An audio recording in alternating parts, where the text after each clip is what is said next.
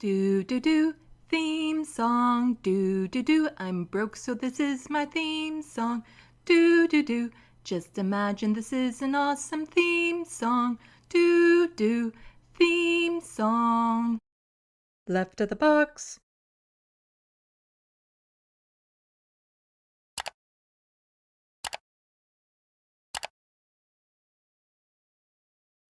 Hello, welcome to Left of the Box. Bonjour, bienvenue. I'm Sandy. Welcome, welcome, welcome everyone to this Sunday evening afternoon. Yes, it's nice to see people out and about, and I'm in a weird mood. What else is new? I'm usually in a weird mood. It's just this is not a normal weird mood. It's a mood. It's a mood. Anyway, so far in the SandBox, we have Rich P, hermeteorologist, and Donald Duck. Quack, quack. Welcome to the SandBox. Oh, and there's Marty. Hello, Marty. Want to make sure that I catch everyone right off at the beginning. But yeah, it's been a couple weeks, hasn't it? Yeah. Huh. I've been neck deep in Twitter, just covering or looking at all the Charlie Kirk stuff because I'm putting together a video about the fallout of it. And it's been a real mindfuck, that the whole situation. And it's taken a lot out of me. But I've started the script for it. I'm hoping that it's not going to be terribly long. I want to keep it short. But the thing is I have a bazillion tabs for it. So it's a matter of I don't want to use all bazillion tabs. And so I'm trying to narrow down and try to focus more on what I want to say. The thing is the ADHD, oh, it's a real kicker because I have like all these thoughts in my head about what I want to say in the video. But then when it comes time to like sit down and type it out, I'm like just staring at the screen like, what am I doing? Where are all these thoughts suddenly? So I do try to jot them down when I think of them. But then it's a matter of connecting them all. And yeah, so I'm going fairly scorched earth in it because it's been a couple weeks. Yeah.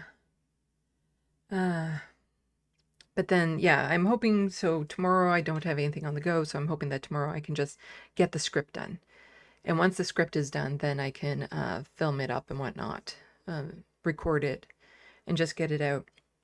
Because then I can get back to working on my TYT video, which has going to change because there's a part in there about Charlie Kirk and Jake and Anna, so I'm going to have to adjust that slightly in my head as to what I was going to put. But I need to hurry up and get all this out, before they shut down all these leftist YouTube channels. Anyway, can I get some thumbs up in the SandBox that everything is looking and sounding okay, so I know I'm not just talking into a void? Because that's always the trick, because I don't get audience feedback in person doing this, so it's hard to tell if I'm nailing it or not, when it comes to certain things. But please, if you haven't already, go buy my book. I can't wait to get back to that. Her meteorologist says it's all good. Rich P's giving me a thumbs up. Okay. Yeah. Okay, good. Yeah. But yeah, I can't wait to get back to my book. Just the plotting out of everything even and writing down like the character descriptions and all this sort of stuff. I'm so looking forward to it. But gotta be patient, gotta wait until I'm to my TYT video, otherwise it will never get done. And I've got the first part done. Well, the first part's like the script is written out, but I'll have to go over it again and make sure that it's all okay. But the second part, oh, right, I wanted your guys' opinion on this. So in the second part, it's going to open with the turn in relationship between Jake and Anna and with Sam and Emma. And for a lot of it, I was thinking of just like doing a synopsis, like talking about how back in the day, Sam Cedar supported Cenk for a congressional run, and then Cenk supported Sam when Sam was being smeared online, and then Sam supported Cenk when Cenk was being smeared online, and all that sort of stuff. While showing the B-roll of the videos kind of like off to the side. Or would you rather I just clip them? Because trying to find like concise clips can be a bit tricky, and it makes it a lot longer. So let me know what you think. If I should just make montage clips showing the progression, or make it a lot shorter by me just saying this is what happened while the videos are playing kind of in the background. Let me know your thoughts, because you all, I trust. I trust your opinions. Hello, Jet. Anna has completely separated from reality at this point. Ooh. Yeah, I need to get this video out. The sooner I get it out, the sooner I can just absolutely stop paying any attention to them. Because I want to move on with my life. I want to write my book. One of these days, I'm just going to have a stream where I do all the spoilers for my book and talk about it, because there's certain things that I'm working out in my brain, specific events. It's like I know something big had to happen between 600 and 550 years ago. Something drastic that would make the vampires want to make new rules, the new mandates. So what is that event? Like, what happened? And it has to be something along the lines of the vampires were getting too sloppy and they risked exposing themselves to the world. But what event that happened between 600 and 550 years ago would that have been? You know? So yeah, trying to figure it out. Let's see.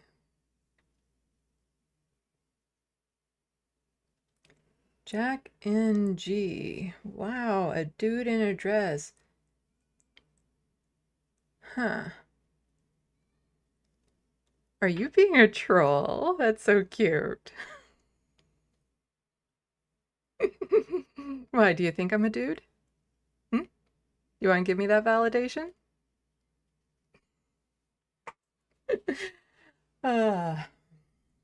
And also, I'm not wearing a dress. This is a shirt. And I'm wearing a skirt.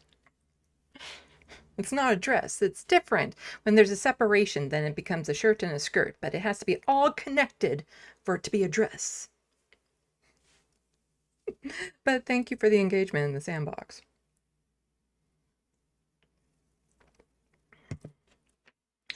But yeah.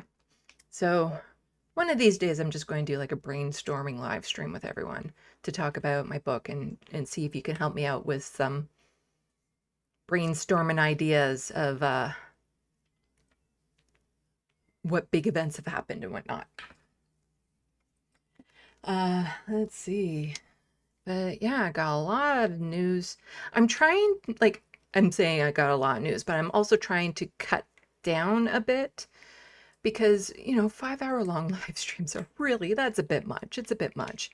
And I was going to be breaking it up, you know, doing one on either Friday or Monday and then the Sunday one. But for now, like a couple weeks in a row, I'm busy both Friday and Monday evenings and can't do it. So it's like, the best laid plans. So I'm starting to get a little bit more picky as to the stories I'm going to be covering. Like if it's just a one-off story that isn't connected to anything else I'm talking about, then even if I think it's important, I might not be covering it. Because there's so much to go over in any given day. And, you know, maybe if it gets to the point where I'm doing more regular live streams, I can include them. But, you know, it's hard trying to determine, it's like, okay, what's the best information to get out to people? What is the most important stories? What will have the biggest impact on people's lives? And so it's trying to figure all that out can be a bit challenging. Let's see. Johnny Mac, justice for kneecap. You know, I'm going to be talking about them. I'm going to be talking about them later on. well, they're actually in my first docket because, as is standard procedure with me, my first docket is a lot to do with what's happening in Gaza, and just some clips in Canada. Ooh, Canada is saying that there should be a Palestinian state with no strings attached. No, there's strings attached. It's just, it is so performative. And so then, yeah, I'll be talking about kneecap and how kneecap got kneecapped from coming into Canada, which is just so silly. It's so silly. And just some responses to what Mark Carney and the foreign minister is saying. I haven't seen anything from Anthony Horsefarter yet, because normally he would be very upset. Well, he will be very upset that the government is officially recognizing the state of Palestine, but still sending them arms, not doing a complete arms embargo and still not helping to get food and supplies in or stopping the genocide in any way. It's just, again, performative. But Anthony Housefather, or Horsefather, as we refer to him here, gets really upset about that sort of stuff. Like, he was basically in tears one time when they just passed some motion saying, ooh, this is bad, what's happening there. And he was almost in tears. But the thing is that he's a liberal. So it's a little bit harder for him to come right out and just bash the prime minister about this, because that can put him in some hot water with the party. So we'll have to see, because I think last time he kind of knew that Justin was going to be on his way out anyway, so it's safe to do so. But he might not have that security. So he might be trying to hold his tongue. Anyway, I checked a bit before I started this live stream, and he hadn't said anything yet, because I'm very curious to see if he will. Let's see. But, I don't know. Should we just get into it? Let's see. How many people do we have in the SandBox? Okay. Yeah, we got some people watching. Yeah, because I'd like to be done at a reasonable time. But yeah. Sorry, I'm just catching something trending in politics I was hoping to get more information on before I finish my Charlie Kirk video. Yeah, I'm in a weird mood today. It's been a rough couple weeks with all the news with the what's been happening around Charlie Kirk. Actually, it's been quite draining seeing people that you would think are supportive throw more support behind Charlie Kirk than I've ever seen them throw behind, the queer community or Palestinians. It is sickening. It is absolutely sickening. Hello, Soul Life. Welcome to the SandBox. If you go back a bit, you might see a troll. I don't care. Probably not even watching anymore. Soul Life. Charlie Kirk passed away from a fentanyl overdose, I heard. Well, you see, here's an interesting thing that I'm going to be including in my video, because he was co-founder of Turning Points USA. Now, some might say that Charlie died from the policies he was espousing, which is, kind of true, because he was saying, some gun deaths are worth it for people to keep their Second Amendment rights. But again, he was co-founder of Turning Points USA. There was another founder, and I was reminded of him. And do you remember what happened to him? Again, another victim of the policies that they espouse.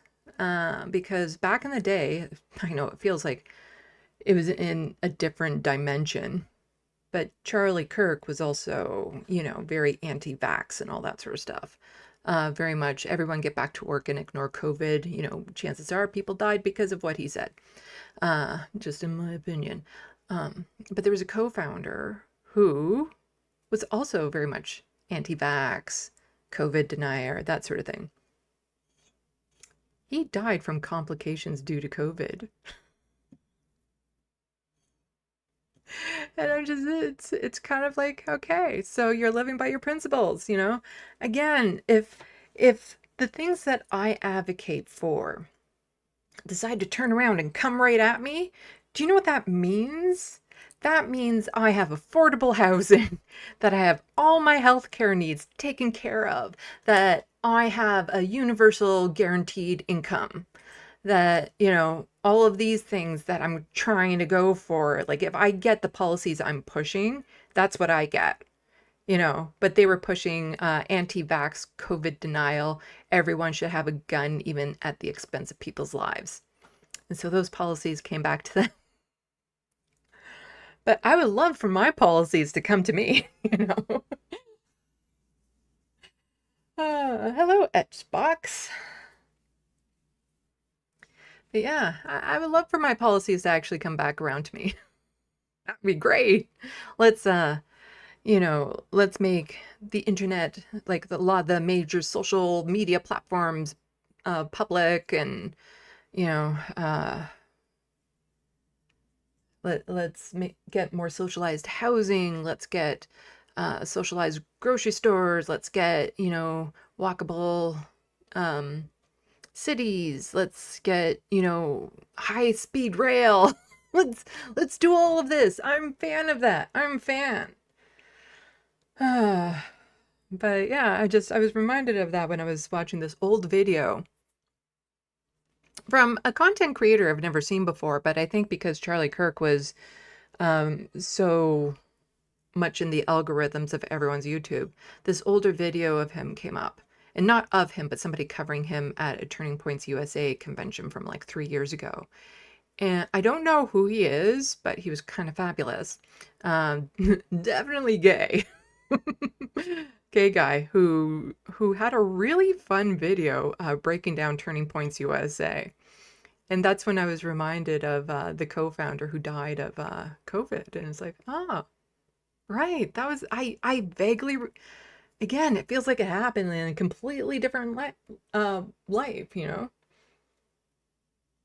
So like there's some weird talk on the right about yeah, being Superman because the bullet didn't exit and was found on blah blah blah.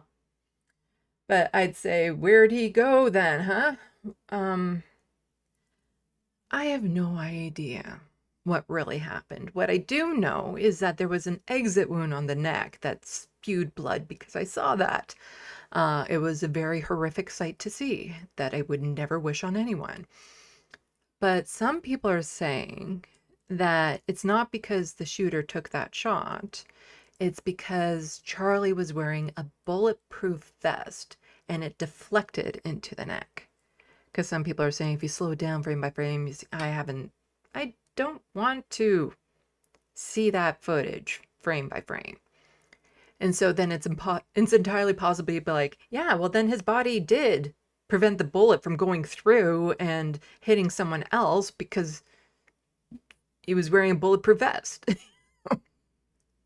Then that would be entirely possible. But it's, yeah, they're trying to mythologize him. And it makes me wonder about some other like ancient heroes that we hear of, and it's like, what if they were just like really horrid people and then after they died everyone was like praising them and making them seem like they were some sort of, you know, good person for some reason. But I do know like right now the memorial service for Kirk is going on, and I just looked online briefly on the YouTube channel. There was over 500,000 people watching on YouTube on the Charlie Kirk channel.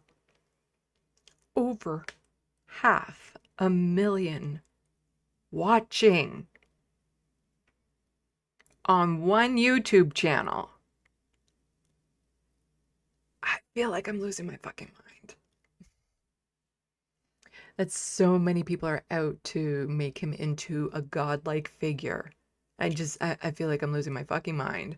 And then there's a university or a town that wants to make it so the universities all have to have a plaza, like a little square with a statue of him. And it's just like,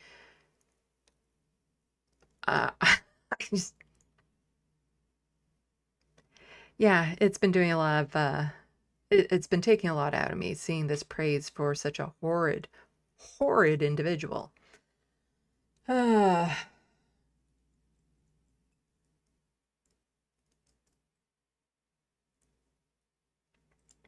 Etchbox says, I heard Charlie will be resurrected in 3 days. Well, maybe he'll be resurrected on his birthday.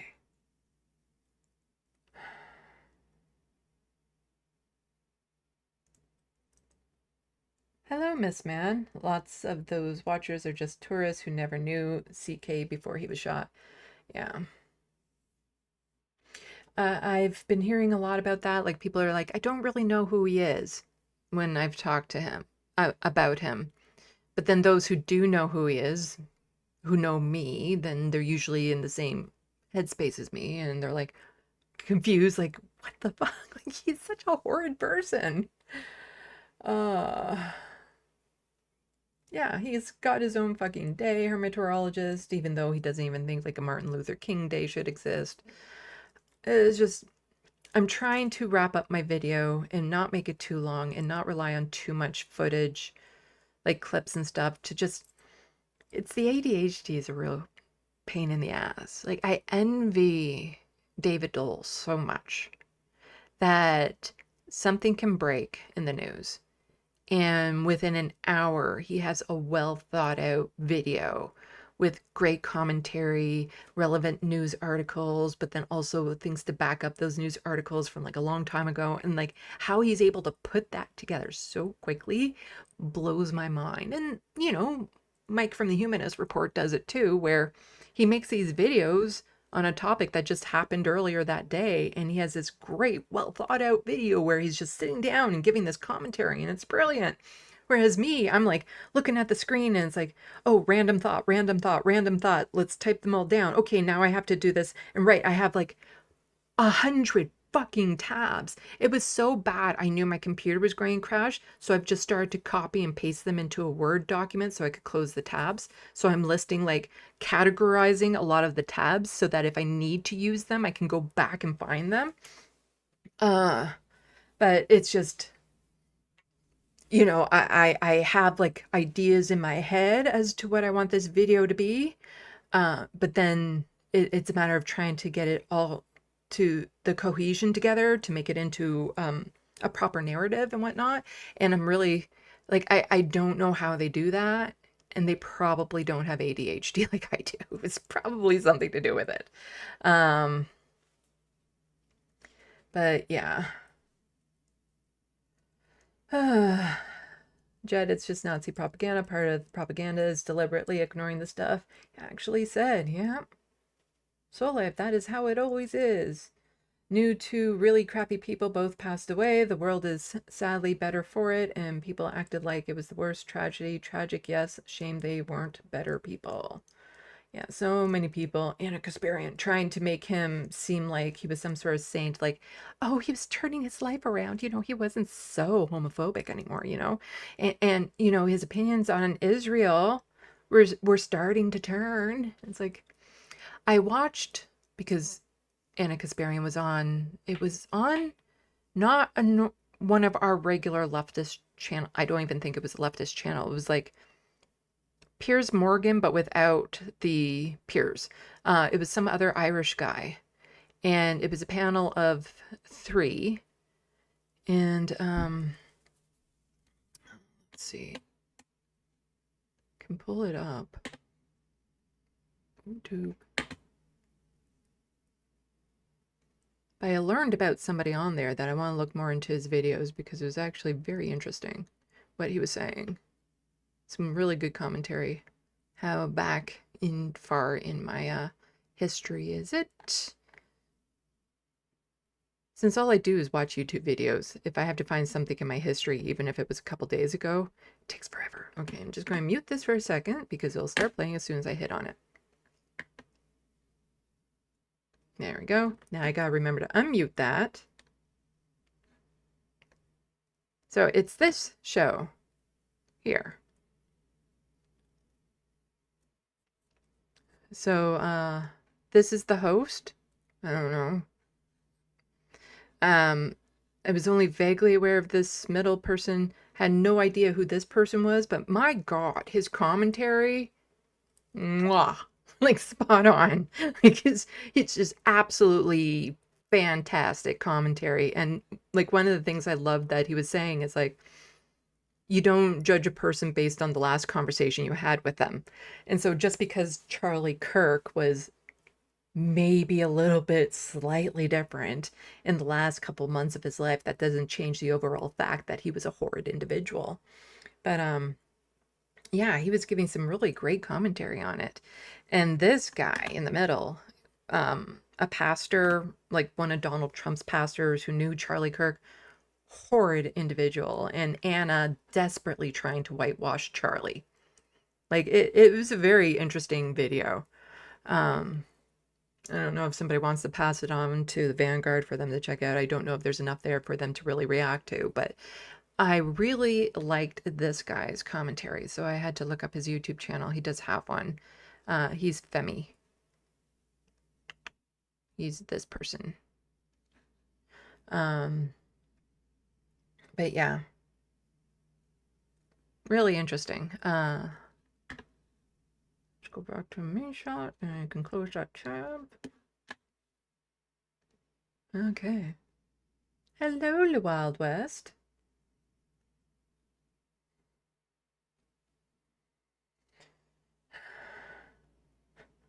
The Wild West, saying my farewells in case I get raptured on Tuesday. Oh, yeah. Well, there has to be like a specific timeline, doesn't there? I don't know. This man, I still remember when he cried DEI when the ship crashed in the Baltimore Bridge. He blamed the city's black mayor. What does a mayor have to do with a ship from Singapore? That was some racist reach, yeah.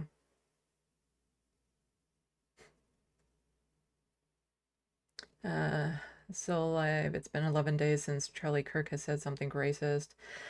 Only, like, that's the thing. It's not. And part of the reason why I think this is been so draining on me is I've seen more Charlie Kirk clips, like just the worst of the worst, over the past week and a half than I've seen like in my entire time before now. And so clips I'd never heard him say before are coming through, and it's just so in some aspects it's like these are new to me anyway, and it's just again seeing people wanting to memorialize this guy is just it boggles my fucking mind.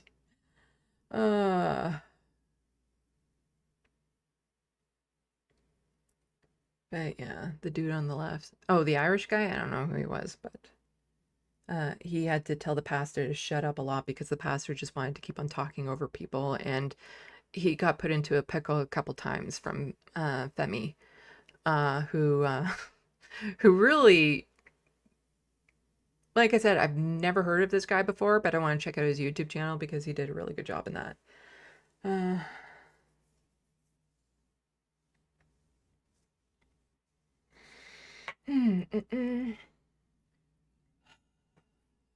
Oh, Rich P was making the same kind of point as I was about Charlie Kirk saying something racist.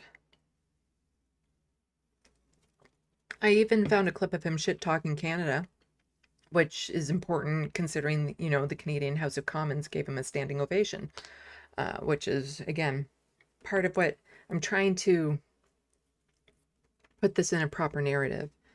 And I'm going absolutely scorched earth in it too. Let's just say I have some really dark jokes in it, and I don't fucking care. I just don't. Because Charlie Kirk was not a good person. And the world is better off without him, but I abhorred, you know, political violence. I would have liked to see him change, like actually change, not in the way that Anna Kasparian is talking about, but to actually change and become a better person and, you know, restorative justice, rehabilitative, like I believe in all that. And that is ideally what I would have liked to see happen. But the world is a better place now.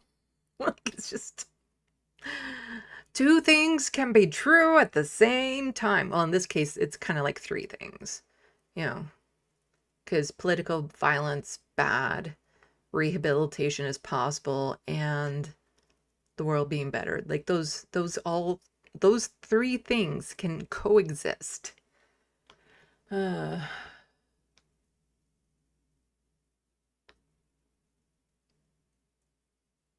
Wild West. Oh, they think the rapture is happening today? Huh. Hello, Flow Snake. You might know the people I was just talking about over on your side of the pond. Hello, Pixel Snob.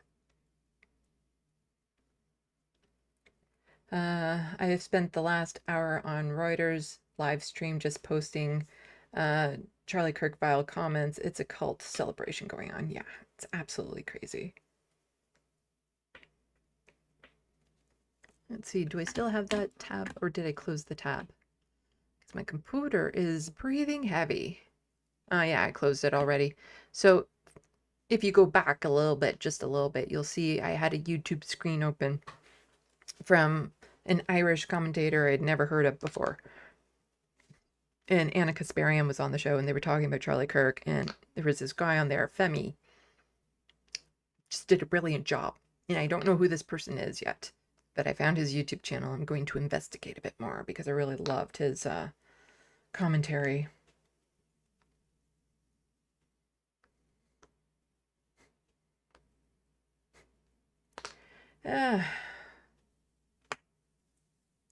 Rapture away. I don't know. Like, that's the thing. I grew up in a very religious city. For a city its size, it was fairly like Christian Catholic. I don't know, they were all the same to me. And I did know one woman who got married young, for today's standards anyway, like in her early 20s. And even though she believed there was no point in having children because the rapture was coming up, but at the same time, birth control was also a big no-no. And so they would have all these babies. And it's like, pick one. Hello, Genie Bottle. But yeah. Genie Bottle is saying Femi is a fab guy. Well, I really liked what he was saying in that video. This man, Alex Jones, better clean up his act from running the Sandy Hook family before gets kirked too. When you sow misery for a living, you're not immune to it. The Wild West, beam me up, Jesus. There's no intelligent life down here. Yeah.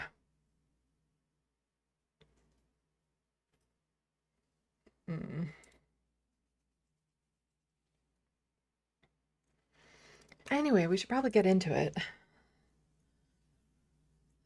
So,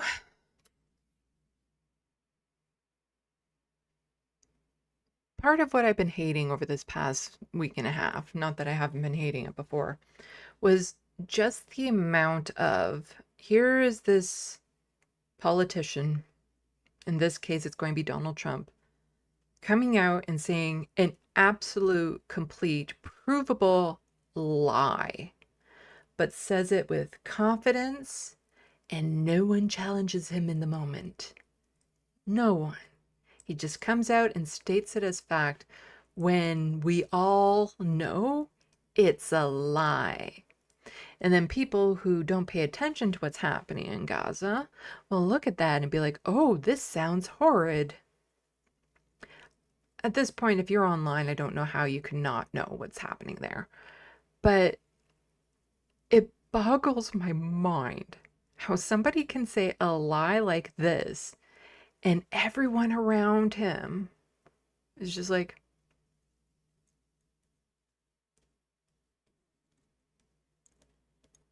not saying a fucking thing. And like, that's like, the thing is that there was a time when we could all at least agree on what reality was. You know, there was a singular reality in which we all participated in. And now reality doesn't seem to matter. It's all a matter of the reality you live in is the reality you exclaim to everyone that you are in. You know, it's determined by what you say. It's just a big improv show. Like you live in a reality that you make on your own. And you know, the actual facts, the truth. The reality of this actual planet plays no part in the reality you're participating in, which, you know, in a way I can understand because my book. When I'm not participating in reality, I'm living in the reality of this book, so that I can write all the stories and whatnot. Like, it's practically to the point now because I haven't written down anything, and people are like, oh, shouldn't you do that? And I'm like, no, I don't need to, because at this point they're practically memories. But to have this, and I don't even think Donald Trump thought before he said this what he was going to say. It just kind of came out of his mouth. And now that is the reality that he is living in. And everyone around him, Keir Starmer, said nothing. It just, politicians in particular should not be allowed to get away with this. News anchors, pundits should not be able to do this sort of thing. I'm not a free speech absolutist. I don't think people that we are supposed to rely on for information, for, you know, how to run our countries and stuff like that, I don't think they should be allowed to lie to the public. Because in a way that's fraud. You know, you're presenting one thing, but then you're giving people something completely different. And so as far as I'm concerned, when politicians just flat out lie to the people, it's fraud. You know, they're gaining the people's votes on, oh, what's the word? Something premise on there's a word in my head about this, on false pretenses. They're getting their votes based on false pretenses. And I don't feel like it should be allowed. I know that there's some people in Canada that are trying to get a bill across. Some people in Ireland are trying to get a bill across about that sort of thing, about forcing politicians to only state things that are, you know, true. And it's just, it's kind of shocking that that's even, that has to be done. Because I think people dream of a world where there was this thing called integrity, that people like elected officials had integrity and were serving the people, when that's never been the case. They've only been serving themselves and their donors. And integrity to them is not what we would consider integrity. And so when you're not arguing from the same point of reality, it's really hard to fix the problems. But yeah, let's get into it. Flow Snake, Femi is someone I sometimes strongly agree with and other times strongly disagree with, to be frank. Well, I don't know anything about him yet other than that one video. And, you know, it's one of those things. If the things that I would strongly disagree with him on, but he still has principled grounds in it, then that's something, at least, better than a lot. Hello, John Lutham. Hello, Atticus Among Us. Okay, I think I said hi to everyone. Anyway, let's get on to the video. Where's my mouse? There it is. Me, news share. There we go. So, Owen Jones had tweeted this out. A straightforward lie from Trump. He says he saw 4-month-old babies chopped to pieces on October 7th.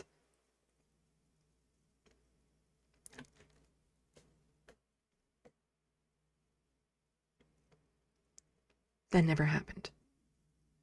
No. And Owen Jones says one baby died that day, shot through a safe room door. Meanwhile, countless 4-month-old babies are being chopped up by Israel weapons. Yeah. So let's listen to this clip, shall we?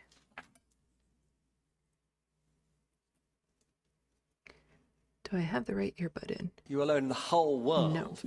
have the power to persuade Prime Minister Netanyahu to stop the demolition of Gaza City, to stop the starvation of Palestine, and to stop the killing of civilians.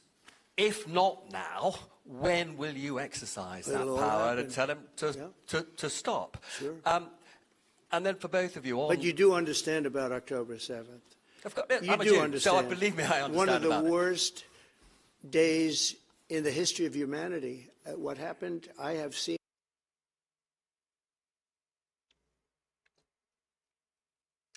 I remember these things called nuclear bombs being dropped on Japan twice.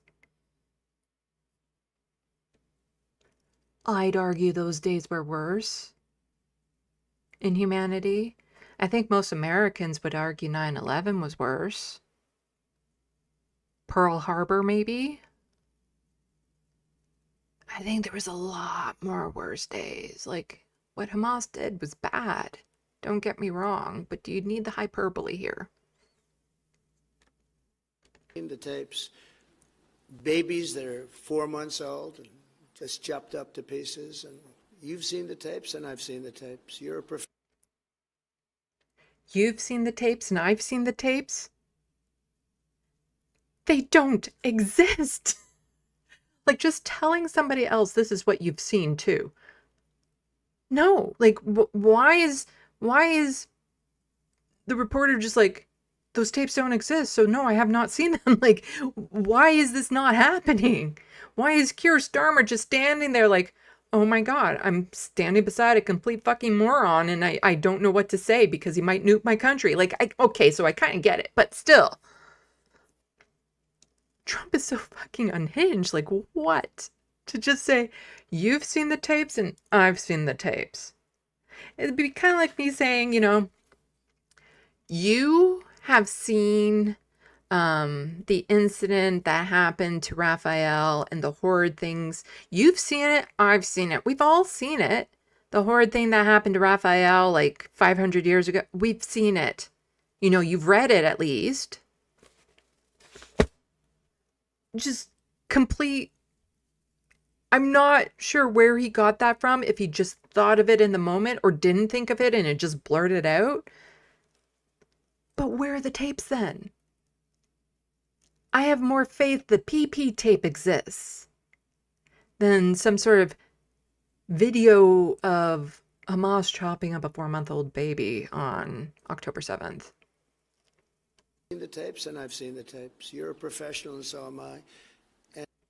Another lie. It's not professional. And people forget about October 7th. I can't forget. Another lie. No one has forgotten about October 7th. Forget about it. So I want it to end, but I want the hostages back. I don't want the hostages used as human shields, which is what Hamas is threatening to do. But as soon as they're back, that's the moment you will tell Netanyahu Well, to stop. it would certainly help, but I have to have the hostages back.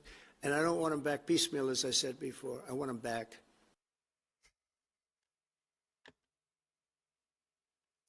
Just complete lunatic. Because here's the reality of it. And I'm closing these tabs as I go along so that my computer doesn't completely shut down, even though I already closed a whole bunch of tabs and it doesn't seem to be breathing heavy now, but yeah. So, yet the United Nations has also come out. It is clear there is an intent to destroy Palestinians in Gaza through acts that meet the criteria set forth in the Genocide Convention. UN Independent International Commission of Inquiry reports show Israel has committed genocide in Gaza. Like I said, the last time some cohort of genocide experts came out and said, yes, this is genocide. It's kind of like if you had to wait for the United Nations to come out and say it at this point, then you're making an active choice to not believe it's a genocide.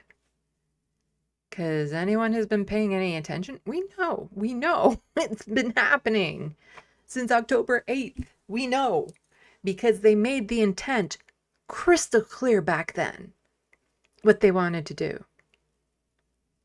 Like there's no denying it. Like I remember feeling very sick in my stomach thinking of what Israel was about to do to Gaza because of what Hamas did and using that as the excuse. Any person with any sort of conscience already knows it's a genocide. You don't need to wait for the United Nations to say it. At this point. And like to some extent, I get it, like why it takes them so long, only because I'm familiar with the Amnesty International process. And it's not just something that they can say without here are the steps we followed, here is the proof we found, here are the facts, here's this, here's the criteria that has been met. And that can sometimes take time.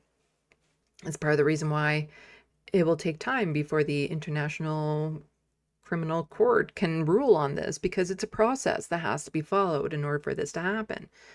But we know, if I break my arm and the bone is sticking out, I don't need to wait for a doctor to, get an x-ray, look at it, look at the angle it's fractured in and all this sort of stuff before telling me my arm is broken. I already know. I know. Let's just fix it now. That's all. So we all know at this point.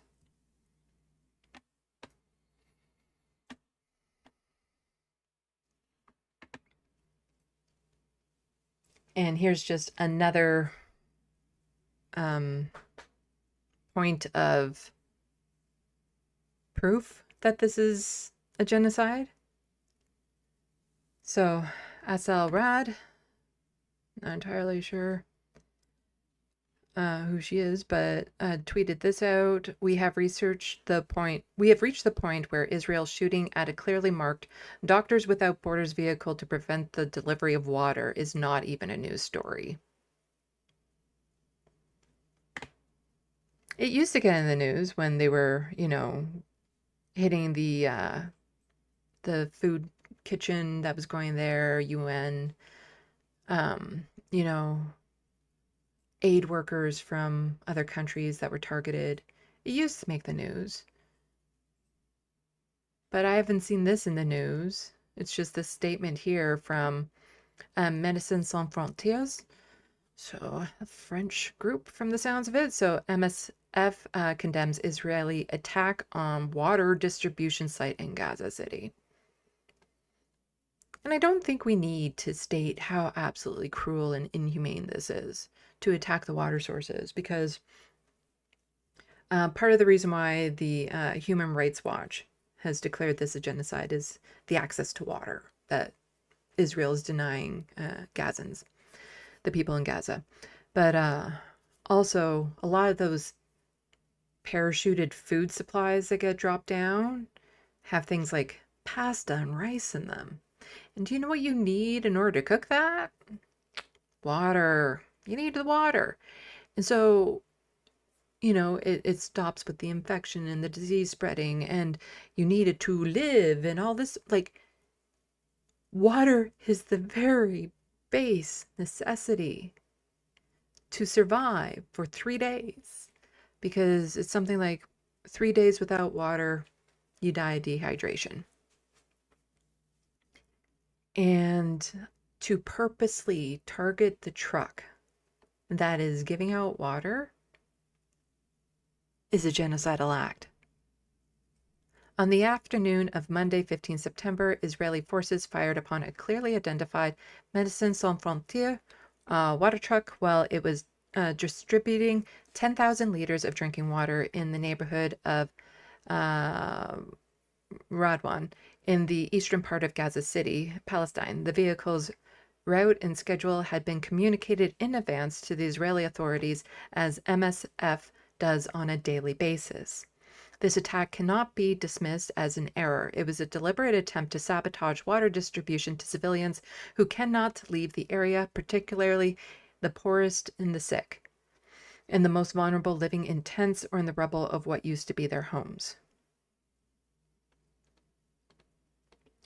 Until 12 September, MSF was supporting the emergency room of healthcare center in Radwan. It was only functional remaining health structure with emergency capacity in the area of the city, and was receiving an average of 1,100 emergency patients per week. Since the intensification of military operations in the area, the Ministry of Health took the decision to try to relocate the clinic to another area. No suitable location has been found, so people remaining in the neighborhood no longer have access to any of the medical services. Hundreds of thousands of Palestinians are moving south, but most people are trapped in Gaza City, leaving is not a viable option. They do not have the means to move. They are sick, exhausted, or they know that there is nothing in the south for them. Neither the size nor the scale of the services provided is fit to support those already there, let alone new arrivals. Forcing people to leave by targeting remaining shelters and infrastructure while rendering the provisions of humanitarian assistance more and more difficult is not only brutal, but also illegal. We call on Israeli authorities to immediately open safe and access for delivery of humanitarian aid, including food and water, and to cease attacks on humanitarian access and on civilians. Humanitarian access to civilians must be permitted and protected. So yeah. I'd say it's intent. The intent is there. It's a genocide. It was clear.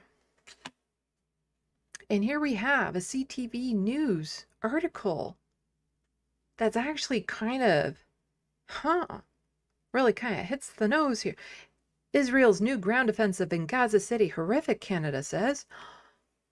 Let's read the in-depth article that it's actually acknowledging the horrors that are in Gaza without actually, by saying, this is Israel's new ground offensive. Like, this is hard hitting. Let's get all the details. And Canada's Foreign Ministry on Tuesday called Israel's new ground offensive in Gaza City horrific.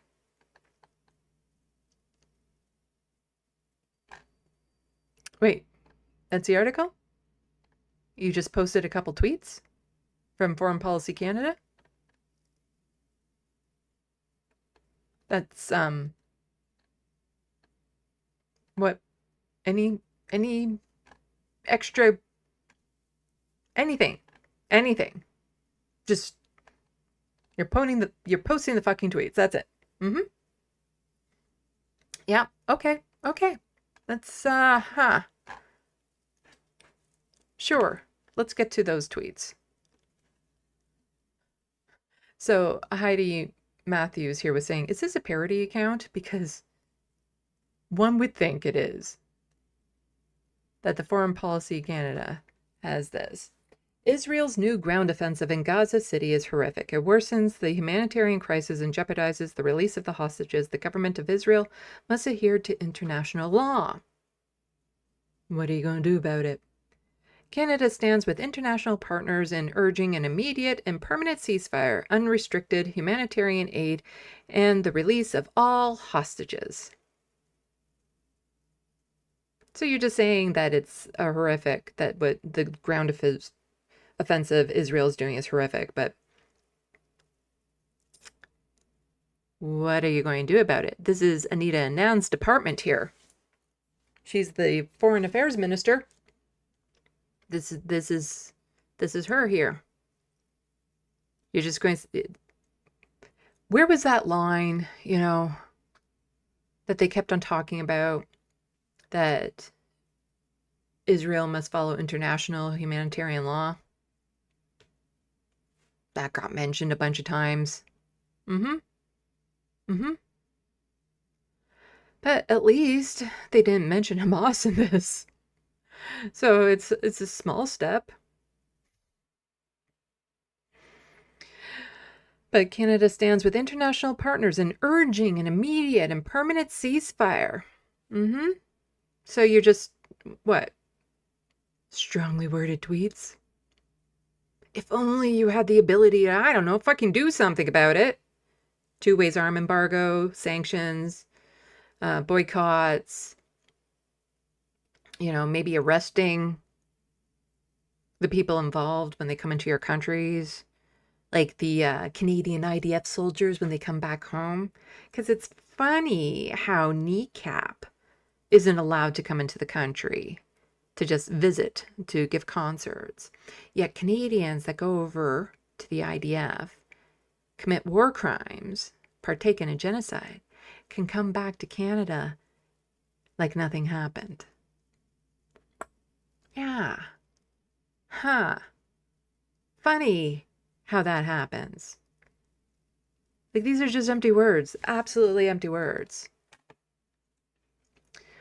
So I like Yiping G's here, because here Mark Carney says, today Canada recognizes the state of Palestine. And Yippee Jing is just like, you are still a war criminal.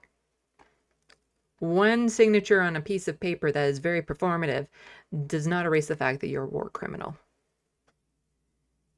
It's like, do not judge a person on the last conversation you had with them. Do not judge a prime minister on the last piece of paper they signed. Here's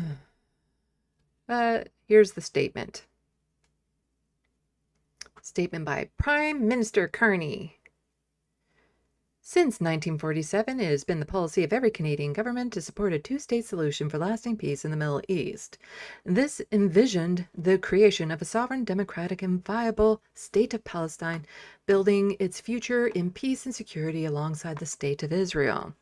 Over many decades, Canada's commitment to this goal was premised on the expectation that this outcome would eventually be achieved as part of a negotiated settlement.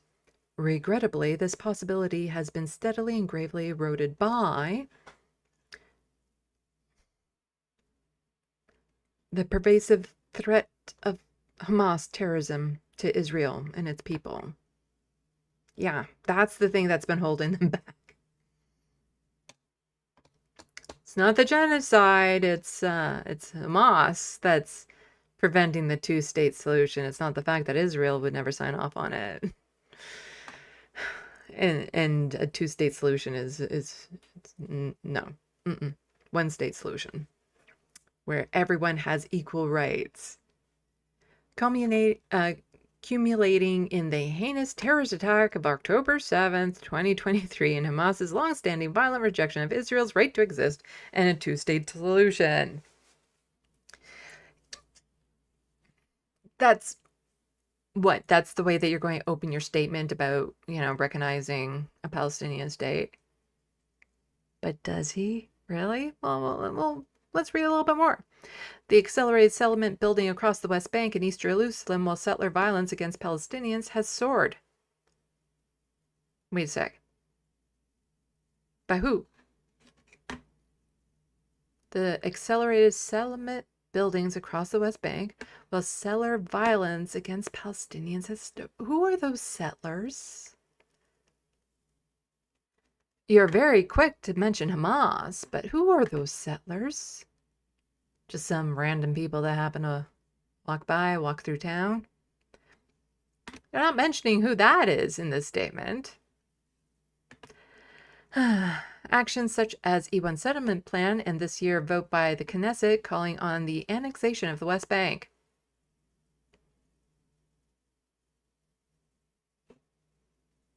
You mentioned the Knesset, but you might want to clear it up for people who don't know what that is.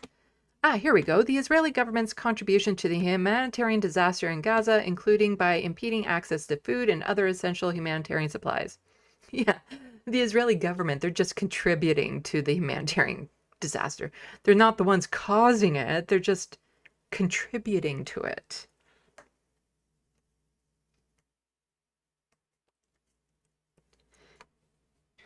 Oh, more about Hamas, of course. Hamas has terrorized the people of Israel and oppressed the people of Gaza, wreaking horrific suffering. It is imperative that Hamas release all the hostages.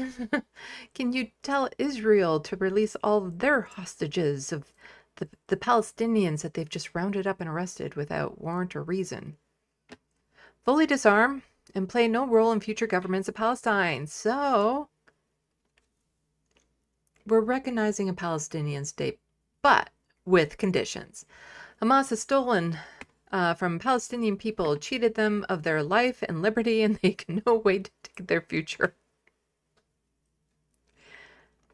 Hamas has had far less impact on the lives of Palestinians than Israel has.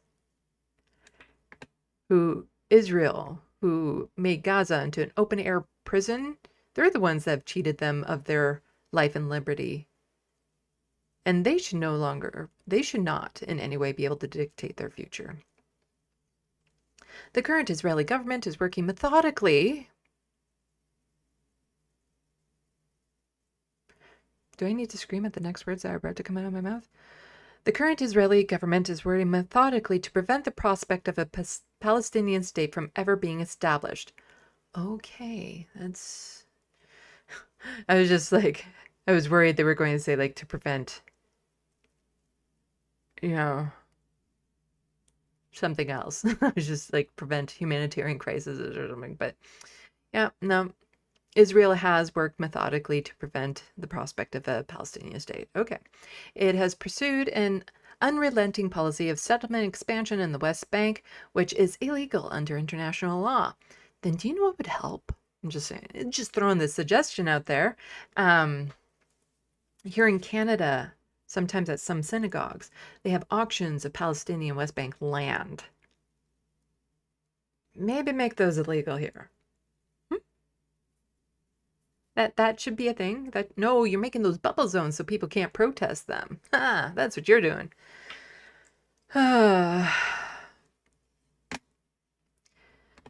It has sustained assault in Gaza, has killed tens of thousands of civilians, displaced well over 1 million, and caused devastating preventable famine in violation of international law. If only you had the power to do something. It is now the avowed policy in the current Israeli government that there will be no Palestinian state. In this context, that the Canadian recognizes the state of Palestine and offers our partnership in building the promise of a peaceful and future for both the state of Palestine and state of Israel. Canada does so as part of a coordinated international effort to preserve the possibility of a two-state solution. While Canada is under no illusion that this recognition is a panacea, the recognition is firmly aligned with the principles of self-determination and fundamental human rights reflected in the United Nations Charter and consistent of Canada for general bullshit. Recognizing the state of Palestine led by Palestinian Authority empowers those who seek peaceful coexistence and the end of Hamas. This is in no way legitimizes terrorism, nor is it a reward for it. Furthermore, it in no way compromises Canada's steadfast support. I'm just seeing if there's anything else worth here saying. Canada will intensify efforts to support Palestinian Authority. Implementation reform agenda has been made with our international partners, blah, blah, blah, blah. Yeah, well, for this performative action, what do you think happened? Darn it, I have my tabs out of order. Where is it? Where is it? Here it is. Oh, not that one. Aw, man, where's my tab?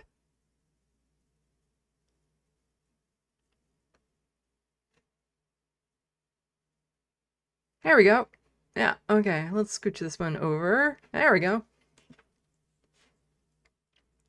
So what has Netanyahu said to this sort of thing? Well, Ryan Grimm has quote tweeted Netanyahu's video saying, when I say this about Netanyahu, I got swarmed by people trying to complain to Grok or produce a community. No, but here's Netanyahu saying once again in his own words, for years I have prevented an establishment of a Palestinian state despite enormous pressure from both within and from outside. And yeah, well, let's just watch the video because he speaks this in English because he's not talking to, you know, Israelis. He's talking to English-speaking Western nations.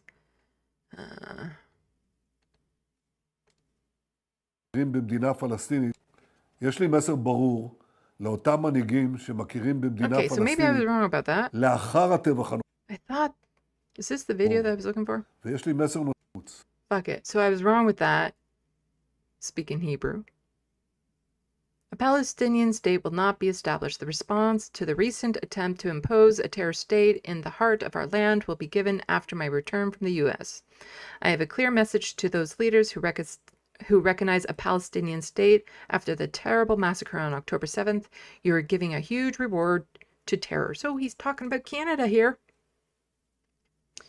And I have another message for you. It will not happen. A Palestinian state will not be established west of the Jordan River.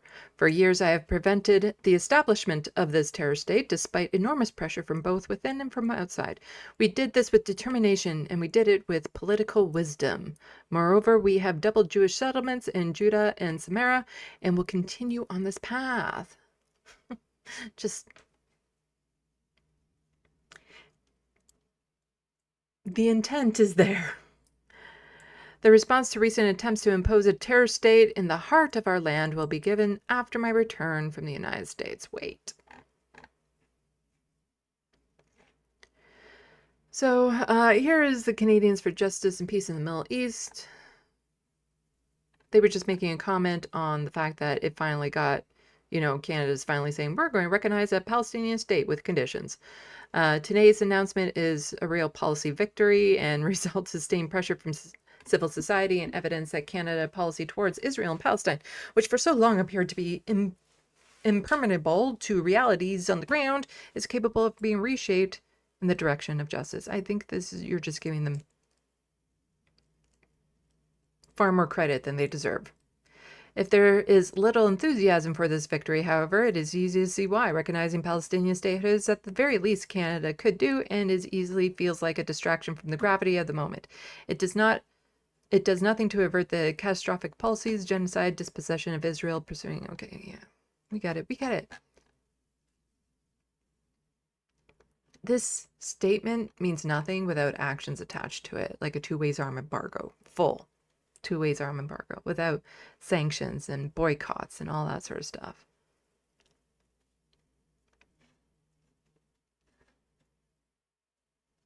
Do I have these in order?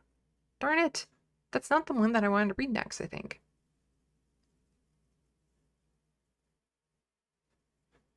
Where is the tab I wanted?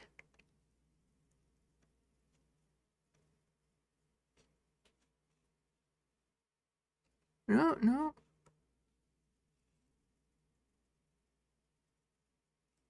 Sorry about this, folks. There were supposed to be 2 more tabs in here. One from Keir Starmer and one from the Prime Minister, both giving their comments about this.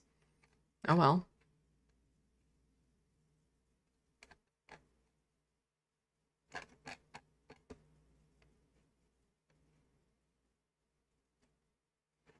Anyway, Melissa Landsman already saying this was a bad thing. So the Serfs quote tweeted her saying, I mean, Canada's still arming the genocide that you openly support, so you'll still be able to take some credit for all the starvation and suffering. So she tweeted out that she was very unhappy with the fact that they're recognizing a Palestinian state. And this is why I was looking for Anthony Horsefarter to see if he had responded yet.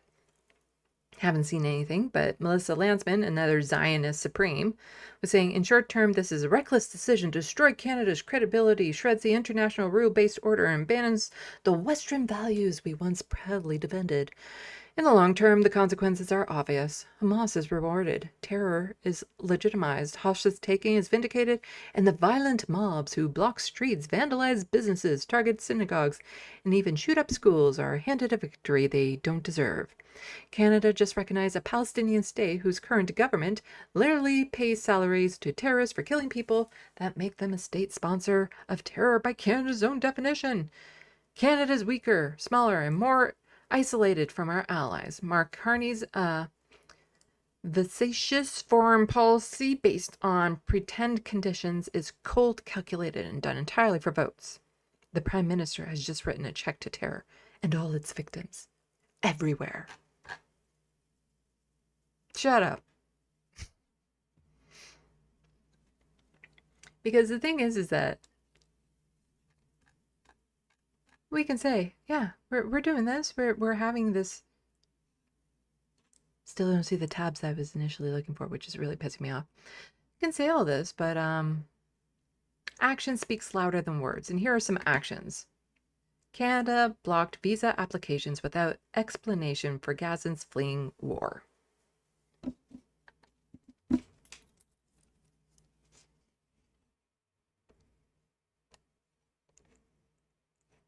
Canada's Immigration Department to court for how it handled temporary visa applications for Palestinians. So according to immigration lawyer Hannah Marcoux, more than 50 of her clients were blocked from completing their applications to the temporary visa program without explanation. For a closer look, I'm joined by Hannah Marcoux. Good morning to you. Good morning. Can you walk us through what this program is and what happened to your clients? Yes, so this is a temporary public. So remember, here in Canada, we let in like tens of thousands of Ukrainian refugees. The amount of refugees that have made it here from Gaza is in the 3 digits. public policy that was put in place by Canadian immigration in order to allow for Canadians with loved ones in Gaza to apply to bring them to Canada on temporary resident visas. And the way that the program was set up, a Canadian citizen or permanent resident had to submit an expression of interest to IRCC and explain to IRCC that they had a loved one or loved ones in Gaza. They had to promise that they would financially support them for a year, and the Canadian also had to prove that they were a resident of Canada and also were a permanent resident or a citizen. After that initial expression of interest, what was supposed to happen, according to the rules of the program, that Canadian was supposed to receive codes, unique reference codes, a series of numbers and letters for each individual loved one in Gaza. With those codes, those family members in Gaza could then go online and apply for visas. The clients that we represent, and there are about 50 of them, they're Palestinians in the Gaza Strip with Canadian family members. They all have Canadian family members who properly filled out an expression of interest in January 2024. That's the month that the program opened, and heard nothing back. And the program was very clear that as long as you had a Canadian family member who did a proper expression of interest, you would be getting a code so that you can go online and apply for a visa. Yeah, and just a little bit more from the article. So when immigration lawyer Hannah Marcoux opened an email weeks ago to a photo of an emaciated infant in the Gaza Strip, she said she felt helpless. The child is among about 50 Palestinians the Toronto-based lawyer is representing. She said each one was blocked without explanation from submitting applications under the temporary visa program the Canadian government created to help them flee the Israel-Hamas war. She's a baby girl, was just born last year, and she was born into this war, Marcoux said. An infant whose bones I can count by just looking at a photo of her. Marcoux said her clients in the Gaza Strip are facing death every day. One narrowly escaped being killed when he was bringing home flour after a bomb fell nearby. She said some witnessed loved ones crushed by falling rubble. The situation has prompted her to request a ruling from the federal court declaring the immigration department has unreasonably delayed the process of her client's application and that it acted unfairly by failing to explain the reasons for the delays. She also wants the federal court to order the immigration department to reopen and consider her client's applications. The Canadian government opened the temporary visa program a long time ago. Yeah, we got that. So then in March, more than 1 year after the program opened, each of her clients received an email from the Canadian government stating the program had reached its cap and has closed, and none of them would be able to complete the applications. They're making it impossible. So as of July 29th, a total of 880 Palestinians have arrived in Canada through the visa program, which had a cap of 5,000. According to Canada's Immigration Department. Over 1,775 have also left Gaza and have been approved under the program, but have yet to arrive in the country. Another 400 came in through other immigration programs, it noted.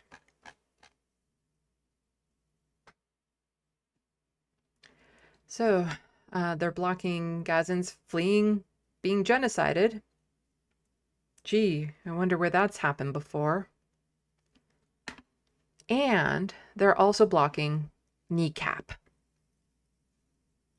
So this is Vince Gasparo saying, on behalf of the government of Canada, I'm announcing that on the advice of our officials, we have deemed the group kneecap ineligible to enter our country. Our government will not tolerate advocating of political violence, terrorism, or anti-Semitism and hate more broadly.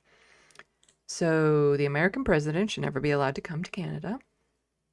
And Netanyahu and the Israeli president should not be allowed to come to Canada.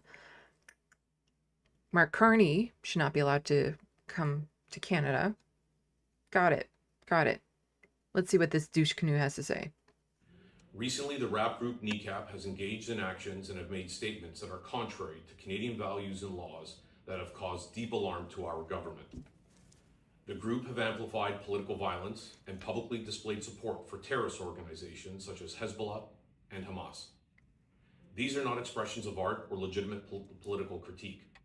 They are dangerous endorsements of violence and hate. Notably, one member of the band is currently facing terrorism-related charges in the United Kingdom.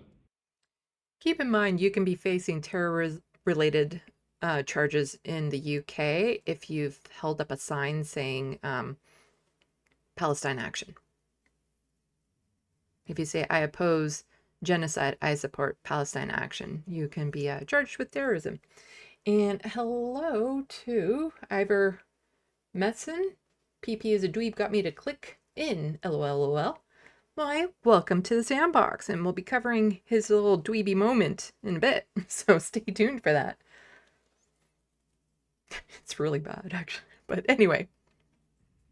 Criticism of foreign governments is protected under Canada's Charter of Rights and Freedoms. However, advocating for political violence, glorifying terrorist organizations, and displaying hate symbols that directly target the Jewish community are not protected forms of expression and will not be tolerated by our government.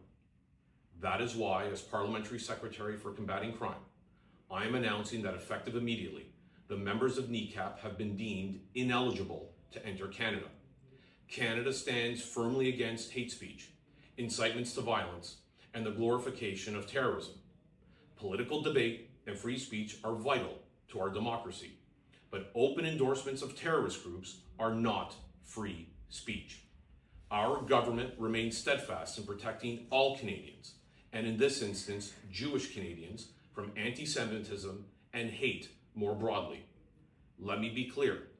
Canada is never to be used as a platform for extremism or political violence, and we will not tolerate international conflicts being used as an excuse to intimidate and harass Canadians here at home. Thank you very much. I don't think NECAP was going to be harassing Canadians here at home. And I don't think a lot of what he said was very accurate, because it's not. So NECAP quote tweeted him saying a message to Vince Gasparo and our many fans across Canada. Your comments about us are wholly untrue and deeply malicious. We will not accept it. No member of NECAP has been convicted of any crime in any country ever. Whilst you're outrageously tried to claim we are anti-Semitic, the Times newspaper in England today wrote of our headline show in London last night as empathetically anti-sectarian. We have today instructed our lawyers to initiate legal action against you. We will be relentless in defending ourselves against baseless accusations to silence our opposition to genocide being committed by Israel. When we beat you in court, which we will donate every cent to assist some of the thousands of child amputees in Gaza. And a message to Canadian fans. Recently, many efforts have been made by your government to remove our ability to travel to Canada despite having valid ETAs. We are aware of significant Zionist lobby group Allied Voices for Israel, the Center for Israel and Jewish Affairs, and Indigenous Embassy Jerusalem attempting to influence your government. It's not, they don't attempt, they do. They influence the government. They do. It's not so much an attempt as an active thing they do. And its representatives through serious misinformation, which we are acting against legally. Yesterday, we responded with all information requested of us to the immigration ETA authorities. It is our view that when they realized there was no legal basis on which to stop us, that they today, via Vince Gasparo, sought to maliciously misrepresent NECAP. We have played in Canada many times with zero issues and message of solidarity and love. We are sorry we cannot be with you next month, but we will not be silenced and we will always oppose genocide. Use our voices in Canada, stand up and speak out. So again, they're preventing this band from coming here, this rap group, from coming to Canada. But all the Canadians that volunteer to go over and fight with the IDF to commit war crimes and participate in genocide, they're welcomed back without any issue. people who have actually committed these atrocities. So CP24 is also covering this. Prominent Irish group Kneecap threatens legal action after being barred from entering Canada. I don't think we need to, I think a lot of it was already said.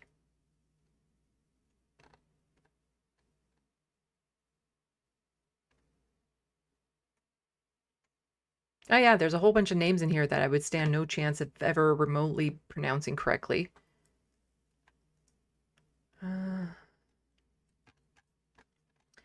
There's just a little teeny bit more context here if anybody wants to read it. So earlier this year, Britain's Home Office confirmed it was reviewing musical duo Bob Dylan for leading onstage chants of death to the IDF during Glastonbury's music festival over the summer, while Kneecap led chants against UK Prime Minister Keir Starmer and condemned Israel in front of a huge crowd. Oh no. They condemned Israel, did they?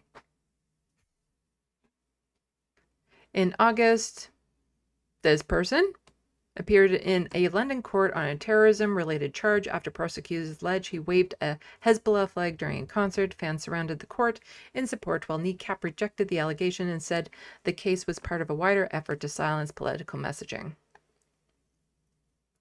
According to the BBC, the case has been adjourned until September 26.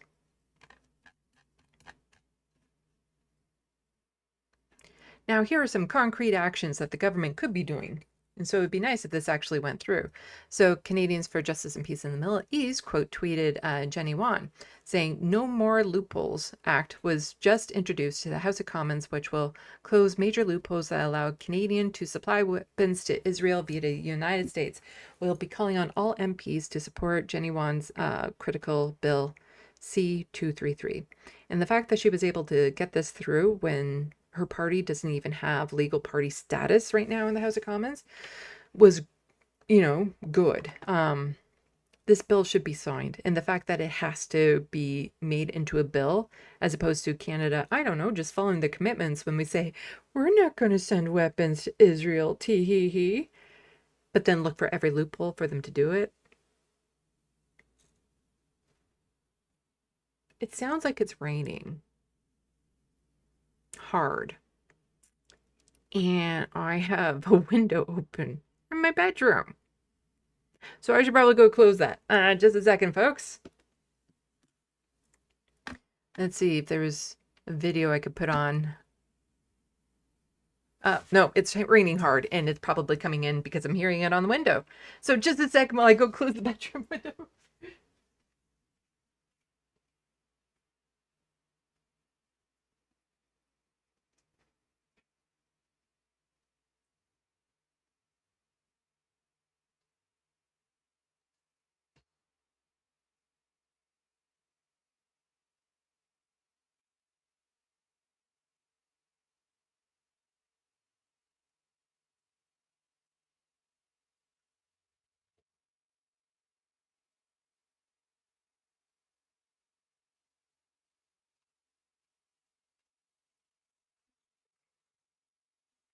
I'm back. The weather app did not say it was going to be raining like this. Yeah, just the mere fact that they have to even put this bill through as opposed to the Canadian government just doing what they said they were going to do in the first place speaks volumes. So another tweet from Yiping Jing here, just saying, to be against genocide in Gaza means we have to oppose structural oppression of capitalism, colonialism, and imperialism at the root of ongoing genocide in Sudan, Congo, and Tigray. No one is free until we're all of us are free. Free Palestine, free Sudan, free Congo, free Tigray. I want him to run for prime minister. I wish it was that simple. Oh, there's thunder. Okay. If I suddenly cut out, then there's a thunderstorm going on, and that's why. That's a lot more rain than I was seeing on my phone app. Anyway, I would love for Yiping to run to be prime minister here. Unfortunately, you can't just run to be prime minister in Canada. You have to, be the leader of the party first. You have to be qualified to be it's so many hoops. You can't just arbitrarily say, I'm going to run for prime minister. It's not the same as running for being president. So anyway, it'd be nice. It'd be nice. if somebody like him could actually get into the position, but there are barriers in place to make sure somebody like him can't get into the position to ever run for prime minister. But we need more people like him speaking up, for sure. Now, this is a little bit of fun, because I covered this a little while ago. There were some right-wing rallies happening here.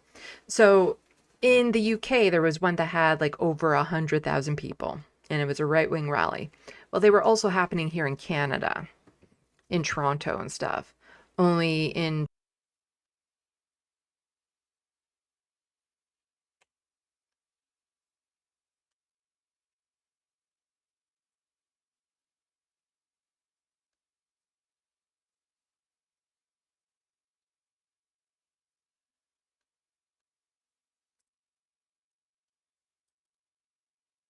Can you hear me? Am I through?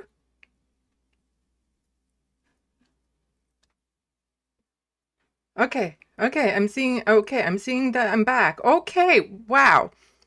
I was not expecting that would actually happen, but the power did flicker out. Luckily, as I've been learning, you still have time to reconnect to your old stream if it's just a temporary shutdown. But my computer had to reboot, my modem had to reboot, which takes a bit. But I was not actually expecting the power to go out, but it did. And it was just for a second. So, yeah. Okay. Oh, let's get the fan back on. It's warm in here.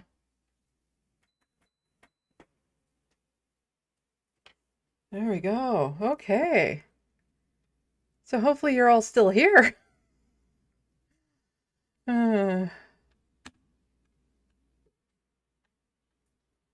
Let's see. Legado DeVille says, Sandy, gonna have to sift through so many stupid comments, and I'm here for it. What? Why? What stupid comments are for? Okay.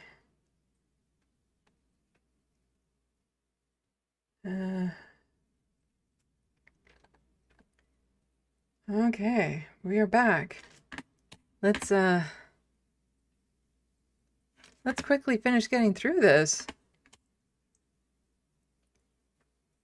Because we were just about to make fun of this guy. Okay. Oh. So, if the power goes out again, I might cut out. But I will try to get back on as quickly as possible. Anyway, so yes. A couple weeks ago, there was a right-wing march in the UK that had like over 100,000 people. And there was a similar march here in Canada, in Toronto, but it was teeny tiny. And they were outnumbered by the anti when you have a counter protest. And so this is the guy apparently that arranged it. And he like arranged the right-wing protest, and he's not happy with how it turned out. He's just a little bit of a whiny bitch in this.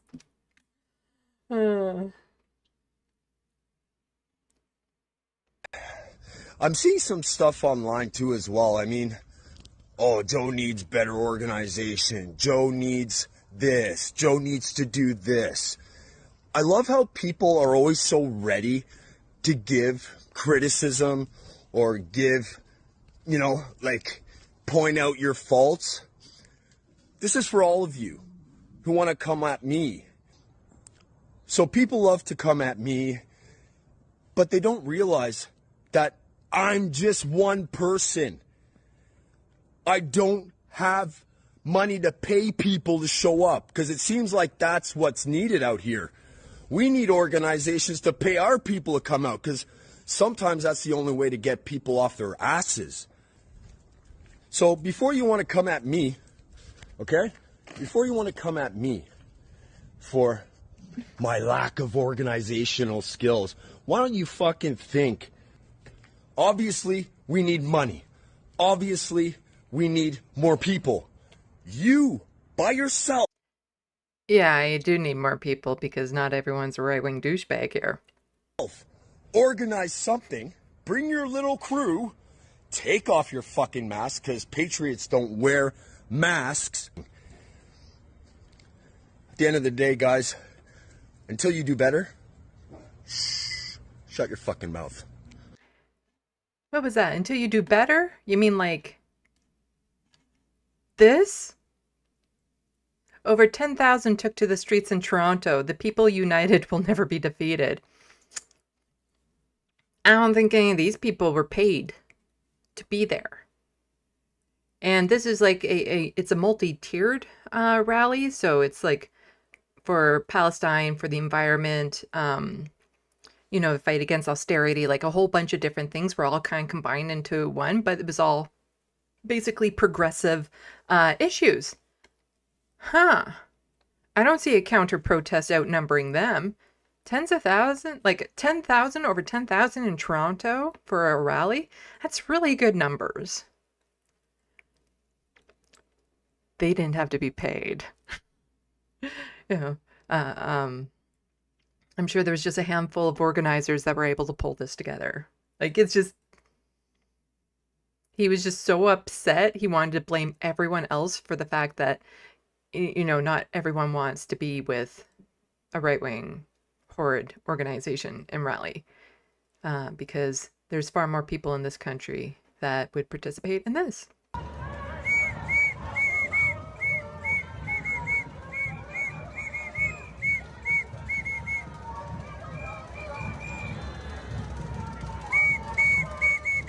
Okay, that whistling is just too damn annoying. And so that one was in Toronto.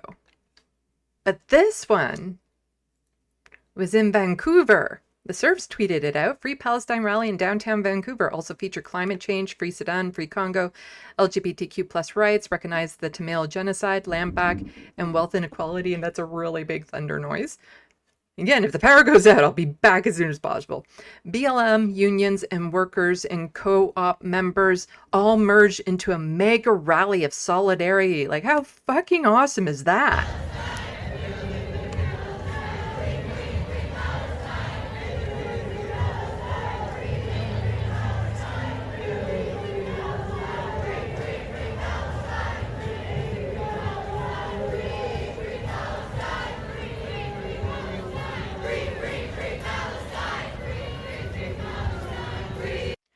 And we have a little bit more on that with some videos from the news.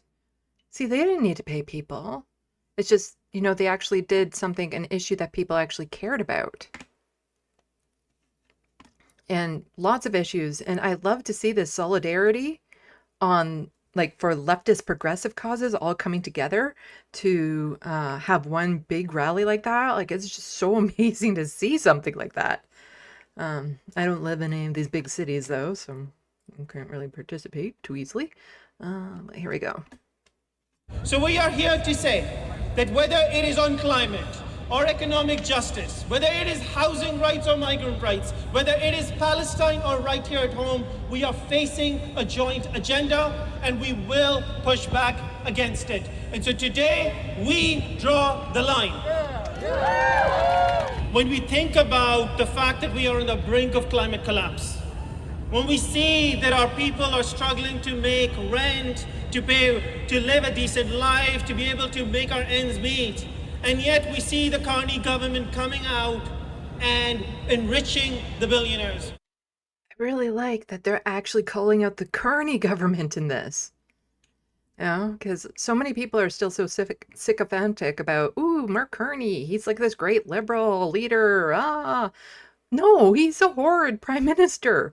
He's more conservative than Pierre Poilievre in a lot of ways. He's just, when it comes to like a lot of the cultural issues, he's just keeping his mouth shut. That's all. Like under Mark Carney, I'm not worried about my ex-gender marker going away on my passport. However, his cuts to public services are larger than what the Conservatives wanted. The bills that he's passing through, the Conservatives aren't saying anything about it because they like it. You know, the cuts in taxes and all that sort of stuff. And I'm pausing here too, because I don't know if I'm going to get a copyright thing on this. It is so frustrating when you do like a 5-hour-long live stream and the whole thing will get demonetized because you watched a video from the news. The Guardian was particularly bad. I had that video up from The Guardian a couple weeks ago, and it actually delisted my video. So normally it's like the money will go to whoever the copyright holder is, unless you snip out those parts. But with The Guardian, it actually delisted my video completely until I go into the editing, like there's the YouTube studio editing thing where you can just then snip them out, which is what I do in those cases, because ain't no one taking away my pennies that I get from this, if I can help it. Oh, people gathered, right, it goes quiet here. People gathered for Draw the Line protests at Sankford Square on September 20th, which included coalition of progressive civil society groups organizing against elements of the new Liberal government's agenda.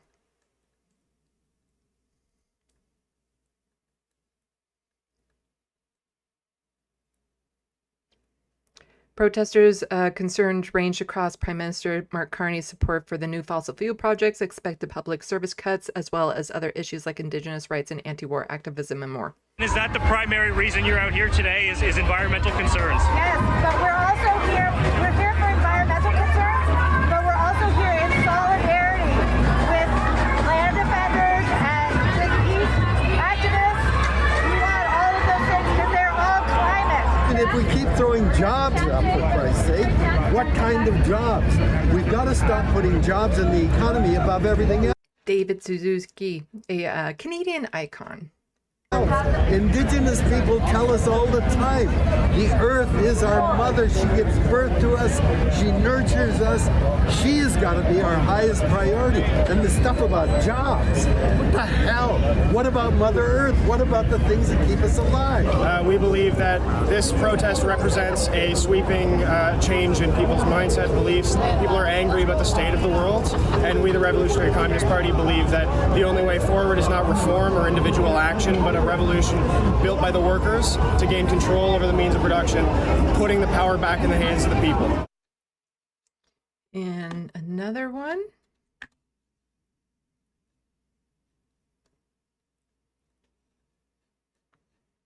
Good evening. Austin is off tonight, and we begin with a large protest here in the capital this morning as part of a national movement called Draw the Line. Protesters marched through the streets, pushing back on Prime Minister Mark Carney's government agenda. CTV's Natalie Van. I like that this is specifically against Mark Carney's agenda. It's nice. It's great to see these numbers coming out specifically against him. Roy was outside Parliament Hill today for the demonstration and joins us now. Peace, planet, not profit. United will never be defeated! The people! Liz Deacon and Carol Sulphur are seniors passionate about climate justice. We want the federal government to work harder at some of these issues that need to be addressed and not just pay lip service. The group, part of a large protest called Draw the Line that moved through the downtown streets of Ottawa on Saturday. Here for, as they say on some of the posters, the people, peace and planet, and certainly all the combinations of the different groups that are represented here. A rally against Prime Minister Mark Carney's government priorities ahead of the fall budget. It started out as a climate rally, but we realized that we need to build a much larger coalition. So it's about bringing in people who are standing in solidarity with Palestine. It's about bringing in people who are standing up for peace in the face of a potential quadrupling of military spending. The rally started outside the Prime Minister's. Yeah, love to see it. Love to see it. We don't really need to go through the rest of that. Let's go back to Asia. Okay, I can close all these tabs.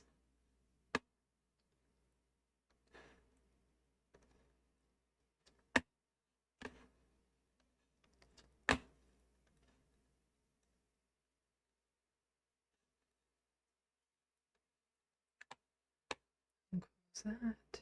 Don't need that open. Refresh. All these is like, your internet connection went out. It's like, I know. Server not found. I know. That's all the Charlie Kirk videos that I still have open, I believe. Yeah, okay, so I don't need that one. Got the Danielle Smith, so this is the provincial ones that I'm going to be covering in just a bit. First, we'll be covering more federal politics. There we go. Okay, so I have this all refreshed and ready to go. But before I do that, let's check the SandBox.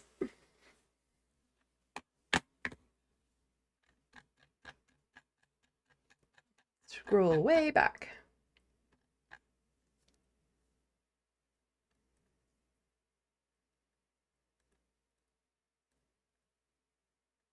Ivermectin, I'm not a CBC conservative, so regular attacks won't bother me, lol. I don't know what that means. Well, if you are a conservative, welcome to the SandBox. I'm not a fan of the party. Not a fan of the Liberal Party either, so there's that. And hopefully you get to see a different perspective if you're still around.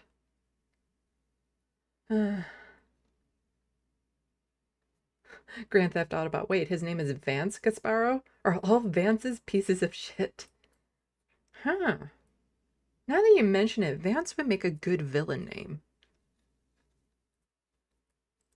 Hello, reference frame. Let's see.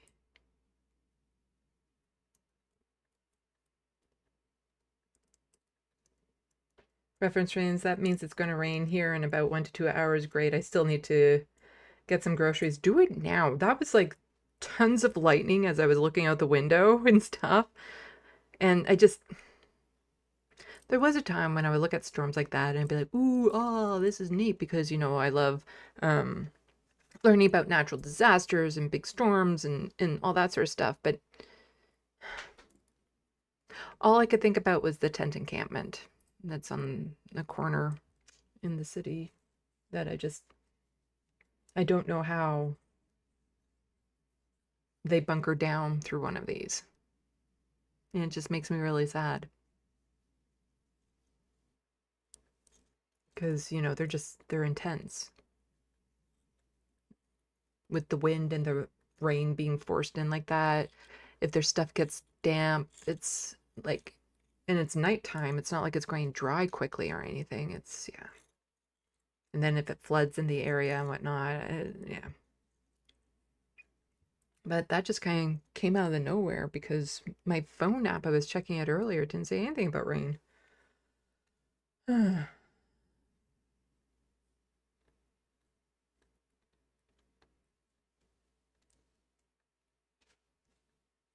So Life, Trump defunded the weather. Well, actually, yeah, he did. The National Oceanic Atmospheric Administration, NOAA.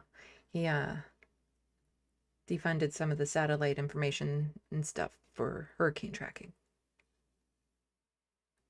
Because I was watching somewhere that they're like, there's been no hurricanes so far that have hit the United States. And it's like, but there could be one on the way and you just don't know. Hurricane season also not over.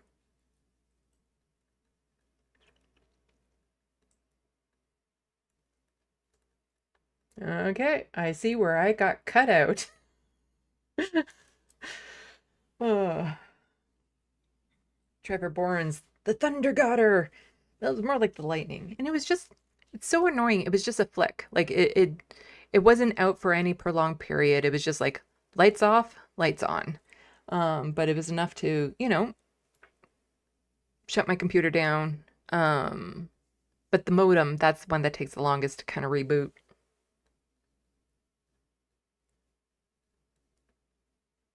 So Life, if we get lost, look for a new stream. Yeah, I was thinking that too. Like if it wouldn't connect or something, that I might have to start a new stream because I put so much work into getting all these tabs together and stuff, and I'm just like, it'd be all down the drain. So I would have to either cancel my plans for tomorrow night and do the stream then, or later tonight if it wasn't too late coming back on. But luckily the next 3 dockets, so there's federal, provincial, and then a story that's not related to them but important Canadian story that I wanted to touch on. But I'm trying to streamline them a bit and cut out smaller stories, and yeah, it's just 5-hour long live streams are a bit much.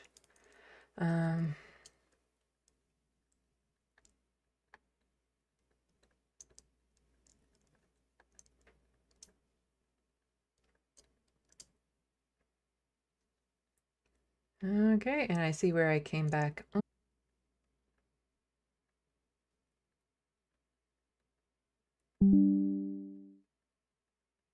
Okay, I just saw that OBS disconnected and is now reconnected successfully. This is going to be quite the night.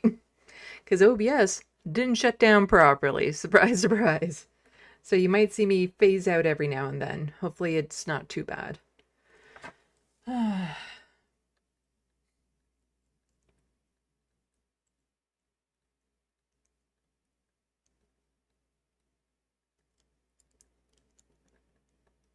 Hermeteorologist, a red blue jay hat, cardinals?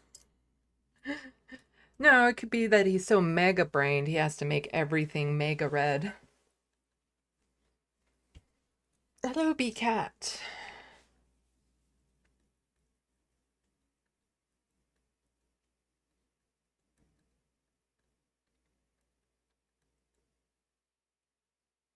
Rich B, angsty teen vibes. Yeah. That was definitely angsty teen vibes from him.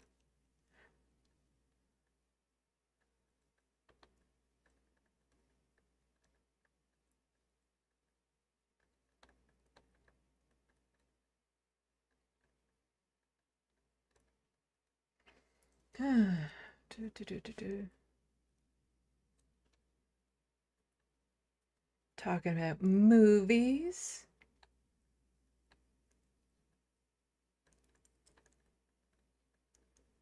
I recently watched Thunderbolts. Really kind of liked it.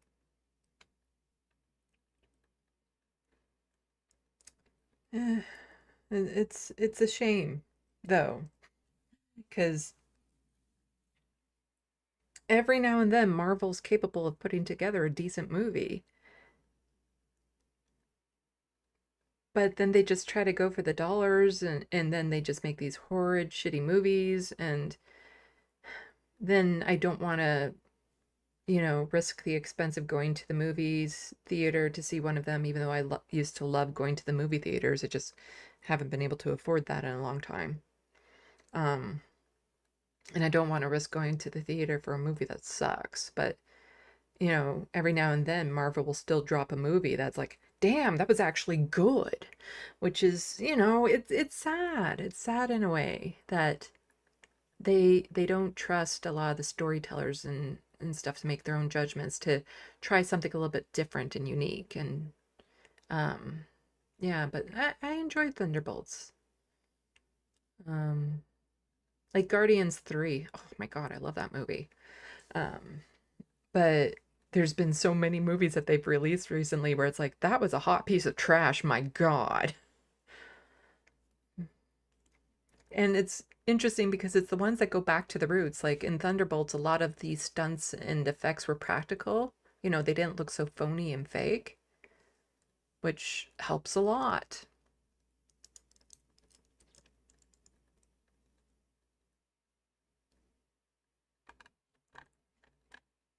And even though they were superheroes, they were still very relatable.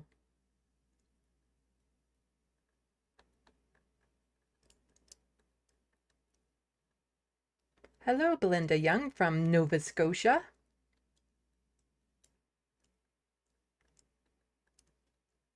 Welcome to the SandBox.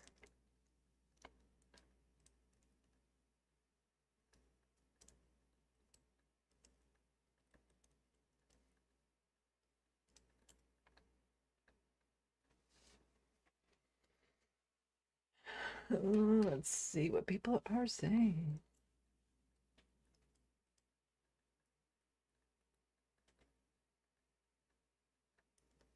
I think the reference I was making earlier was Vanguard. Yeah. I don't know what all this duck talk is. Void Vance, yes. Make some good villain names. Vicious Vance, says the Wild West.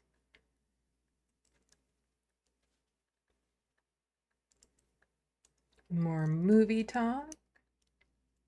B-Cat likes my orange top. Why, thank you. It's a really comfortable shirt.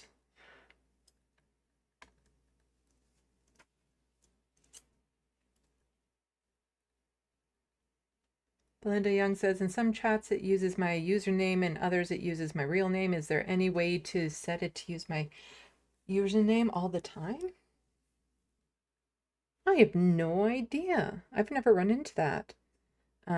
Whenever I've gone into other YouTube chats, it's always showing me as Left of the Box. But that's because I have a YouTube channel too. It probably has to do with a setting in somewhere. I'm not entirely sure. If anybody knows, please let her know in the SandBox.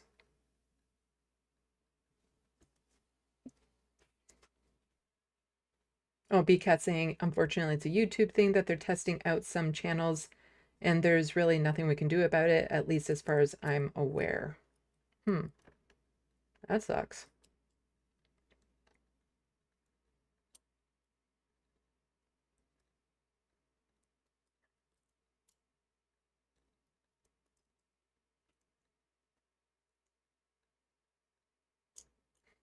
So like, oh, the ducks meow, I forgot. uh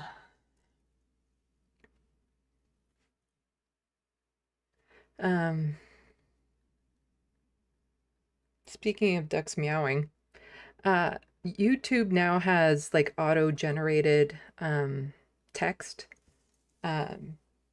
transcripts that you can go in and look at. And I was looking at one recently because I was trying to find something that I said in a video a while back. And I realized at the beginning of my videos, when I have the placeholder in with the cat meows from Tulip, the late Tulip, it actually translates to wow. So in the YouTube transcripts, it's like you get these random wow. Because her meow is so funny.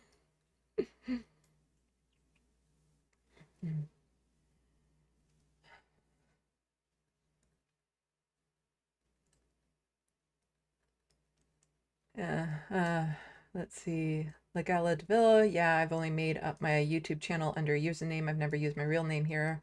Anywhere, cannot be doing that. Yeah, I get it. I had to make a call when I started my YouTube, like online presence and stuff.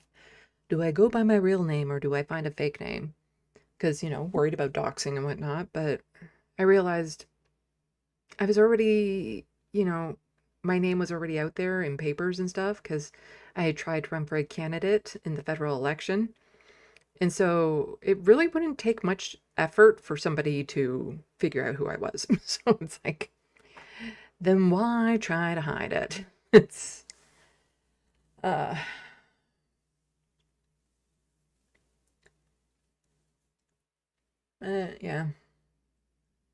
And then especially when I get into my business, like my artwork and whatnot, it's yeah.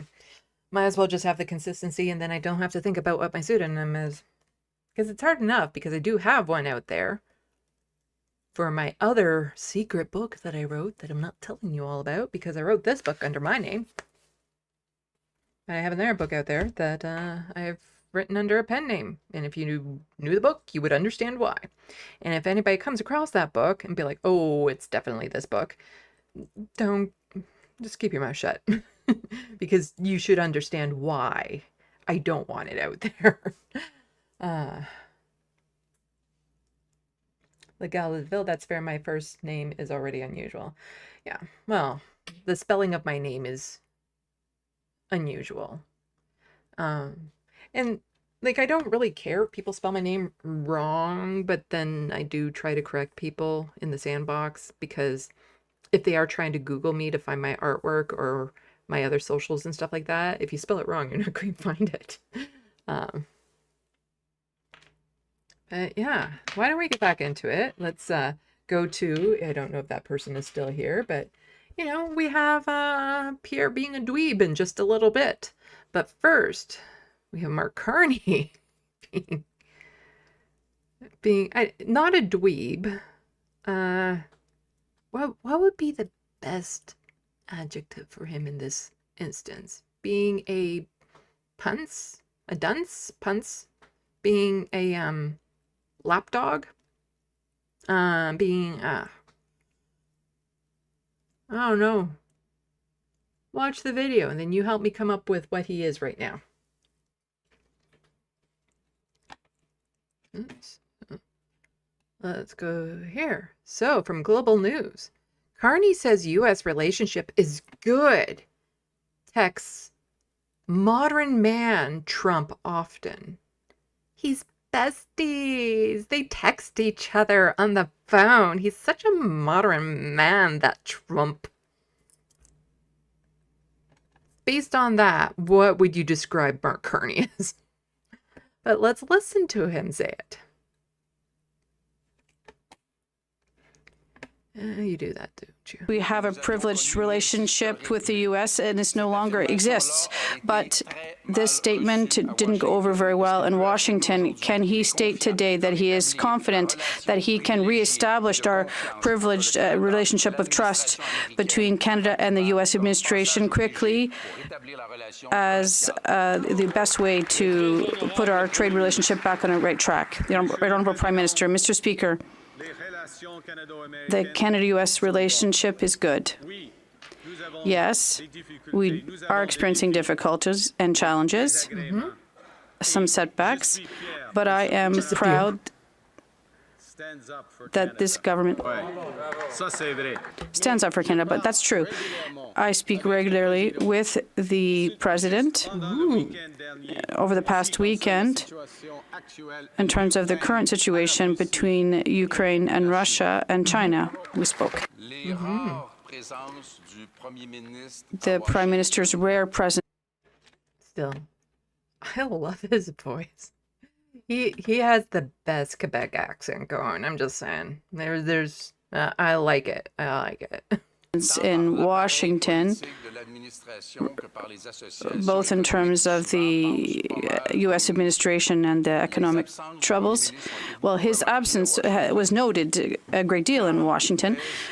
When did he go for the last time to Washington, and when will the PM start seriously going to the capital city of our main partner and make it a priority, rather than talking about infrastructure that won't even be put in place until the end of Mr. Trump's term? The Right Honourable Prime Minister.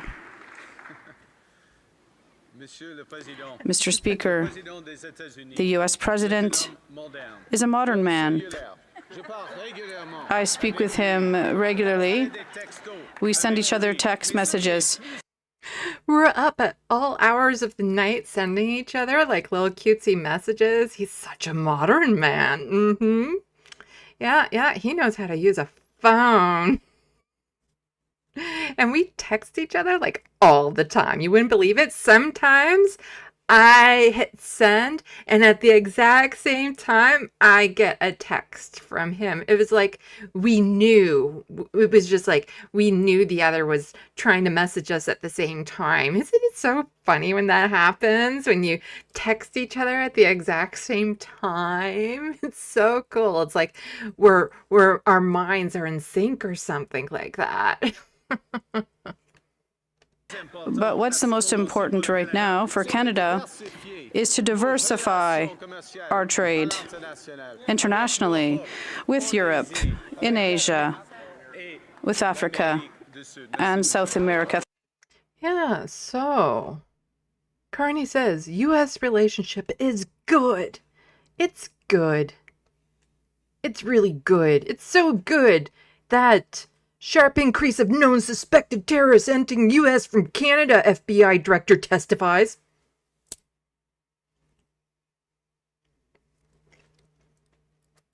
Our relationship with the United States, so good, but they're starting to paint us as the ones allowing the terrorists to get into the country, which if you've seen what the United States has been doing lately to other countries that they accuse of harboring terrorists, that might be a bit problematic. Huh.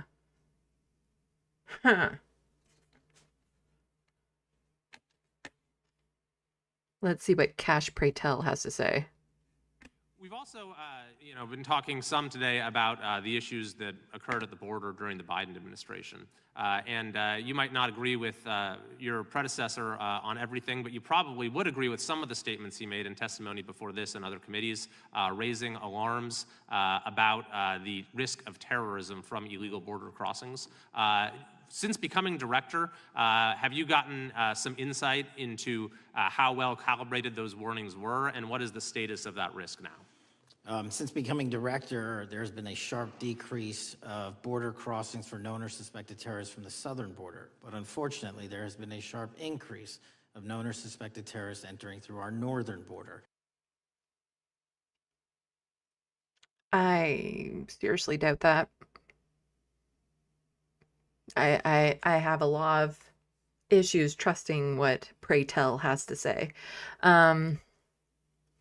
And it's very disconcerting when they start labeling different countries as, harboring terrorists or letting terrorists go through, because the United States is fucking unhinged right now. They are extrajudicially just killing people in boats from Venezuela without any proof of anything. And then they make jokes about it, saying, oh, I wouldn't think it's a good time to go fishing in the area. Because, joking about somebody's death, it's okay when they do it. But this is, it sounds like it's setting us up, and I don't like it. And I don't think Mark Carney is doing anything to dissuade this type of talk. And so what I'm trying to do is work with our northern border states and our interagency to tackle that problem. But it is an absolutely massive border that can't physically be sealed. So we're going to have to get creative and put more resources into that. And in a similar vein, there were over... Do you know what? I'm pretty sure us Canadians would gladly invest in building a wall to make sure that we stay away from the Americans. Yeah, I'm...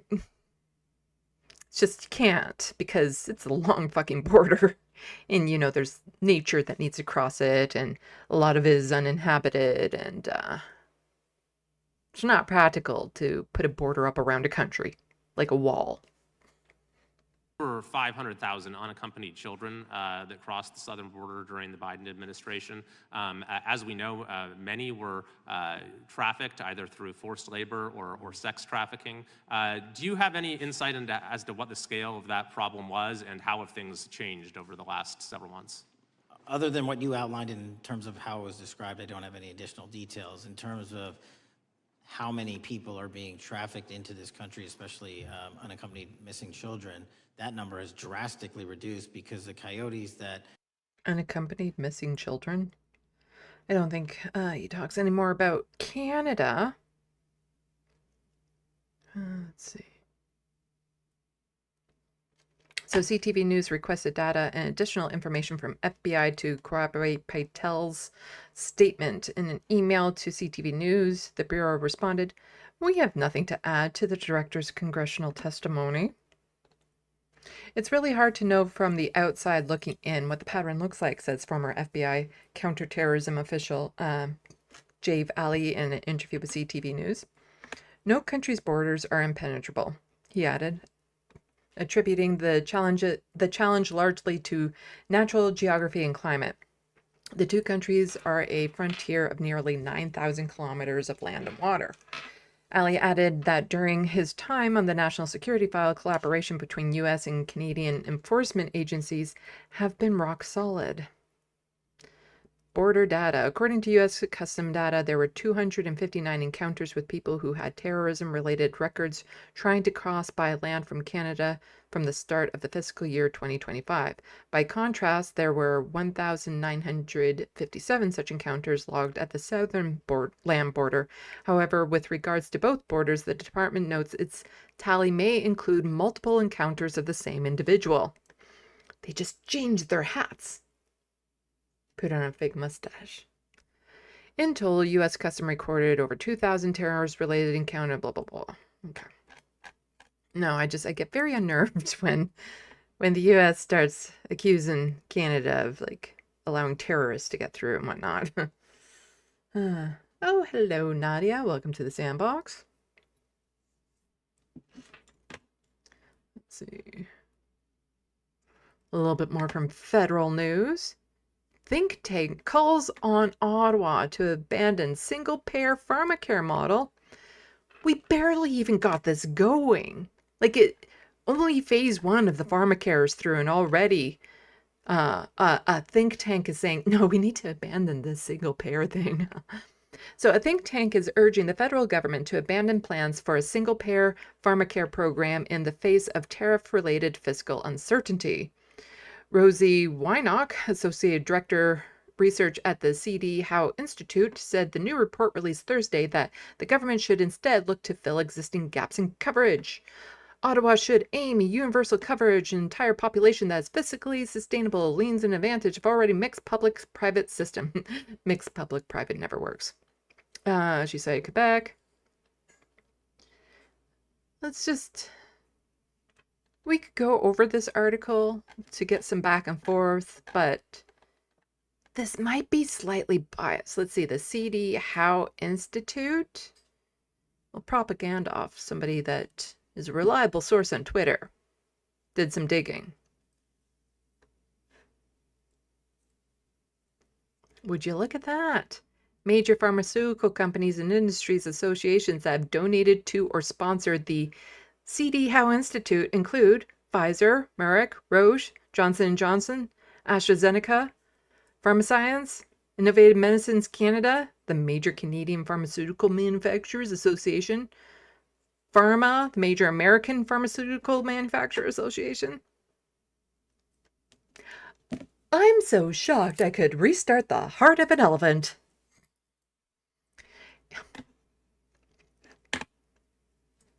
Shocking that a think tank that is funded by a whole bunch of pharmaceutical companies are saying, you know, this single payer thing, it's not cool. It's not working out. We'll find reasons. We'll retroactively find reasons. The Pharmacare Act, which has become law in October, commits the government to working towards implementation of national universal pharmacare. Because right now, all it does is cover birth control and diabetes medication. Stephen Staples, the National Director of Policy and Advocacy at the Canadian Health Coalition, called the government to continue the path to full pharmacare system. The issue of single-payer universal pharmacare has been thoroughly debated, so on and so forth. Yeah. No, we need full, comprehensive healthcare in Canada, which includes pharmacare, hearing, eye care, rehabilitation, mental health, all of it. Anything that helps the mind and body be healthy should be something that the Canadian government covers. And then we can say we have universal healthcare, as opposed to saying we have some good universal healthcare, in some areas, and more money needs to be spent on the public services. So the federal government needs to be cracking down on the provincial governments that are supposed to be doling out the money and actually doing what the Canada Healthcare Act says that they should be doing, because the federal government has the ability to crack down on provinces that aren't doing their job. But let's get into just Pierre Poilievre being a dweeb. Like, I was just... I was kind of relieved that he won his seat, because as long as he's the leader of the Conservative Party, they're not going to win, because he's just not a good leader. But then he started tweeting again, and I'm like, I don't think I can handle it. Just this mind-numbing stuff that just, ugh. So Faye Johnstone quote tweeted him saying, "Amass power and wealth in the hands of ideological activists and liberal insiders. That's a hell of a spin on a program aimed at tackling discrimination, unlocking economic potential, and supporting vulnerable communities." Here's Pierre Poilievre. How many people got rich while liberals peddled woke DEI. I'm sorry, is there any DEI that isn't woke? Isn't DEI just woke by default? Huh? Isn't that like that's an oxymoron? You're just saying the same thing over? Because that's what an oxymoron is, something that can't be true. There's another word for it. You're repeating yourself basically by saying woke and DEI. Is that really necessary for the leader of a fucking federal party to be bitching about woke? Okay, you're not some online content creator. You're not some sort of pundit. To be using this woke shit, it's so high school coming from somebody that's supposed to be the leader of a party. Not to mention, Mark Carney was already on it. The minister that would have been dealing with these sorts of things doesn't exist anymore. Got rid of the minister that would deal with DEI initiatives and grouped it in with other things to really water down what it is. So Mark Carney's already done it for you. He's already got rid of it. Mark Carney pushes the same ideology while Canadians pay the price. There was another video, I'm not going to show it because it was too long and you would have to listen to him speak for way too long, where he's like, the carbon tax, yeah, it was bad, so it's a good thing that Carney got rid of it the way that I wanted. And the news anchor was like, but didn't you say food prices would go down when you got rid of the carbon tax? Because food prices have been going up, which would kind of indicate that maybe you were wrong about that. And Pierre Poilievre's like, no, it's just Mark Carney is just so bad that he's making up the difference and food prices are still going up. That's it. I was right about the carbon tax.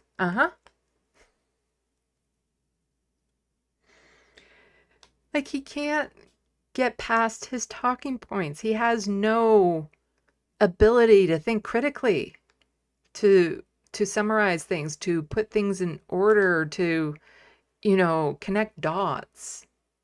He is horrible at this, which again is part of the reason why I'm fine with him remaining as leader of the Conservatives, but having him constantly tweet out things like this is just such a fucking headache. But then he also does things like this.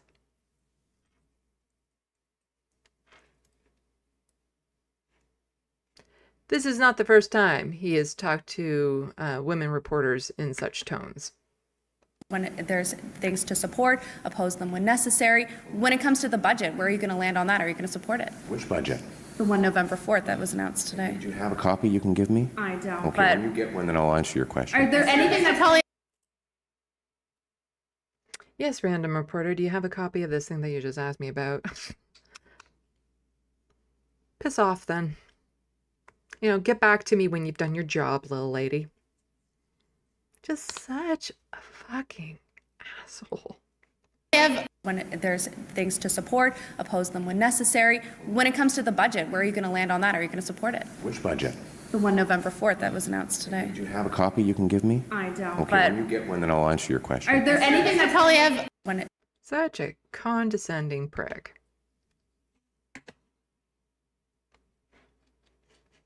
Actually, do I want to show that video? Let's see. The one that I was just talking about. How far back is it in my likes?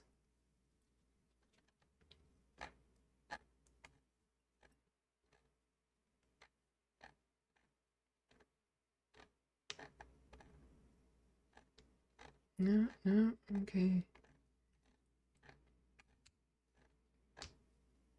Not seeing it. Okay. Yeah, well, I did a very good job of summing it up anyway.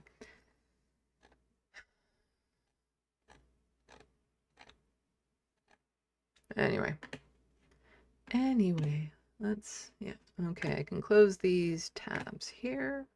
Close. And then I can check the SandBox.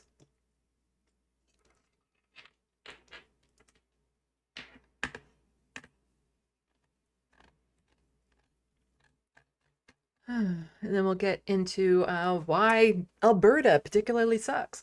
Like, here's the thing. I don't even have anything about Ontario this week. Like, there was a stunt that Doug Ford did about eating an ice cream sandwich and making jokes and stuff. But there wasn't enough there, really, to make a lot of commentary on, because I didn't get the bigger context, and I like to get the bigger context.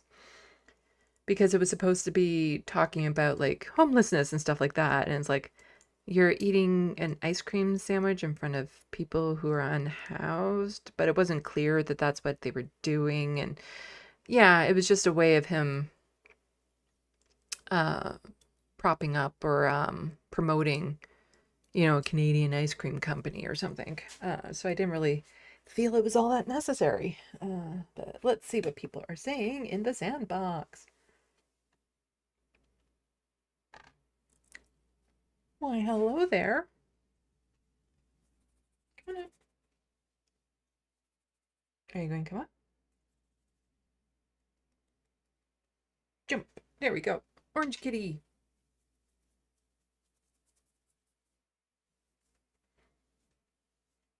Hello, Linear. There we go. You match my shirt, Linear. You match my shirt. You match my shirt.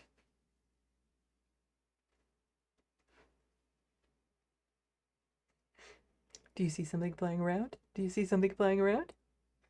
I have noticed that there's far less flies in my apartment. Because Linear and Abernathy will go after anything that moves. Because sometimes they get in through the screen door type thing. But these guys keep it down. Not running into that problem. Okay. What are people saying in the SandBox? Okay, I saw that. Saw that.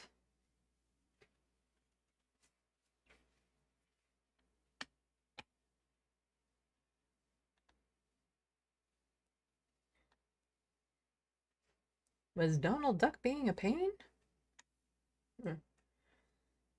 The Wild West. He is the very model of modern major megalomaniac. That's fun. I can't get the rhythm though. He is the very model of a modern major megalomaniac.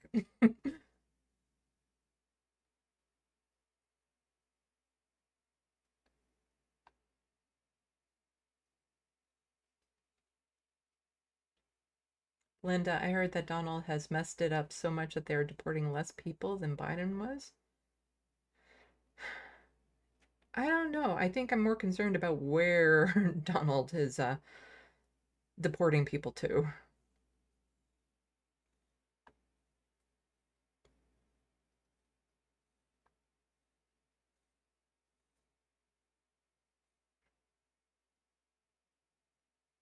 Belinda, the only crossing I heard of was immigrants come to Canada from the US and were sent them back because of safe third country policy.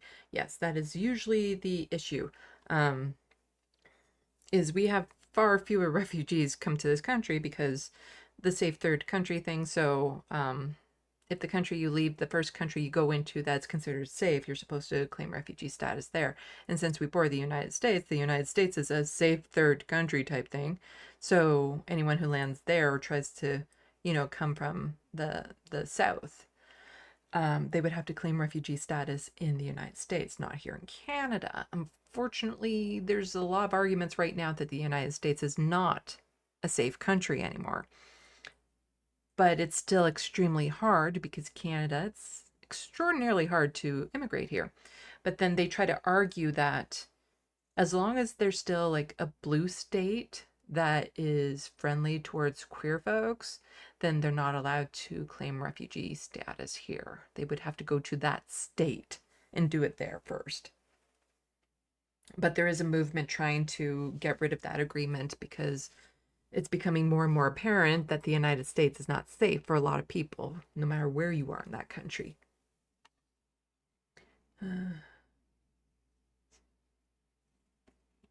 Pixel Snob, are dental implants covered in Canada, or are they considered cosmetic there? Well, dental isn't. Okay, dental has just started to be covered, so I don't know. I would imagine not. So dental care has just started to come in thanks to the NDP, but there will be limits on it, and so yeah, that might be considered cosmetic and wouldn't allow that. So it might discount dentures or something. So it's not universal in the sense of our regular healthcare universal. It just deducts a lot, but you still might be on the hook for some money. It's not just completely free. So I don't actually know if implants would be covered or not at this point, because like I had dental coverage with ODSP, but there's a lot of stuff it doesn't cover, like cavities, cleanings, it covers that. The need for x-rays and whatnot will cover that, but it would only cover a portion of a root canal. It won't cover a cap, and all these other things. So I would imagine that the federal dental plan is very similar to that.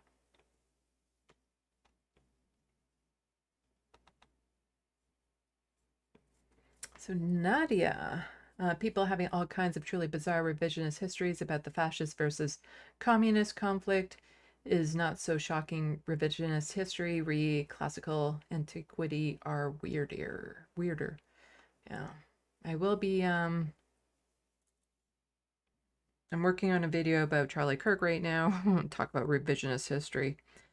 I'm hoping to get the script done tomorrow. Like, I really have to buckle down and do that. It's just ADHD is such a bitch when trying to do these scripts. Because I have all the thoughts in my head of what I want to say. It's just a matter of being able to get them on the screen and in the right order and connect it properly. But I'm pretty much going scorched earth in it. I'm just seeing so many people embrace him as some sort of hero when he was a transphobic piece of shit who did so much damage from people who didn't know him and they just saw him. So they're so superficially, oh, yes, he was a free speech warrior, so we tragic loss and stuff, without doing any sort of fucking research as to who they're praising. The fact that our House of Commons gave him a standing ovation. Not that I can say I was shocked, because it's not the first time the House of Commons has given a Nazi a standing ovation. So it's like, but there were some people who were praising him that it just gutted me.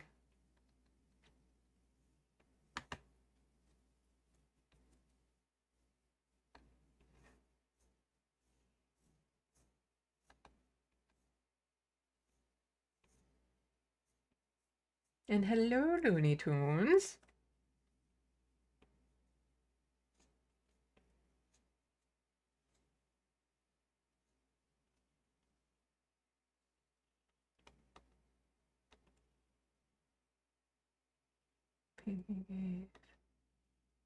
Oh, Donald Duck is back.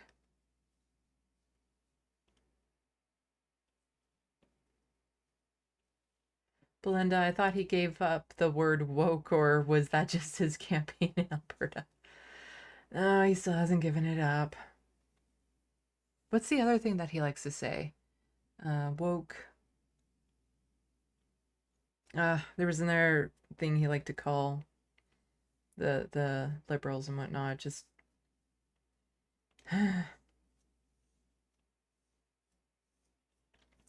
Legal DeVille, just dawned on me that wokeness has been around for at least 10 years now, and I say the righties would eventually get bored of saying it. I miss when it was just politically correct. Yeah. Like that's the thing, like it's just he can't let go because he can't think of anything new, and so he has to cling on to these old concepts and stuff. But like the word woke was pretty much removed or replaced by DEI. Because when you said DEI, we all knew what these right-wingers were talking about. So to put them both in the same sentence was just like, it's a bit redundant is the word that I was looking for earlier. Belinda also saying, does anyone really think that grocery stores are going to lower the price just because they don't have to pay the carbon tax to get there? They're just going to pocket the extra money. Yep. Just like they learned they could do during COVID. Oh, people are willing to pay this much? Well, we don't need to lower our prices then. It's not that people were willing to pay that much. They had no choice. Ah, jumped. Where was I? Looney Tunes saying, I hope you enjoyed my show on Friday. I had a spicy take on Nancy Mace wanting to lock LGBTQ folks up. Oh, I will make sure to go back and check it out. I was busy Friday night. Or Friday.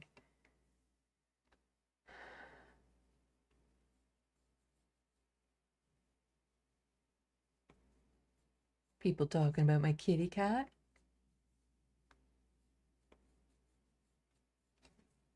Belinda, I have an orange guy too. 6 cats right now. I have 3. And, well, one of them is 18. And I'm not going to be replacing him when he passes. And I got worried. I just, at his age and health, like he seems so healthy and fine. The way he walks around, the way he engages. But then he hasn't been eating much the past few days. And it just guts me when he does that. Because I've been giving him like an appetite stimulant and he's on his anti-nausea medication. Normally that's good enough, but the past few days he still just hasn't been eating much. So I might have to get some fluids to go under his skin because that usually helps kickstart him back into eating again. Because if it wasn't for that, you would never know that cat was 18. And I just... Frodo is my world. This guy here, pain in the ass. I'm having a really hard time with him lately. He's cute. Yeah, he's adorbs. You're adorable. But you've been causing a lot of problems. Despite your adorableness. Zombie kitty.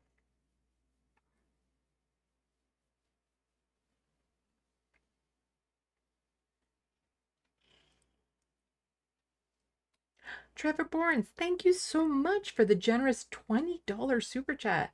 Thanks for the stream, Sandy. I appreciate the good work that you do. Well, I appreciate you. Wow. Thank you so much.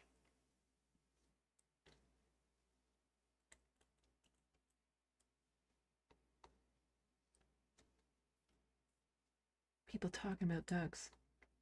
I have a joke that's tangentially related to ducks that will be in my video. You see, I had this old phrase that I don't know how many people actually pick up on it. Because there's that old phrase, if you talk like a duck and walk like a duck, it's a duck. Well, I have a different spin on that phrase. And it's, if you honk like a goose and step like a goose, you're a fucking Nazi.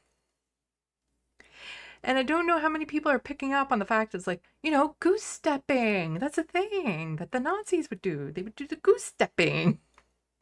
And the honk honk, that's the HH thing that they're so obsessed with. The truckers used that a lot when they were in Ottawa as code.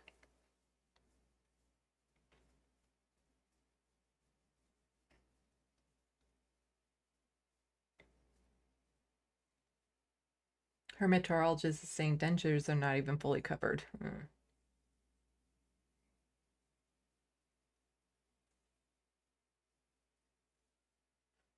Jet saying male cats are extra prone to urine blockages, but orange cats are particularly prone to that, so they generally have to have a diet that helps prevent urine crystal buildup. Well, it would help if this cat didn't eat and chew on things he's not supposed to chew on. He likes chewing on rubber things like these. He's destroyed my stimming things, which just does not sit well with me. Because also, I don't have money to just go off and replace everything he destroys. But also, they're not available. I go on Amazon all the time to check, and there's a couple mats of like the big mats and stuff that I can get, but not the ones that I had exactly.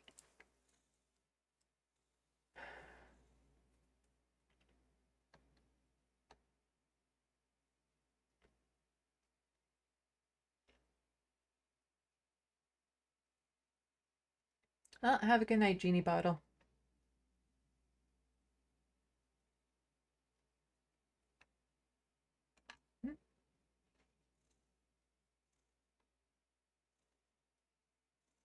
Legaladville, yeah, we imported DEI in the UK. People don't even know the difference between equity and equality and equity. A black person didn't take your job. You left school with no GCSEs and you're a convicted nunce.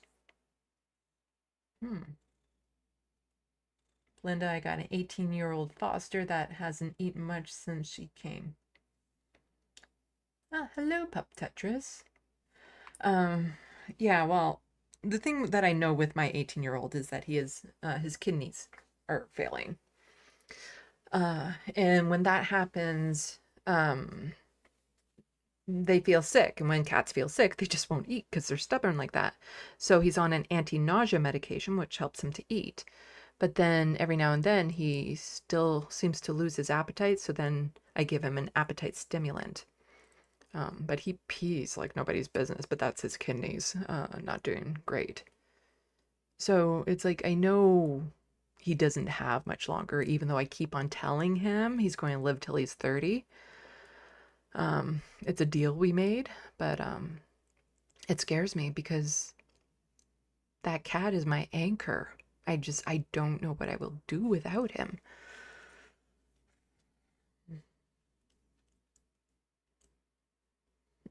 The gal de Villa, inspired to be as content as that kitty, yeah.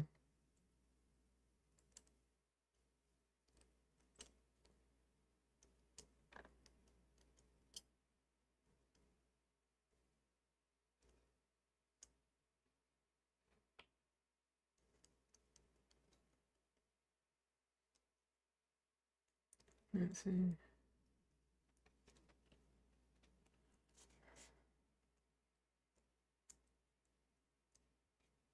Pixel Snob, thanks for the answer on dental. Awesome, you have some coverage in Canada.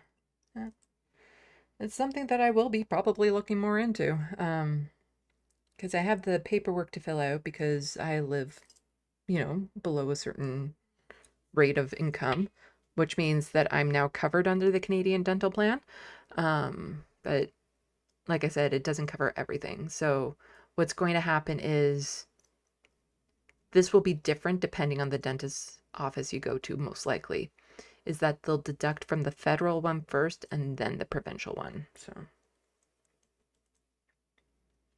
but it's a relief because before, because I'm on Ontario disability, so I get some coverage for dental, for medications and stuff of that sort. But once I hit a certain age and I get transferred to CPP, people think, well, you get more money per month, so it's better. But they don't cover anything. You just get a flat rate. And so at a time when you might need more dental work and more medications and stuff like that, you get that, ripped out from under you. So, but now by the time I hit that age, it will be covered. So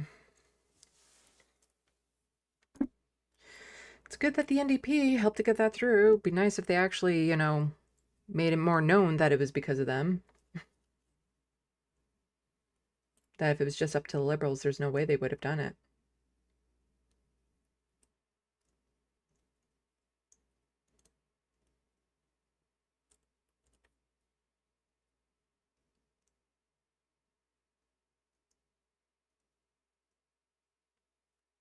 Let's see. Well, have a good night, Donald Duck.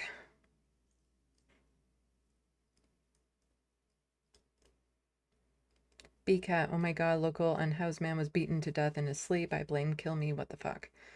I'll be covering that in the Charlie Kirk video. because there's been some incidences up here in Canada. Just one by a 12-year-old. It's horrific. It's horrific that somebody can just say kill all the homeless people and still have their job.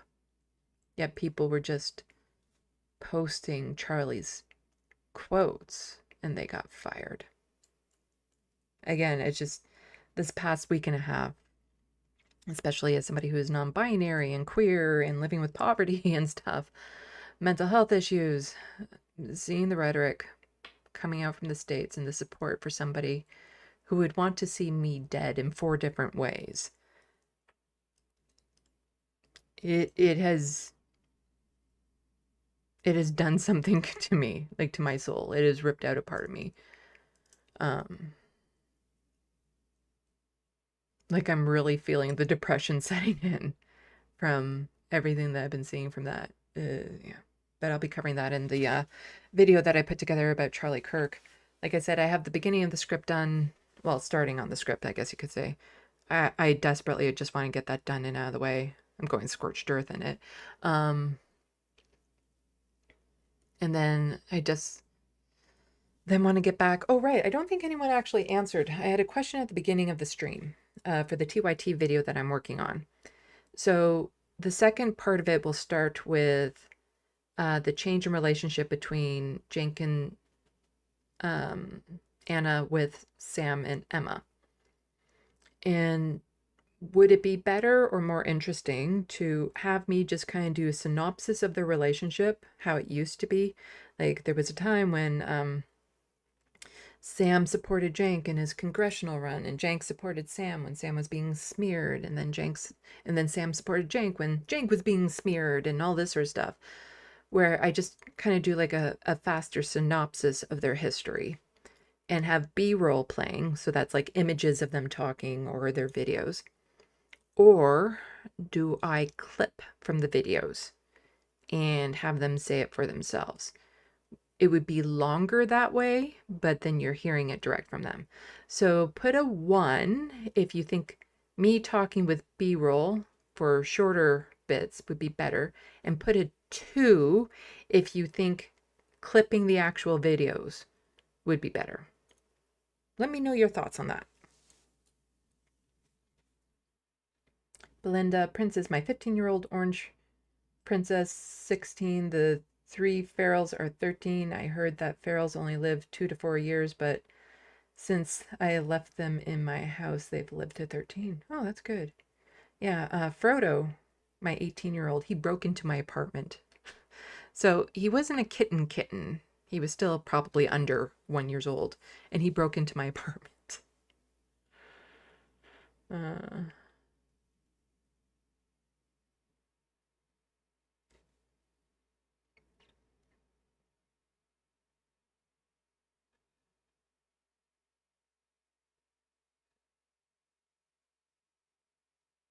So I'm seeing some 1s for me just saying things. Like there would still be some clips for some relevant things, but it would be me more or less doing a synopsis. Okay. I'll see. I have to work it out when I get to it because I have some things already kind of sectioned out.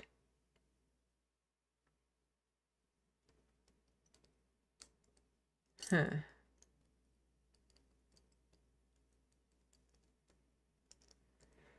I'm not going to let any length of time deter me from this video.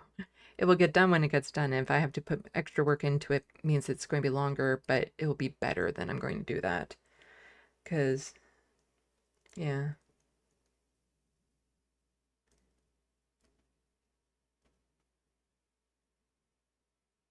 Yes, 2 was the clips. 1 is me talking over B-roll.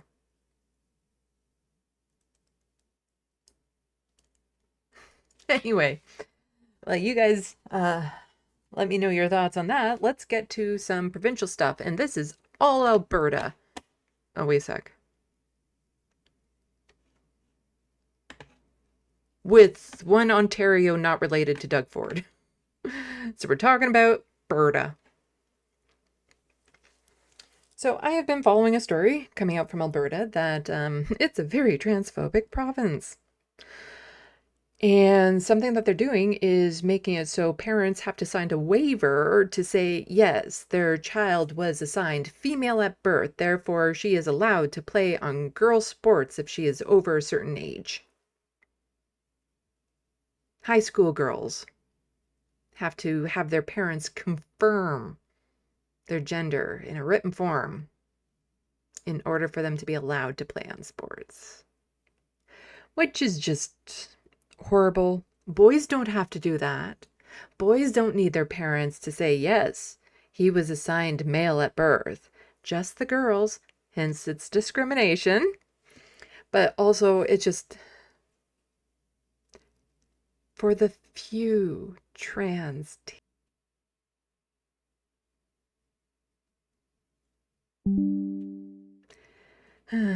I see it disconnected and it's reconnected again.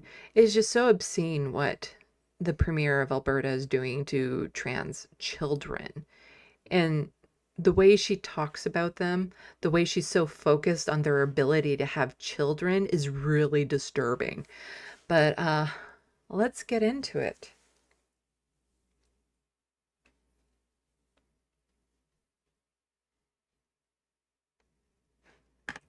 So this is from the Edmonton Journal. Early drop-off in girls' school sports linked to new gender confirmation forms.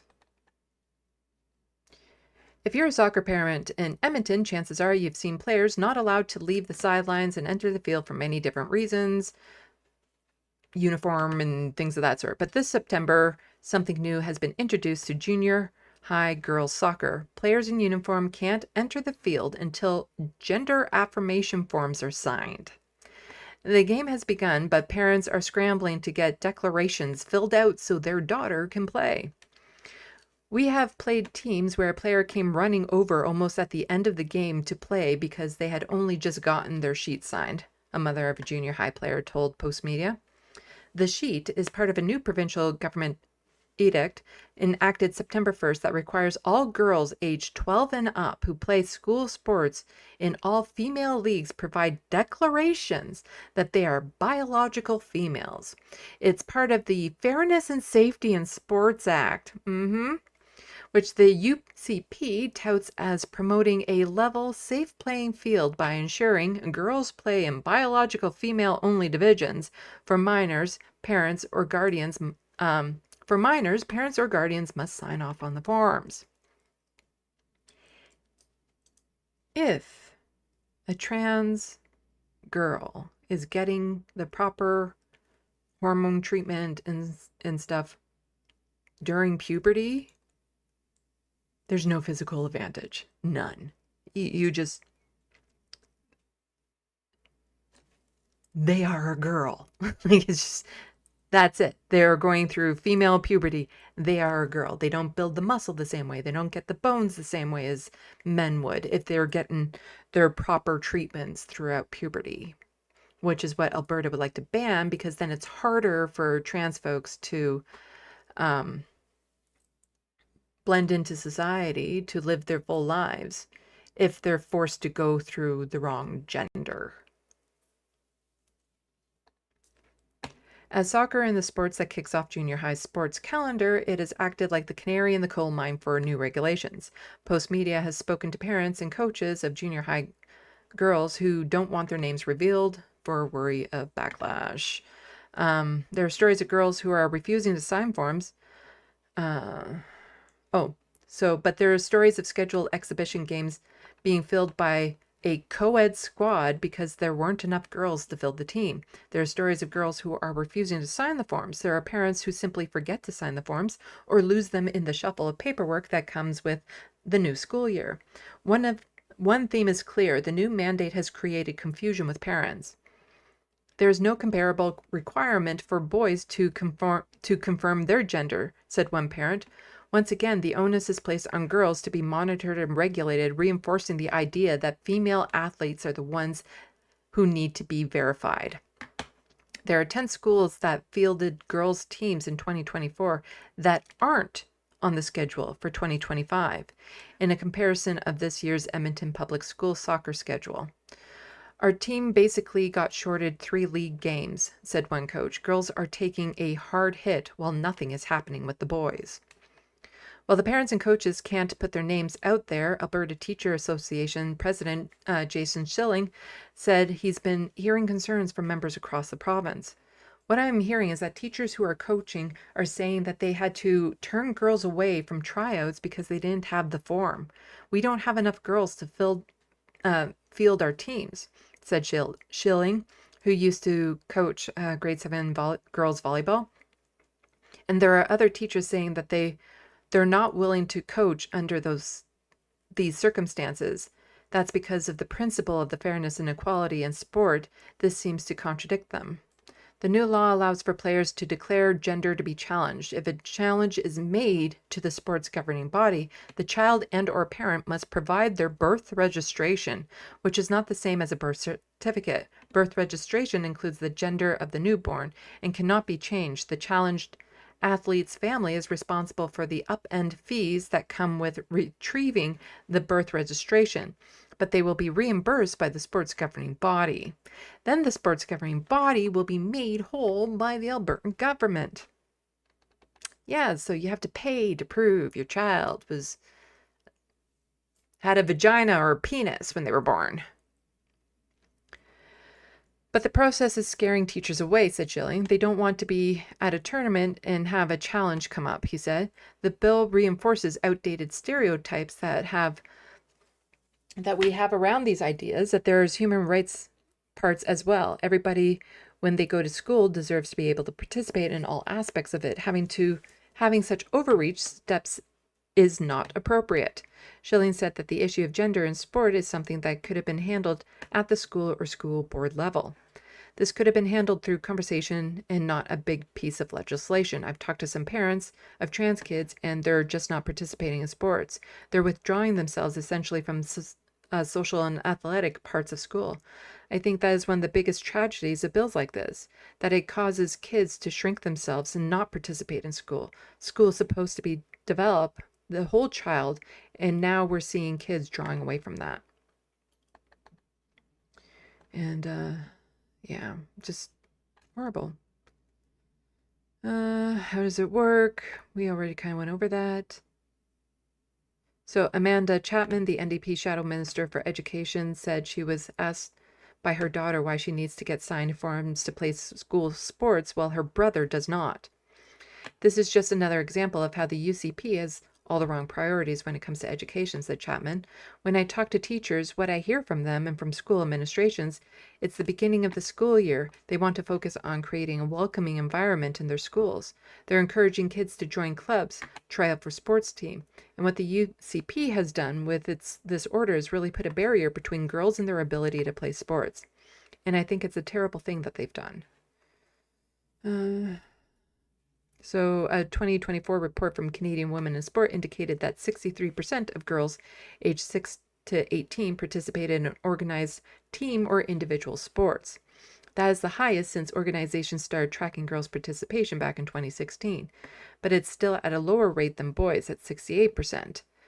And the study found that by age 16, participant rates with girls drop to about 50%. The report stated that school sports are vital to keep girls more involved in the athletic activity. The report warns that the state of girls' sports is fragile and the more needs to be done to keep girls involved in athletics than boys, and so on and so forth. Just such a discriminatory piece of legislation that is absolutely horrid to have to put girls through. So here is the Minister of Tourism and Sport was asked about this, and his response was, "I'm not going to answer that." This is the first year kids have started school with new pronouns and transgender laws in place. I was just wondering if the province has received any complaints about trans kids playing sports in schools. Yes. Was this an issue before Danielle Smith made it an issue? No, it wasn't. How these laws are unfolding, any complaints regarding the pronoun laws, anything like that?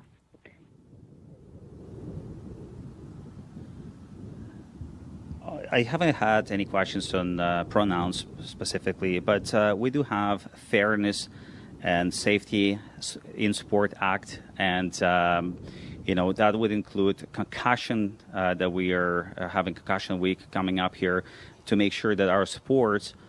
Sorry, what? They were asking about trans kids in sports and the fair and safe for everyone. Concussions.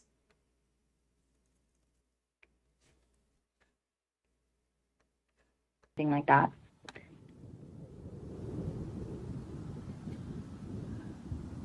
I haven't had any questions on pronouns specifically, but we do have Fairness and Safety in Sport Act, and that would include concussion, that we are having Concussion Week coming up here to make sure that our sports are fair and safe for everyone in Alberta. This is the first.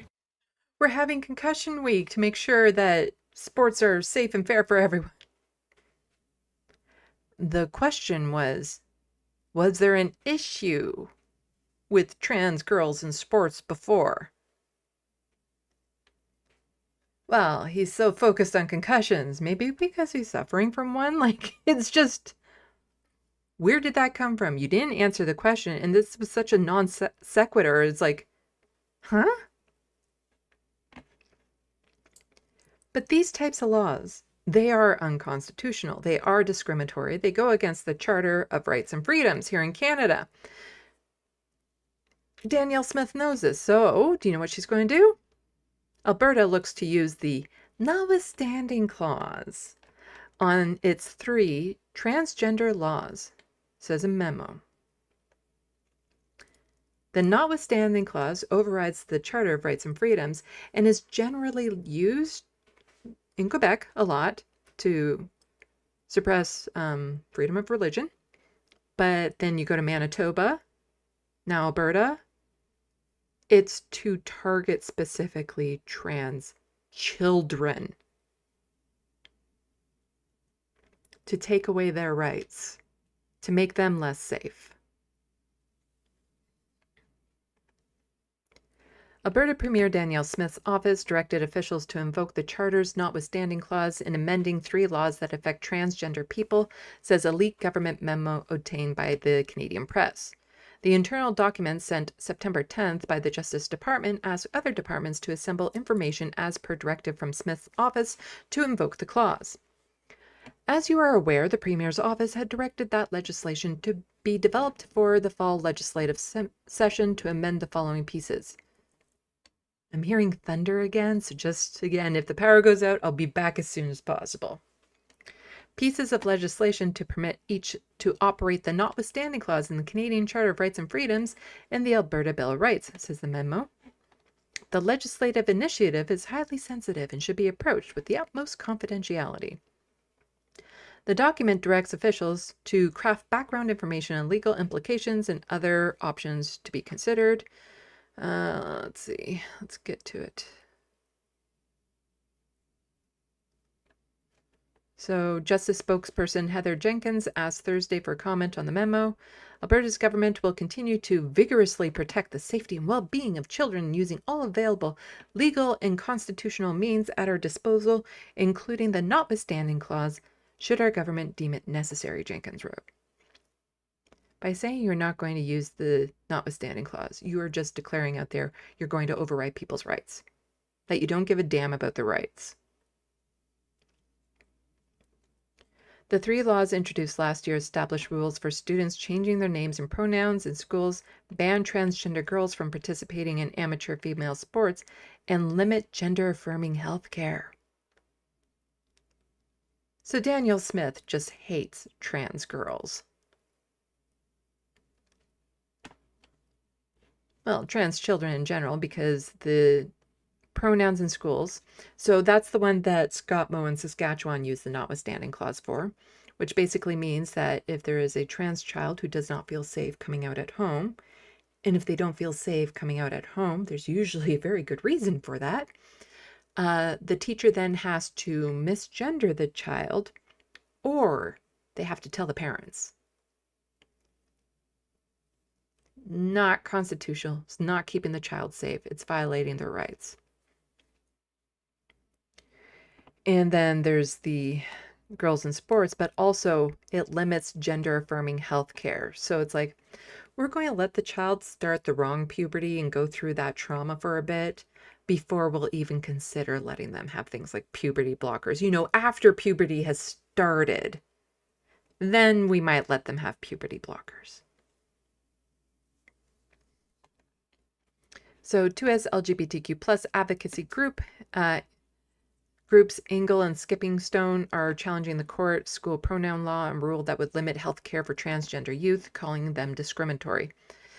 Helen Kennedy, executive director at Eagle Canada, said using the notwithstanding clause is unconscionable attack on 2S LGBTQI people and a horrific example of state-sponsored transphobia. When our governments abuse their power by invoking the notwithstanding clause to limit the protections of the Charter of Rights and Freedoms, it's not just an attack on queer and trans communities, it's an attack on all Canadians.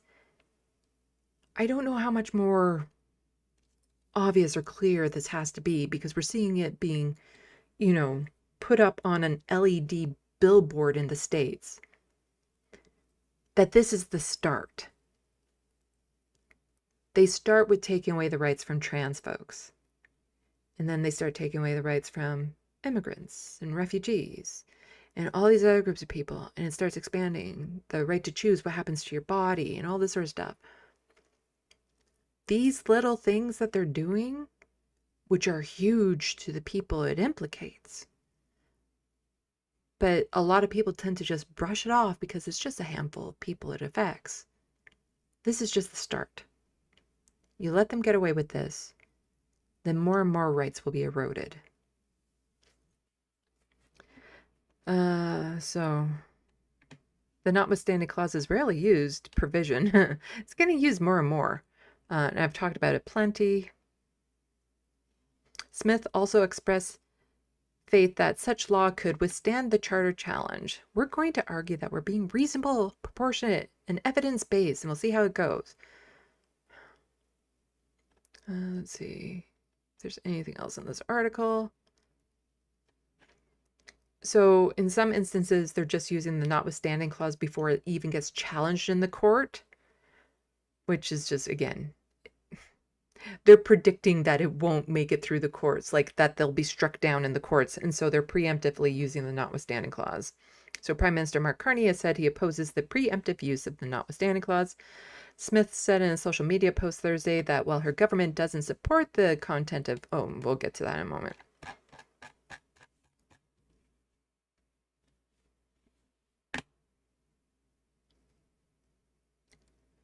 So here is Sean Fraser. Please see my statement on Canada's intervention before the Supreme Court. And so he's talking about a use of the notwithstanding clause. As Attorney General of Canada, I filed factum with the Supreme Court outlining Canada's position on constitutional issues raised by the use of the notwithstanding clause. So he's just challenging the ability for provinces to use this so nonchalantly.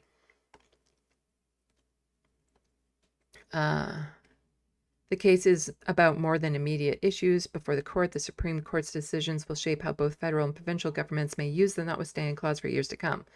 As the court considers this case, Canadians can count on the government of Canada to defend their constitution, respect their rights and freedoms, and stand up for the charter that protects them. And so here's Danielle Smith saying, the notwithstanding clause is integral to the Canadian Charter of Rights and Freedoms and unassailable provincial constitutional rights. Of course she would say that. Of course she would say that it's integral to be able to take away people's rights. Well, the Alberta government does not support the content of Quebec Bill 21. That's the one about not being able to wear religious symbols for public sector workers. We stand shoulder to shoulder with Quebec's constitutional right to invoke the notwithstanding clause as the government deems fit. So we want to violate people's rights, so we think Quebec should be able to violate people's rights. It kind of goes hand in hand. We are extremely disappointed that the federal government would risk national unity and a foundational principle of our Constitution by attempting to attack the use of the notwithstanding clause by the sovereign provincial governments in this manner, the request, blah, blah, blah. So they're upset. She's upset that they might not be able to override people's rights. It's like, I don't agree with what Quebec is doing, but, you know, if we make it so they can't violate people's rights, then we won't be able to violate people's rights. Thank you so much, 56 Nick Rich, for the $2 super chat. Thanks for the SandBox, Sandy. Why, thank you, and welcome to the SandBox today. Of all the things to use the notwithstanding clause, it's never about housing. It's never about, you know, rent prices or groceries or healthcare or anything like that. No, it's not about like maybe a vaccine mandate. It's about trans kids and religious symbols. That's what they feel they need to use this clause for.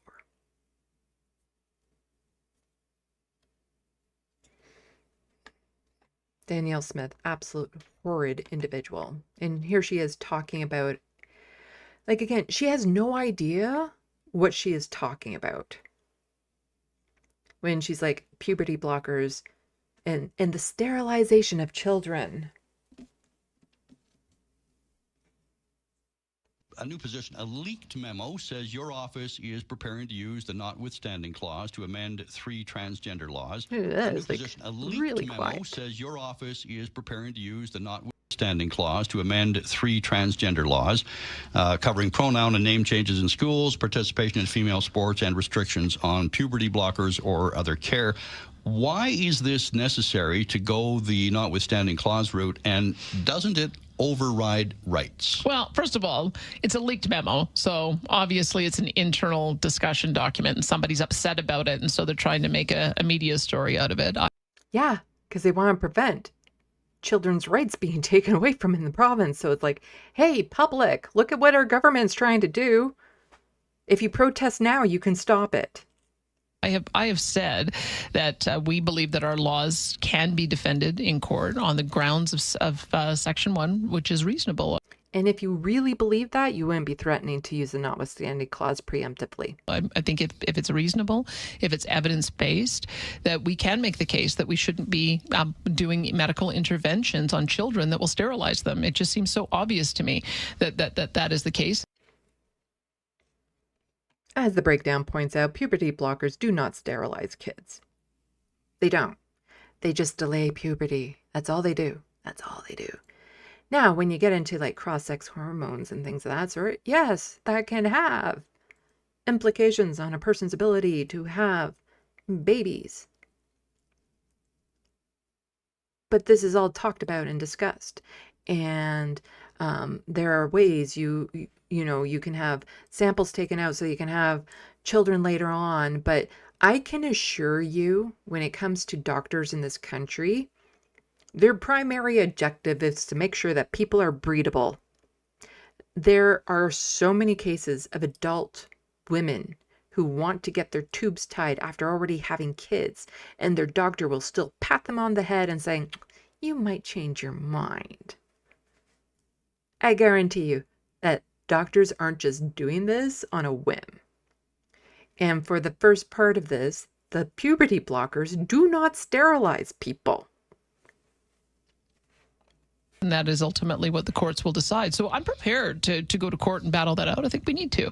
But if it turns out that the court process may take years and years and years to resolve, then we may have to take that measure in order to protect kids. So that's what we're getting our internal lawyers to have a look at, is what is the time frame of what it would look like to go through the court process at all of the different levels versus what it would do to be able to protect kids today. And we haven't made a decision yet, but that's the conversation that we're having. All right. Should you decide to go that route, would it not override rights? Well, I think a child has a right to be able to make a decision as an adult on whether they want to have children. I mean, She is so focused on the kids having kids. Strongly believe that there's certain decisions that can only be made by a person. And if we don't... And children are not people. don't think a 10-year-old can decide to sign a contract, to smoke, to join the army, to do drugs, to be truant from school. Then they can't decide whether or not they want to have babies as an adult. You have to wait until you're an adult to make those decisions. And puberty blockers, by definition, stop the process of sexual maturity. And it means that you're sterilizing children, and we're not going to do it. A new position. Puberty blockers don't do that. They do not do that. And I knew when I was a teenager, I didn't want kids. This is not the same thing as taking drugs, as joining the military, as driving a car. Children know. They know. Cisgendered people are never questioned about their gender. But they know, that's the thing. They never have to think about it. They just know. Trans kids know from a very young age that they're trans. They might not have the language for it, but they know. And of all the trans folks that I know, all of them say their only regret was they couldn't transition sooner. And there are far, far more trans kids that haven't been able to access any sort of trans care than there are the very rare instances of a trans child saying they don't want to transition anymore. This doesn't keep children safe. It makes vulnerable children more vulnerable. Somebody said in a tweet somewhere that, if a child unalives themselves, that's what sterilizes them. It's not the puberty blockers, which is the case. Makes sense. Let the parents and the guardians and the children and their health professionals make the decision. And keep your government paws off of them. And stop focusing so much on the reproductive abilities of children. It's taken into consideration. It really is. But that's not it. Alberta's like, you know what? So here we are. We're totally anti-trans. But you know what? We could also be anti-immigrant and make that very loud and proud by Alberta adding proof of Canadian citizenship to provincial driver's license.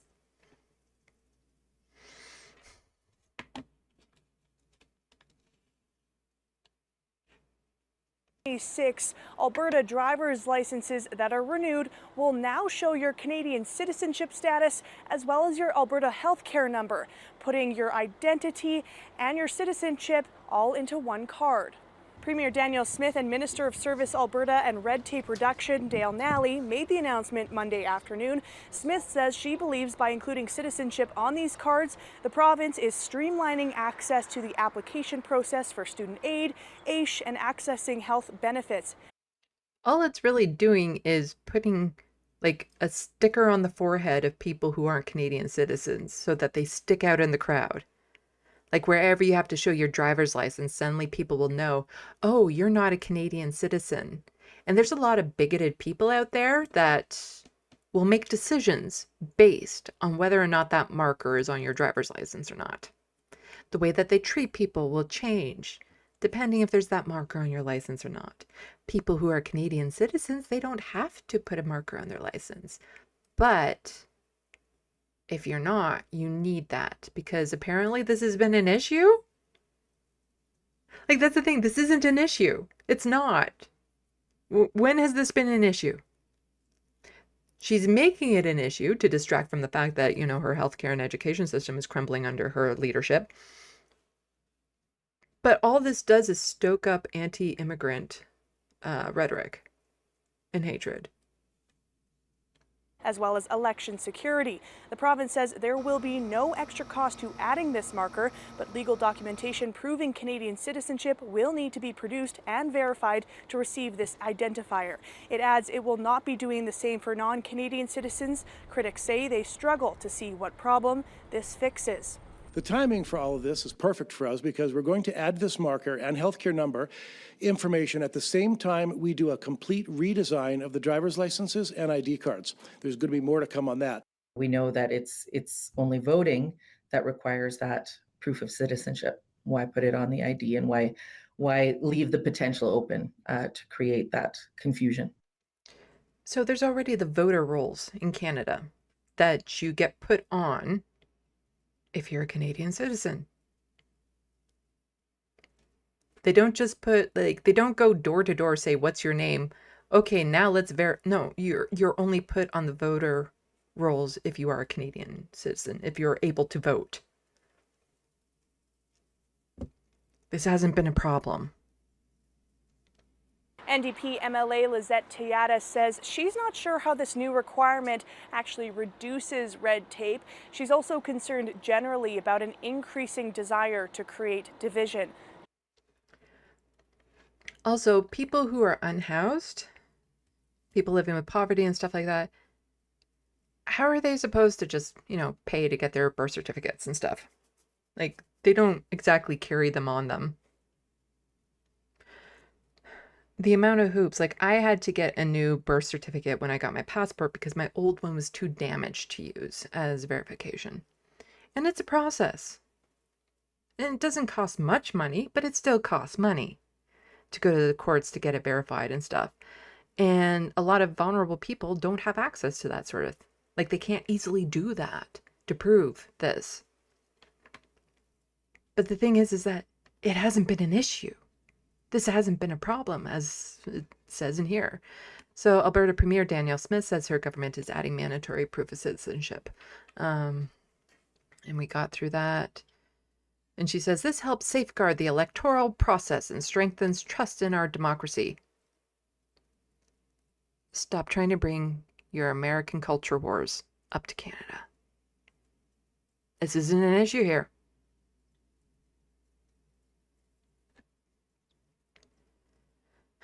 Candace Smith says non-Canadian citizens, including permanent residents, would not have any new notation on their drivers. So the citizenship marker is to appear as CAN on the identification.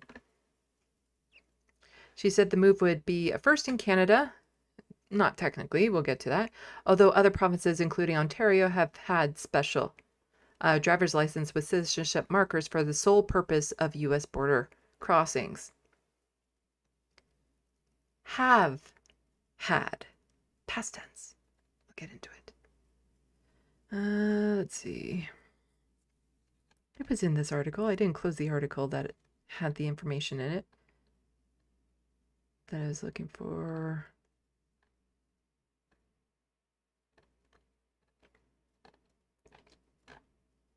There was it in this one or was it in the other one? Oh, here it is that I wanted to get to. So this helps safeguard the integrity of the electoral process.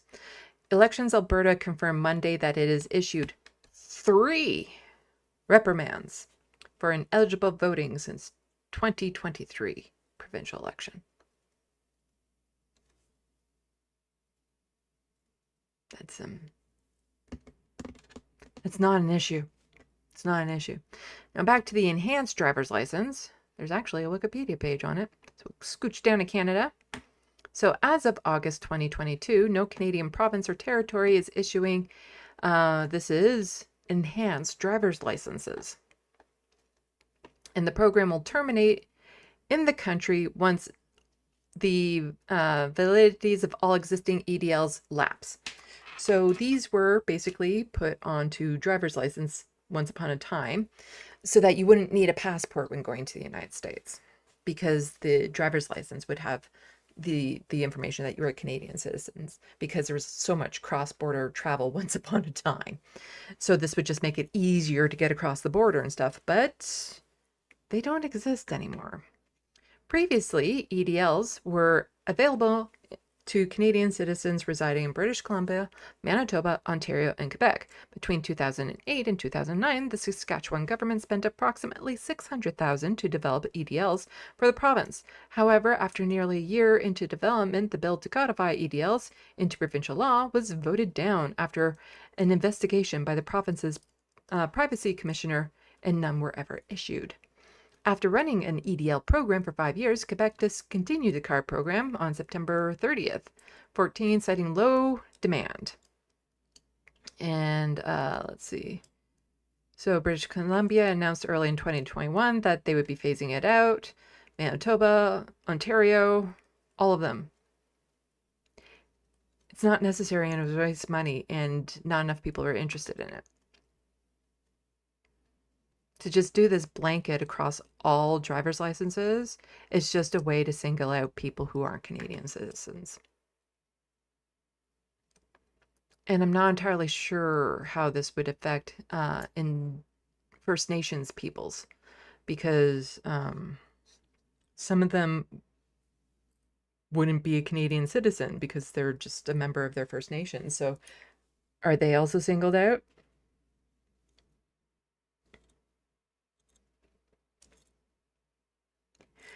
Like this, it's just a way to foment discrimination. It's really all it is. Okay, my one Ontario story, not even relating to Doug Ford, but last week was breaking news right before my live stream that Bonnie Crombie, the leader of the Ontario Liberal Party, was stepping down.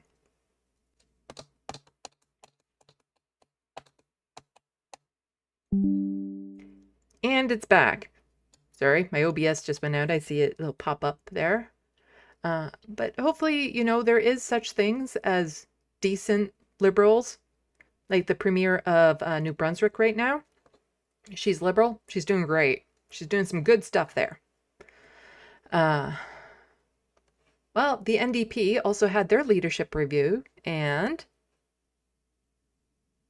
she's not stepping down.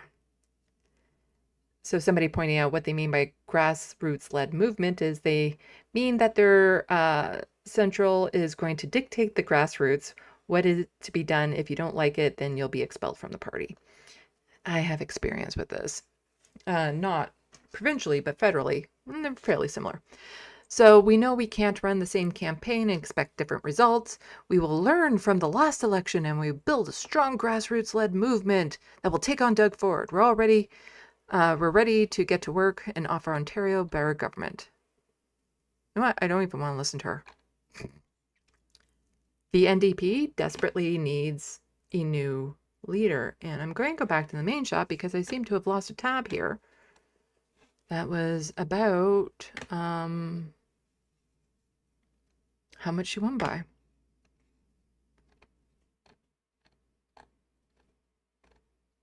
Let's see. It was 68%, which is well below what it was before. Here we go. So Andrea Horwath got 76% in her review in 2012, 77% in 2014, and 87% in 2019. She lost 3 elections. Marit Stiles got 68%. It's not acceptable. The ONDP needs a new leader. And they absolutely 100% do. It's just, it's so frustrating. It's so demoralizing to see that, because the NDP used to stand for something. You know, they used to be the Socialist Party. They used to be able to bring you hope, but Marit Stiles is a fucking liberal. I had that joke all through the election that, you know, if you put a picture of Bonnie Crombie up and a picture of Marit Stiles up, you wouldn't be able to tell them apart. You wouldn't know which is which. And it wasn't just that they looked alike. It was also the way they presented in front of the camera, their policies, their interactions. All of it was the same.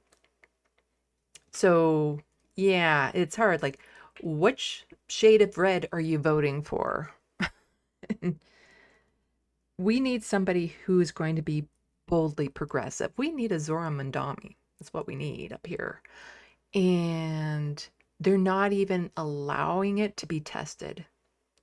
At 68% from the leadership for the vote to see if there should be a new leader. That's abysmal. It really is, especially compared to what Andrea Horwath was getting. And keep in mind that the people who are able to vote in these things tend to be insiders already. And so they're usually very much on board with whoever the current leader is. So the fact that it's this low is saying something. Like, yes, it's more than half, but it ain't great. It's a C when really you want an A+. Okay, let's close these tabs.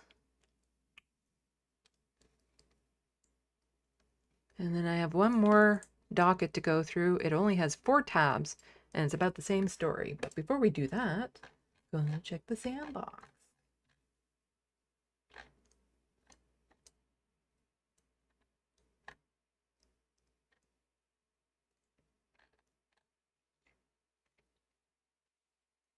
Okay, saw those.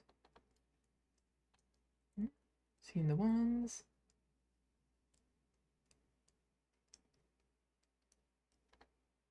The Wild West, how is it fair if boys don't have to do it? Exactly.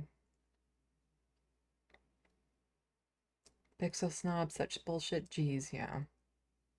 Rich Page, just let kids have fun, for fuck's sakes. Yeah.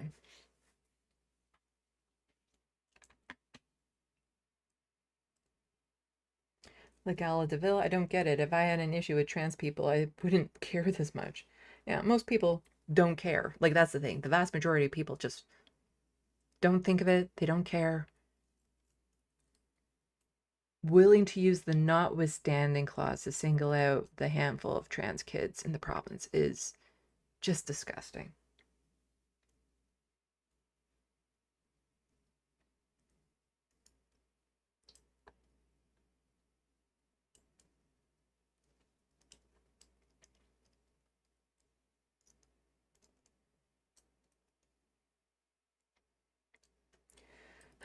Let's see.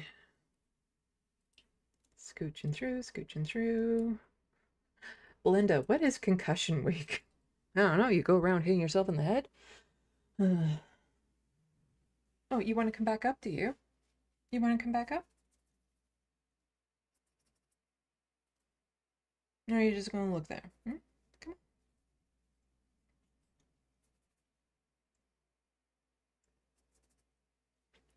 He's shedding like crazy right now, too.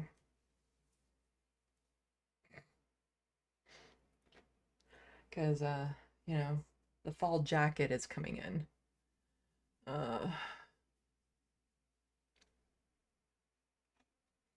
Belinda, maybe they want to get all the concussions over in 1 week. Yeah, that makes sense. Hermatologist, her and Peterson are good friends, I heard. That's entirely possible, but I don't know. I haven't heard the same. Legala DeVille, boys got to play rugby and we rarely had the option of doing dance. Yeah, in my high school, we had a girls' rugby team and stuff, and a lot of my friends were on that, and it was like a badge of honor to get a broken collarbone during it. The girls played rough back then. And there were no trans kids doing it to them. It was just other girls. Because if you play a sport, you run the risk of injury. It's just the nature of the game.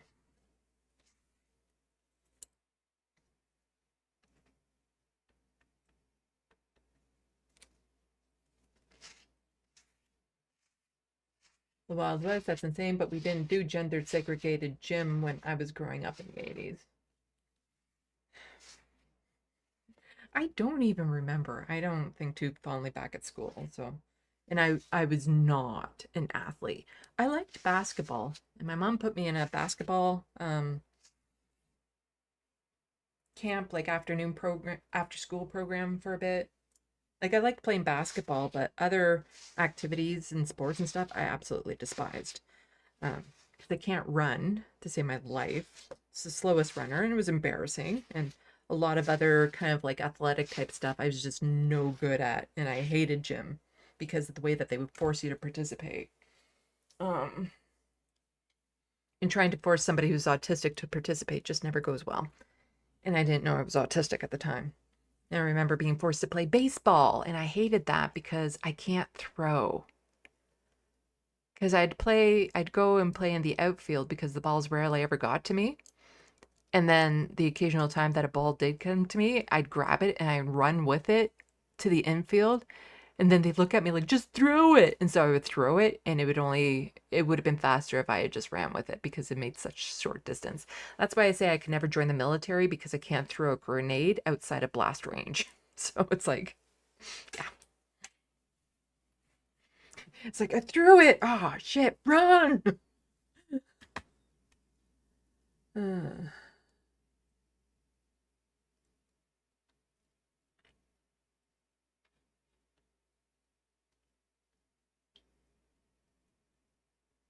Pup Tetris, they like to apply its domestic abuse when there's a trans woman in sport. The dated men strong, women weak is a turf favorite mixed in with misandry and racism. I had a teacher once say that the weakest boy was still stronger than the strongest girl in class. And I was like, excuse me? And everyone looked at me because everyone knew the weakest boy in class, not stronger than me. In fact, I was mid for the boys. I didn't have the testosterone, but I was stronger than half.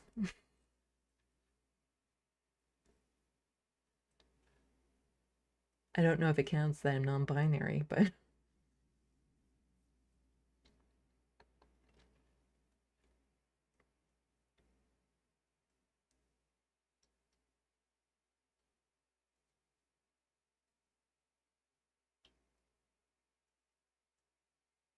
Belinda, Quebec is coming out with a new one about not being allowed to pray in public spaces. I covered that.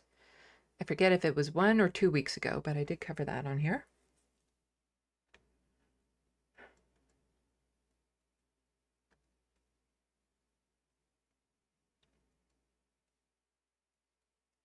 Crotchy, welcome to the SandBox. Danielle Smith probably thinks gay children aren't really gay.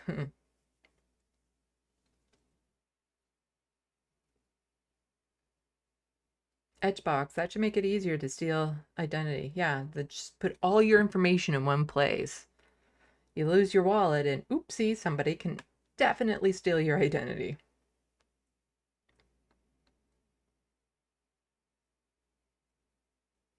BCAT Canada, you really don't want to be like us. Oh, I don't.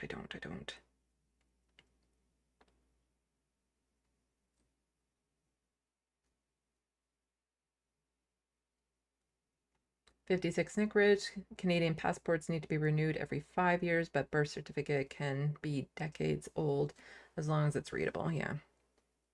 That was the issue with mine, was there was a certain number on there that just wasn't readable anymore, so I had to get it reissued. And I think you can have the option of getting a 10-year passport. I think that's what I did. It costs a little bit more, but then it's good for 10 years.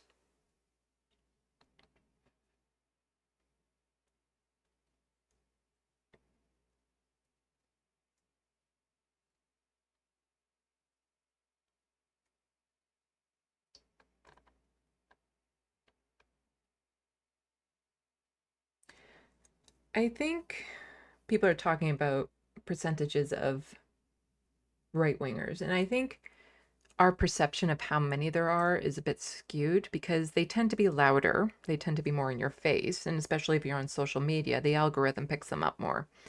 Now, there will be a lot of, a fairly even or even conservative-leaning split, but we're talking about conservatives that don't care about, again, they don't care about trans folks. They don't care about queer issues. They just, want their lower taxes and family values, whatever that means. But they don't get into people's faces. They're okay with their neighbors who are immigrants, that sort of thing.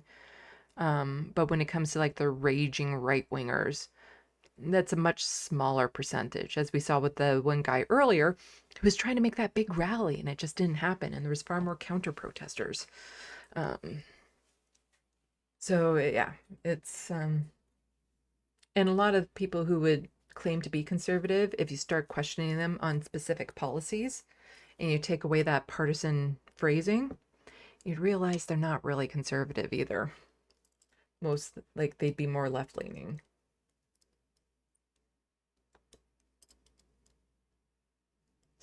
Belinda, I love the New Brunswick premiere. I wish she was in Nova Scotia. Yeah. She's repairing a lot of damage that was done there.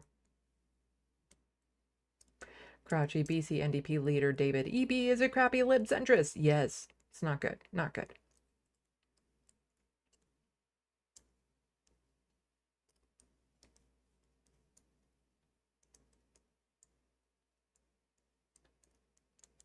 Have a good night, 56 Nick Ridge. Live long and prosper.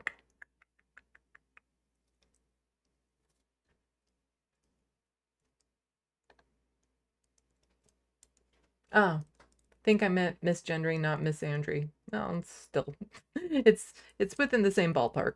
From Tetris. The Wild West, they had Charlie Kirk rally in Montreal. It was 12 people total. I would love to be there to laugh at them. There were bigger rallies in Alberta. Not shocking. Be covering that. Trevor, unfortunately, the vast majority of coworkers are right-wingers. It is discouraging, yeah. Well, it's like sometimes you don't even think about it, but then it's like I find out some family members are conservative, and I'm like, what are you doing? Like, what is with you? Why? But it never comes up in politics or something, and then suddenly you find out these things, and it's like, you do know the conservatives are voting to erase me from reality.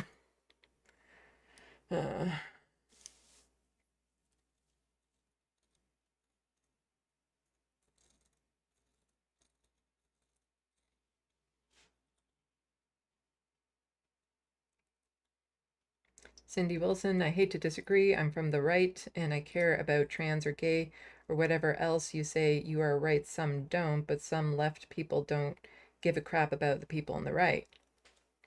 We need to learn from one another or we stay stupid. Oh, I'm all for open discussion and talking about policies and stuff like that. And I usually try to make it clear that when I say things, they're not blanket statements. I don't know if I made it clear there, but like I know tons and tons of people that are conservative and are on the right, and they're perfectly fine people. And I think when it comes down to it, when you start stripping away a lot of the partisan talk and you start talking about policies, people on the left, people on the right tend to agree with each other far, far more. And sometimes we agree on outcomes, but we don't agree on, like we agree on the outcomes we want, but we don't agree on how to get there, which can be problematic. But, you know, I definitely do like to engage, and, you know, this channel isn't to beat up on conservatives. I beat up on the liberals a lot and the NDP. I'm a nonpartisan progressive. I pick on all the parties. But yeah, there has to be more agreement in areas if we ever want to progress, because it can't just be we have these parties that will fight a policy just because it's the other party proposing it, which is a very nasty habit. If there's something that they agree on, then they should go for it. And right now, a lot of the policies that Mark Carney is putting through is conservative and will ultimately hurt us. But that's why the conservatives aren't pushing back on it. The austerity and things of that sort. Not great. Not great. But yeah. But thank you for watching.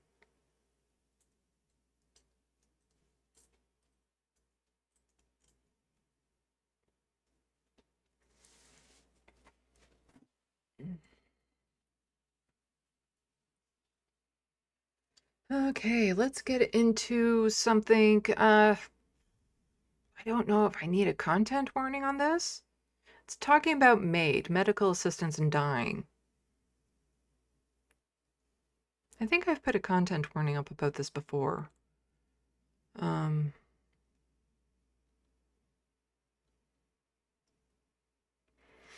let's just get into it. I'm talking about medical assistance in dying. So,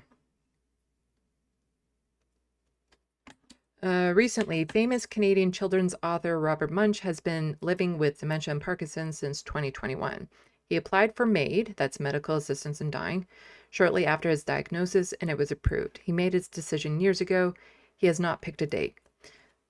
There is a lot of misconceptions around MAID. I happen to follow it quite closely, given that I live with disabilities, mental health in particular. And I've had unaliving thoughts on the regular still. And MAID is, I agree with it in principle, that if people get certain health conditions and stuff, you shouldn't necessarily have to be at end of life in order to apply for it. It's just if your quality of life deteriorates to a certain point that you no longer feel life is worth living, then you should also be able to apply for it. The problem lies in that it is easier for some people to apply for MAID than it is to get suitable housing for their conditions, for their disabilities, for them to get the proper in-home care and all this sort of stuff. And the thing is that those stories tend to be blown up in the media. They're not the majority, not by a long shot. It's a few, and every one is a tragedy, and that should not be happening, because MAID should be the last resort, not, oh, well, we're not going to offer you these other things, so you might as well just do this. And there have been cases of people saying that they would have liked to have lived longer, but they just couldn't get the supports for their health care that they needed. But the vast, vast, overwhelming majority of people who apply for MAID and go through with it are in their late 70s dealing with cancer. And it only shortens their life by a couple months. That is the overwhelming vast majority. And it's a few cases here and there of other sorts of issues. So Robert Munsch, for those who aren't Canadian, famous children's author. Love You Forever, the Paperback Princess is another well-known story of his. He would go around to elementary schools. I met him when I was in elementary school and got him to sign the books. I don't have them anymore, though, I don't think. Because back then I was interested in being a writer. Funny how that didn't go away. And so apparently he's been living with dementia and stuff and has applied for it. Another misconception, if you apply for it and it's approved, it doesn't mean you have to go through with it. Like, you can change your mind. You know, it doesn't mean like, okay, now that you've been approved, there's a clock over your head and it must be done by the, no. You can still pick a date. You can still choose when to do it. You can choose to not go through with it. It just means that given your situation, yes, when the time comes, you can continue to go forth with it. So some misinformation is spreading about this is clickbait. Articles are popping up as if it was imminent. He said he'd have to pick a moment when he can still ask for it. When I start having real trouble talking and communication, then I'll know. His daughter has sought to clarify as a swath of false rumors and well wishes started pouring in. And there are some articles on it. So Robert Munsch approved for MAID, but daughter says he's not dying. Let's listen to the video here. Children's author Robert Munsch has been approved for medical assistance in... Only one earphone works. There we go. Canadian children's author Robert Munsch has been approved for medical assistance in dying. A profile in the New York Times revealing that Munsch applied for MAID not long after being diagnosed with dementia. The 80-year-old went public with his diagnosis in 2021. Munsch has written more than 70 children's books over the years, including The Paperback Princess and Love You Forever. So a little bit more on this. So a New York Times profile of Munsch published Sunday revealed he'd applied for MAID shortly after being diagnosed with dementia. "Hello, Doc, come kill me," he joked to the Times about his application. "How much time do I have? 15 seconds?" He says a date has not been set because the Canadian law requires that the patient actively consent to MAID at the time of their death. So if he were to cross a threshold where he was no longer able to make those decisions himself, if it was deemed that the dementia has taken over and stuff, then the MAID is off the table, because it has to be at the moment the injection happens, you are of clear mind and are making this decision. So this is where he says, I have to pick the moment when I can still ask for it, Munch told the Times. Meanwhile, Julie Munch, the author's daughter, posted a statement on social media Tuesday to clarify that he is not dying immediately. A message from Julie: my father is not dying. Thanks to everyone, their well wishes. However, my father's choice to... let's go to main shot.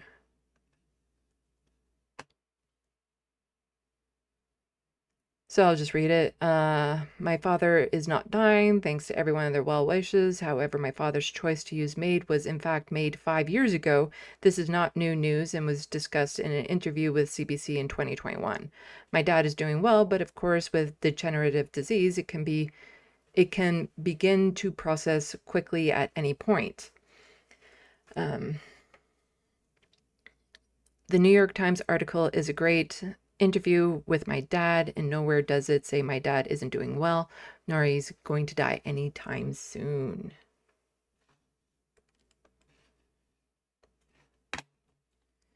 So, Canada has revised the law which allows a waiver of requirement to provide financial consent immediately before receiving aid for patients whose natural death is reasonably foreseeable, including in instances where the person is at risk of losing decision-making capacity before their preferred date.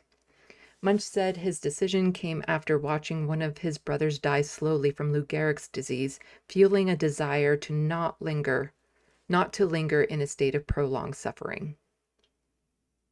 See, I could see myself wanting to apply for MAID if I had to be moved into a nursing home with a shared accommodation in a room on a hospital bed where my mobility and ability to choose what happens to me goes away. You can't choose the food you eat. You get a choice between, like, we're having these two options, pick one. You don't have a TV in your room. You don't have the ability to just be alone if you want to. I saw my grandmother go through it. I wouldn't want to spend the last few years of my life like that.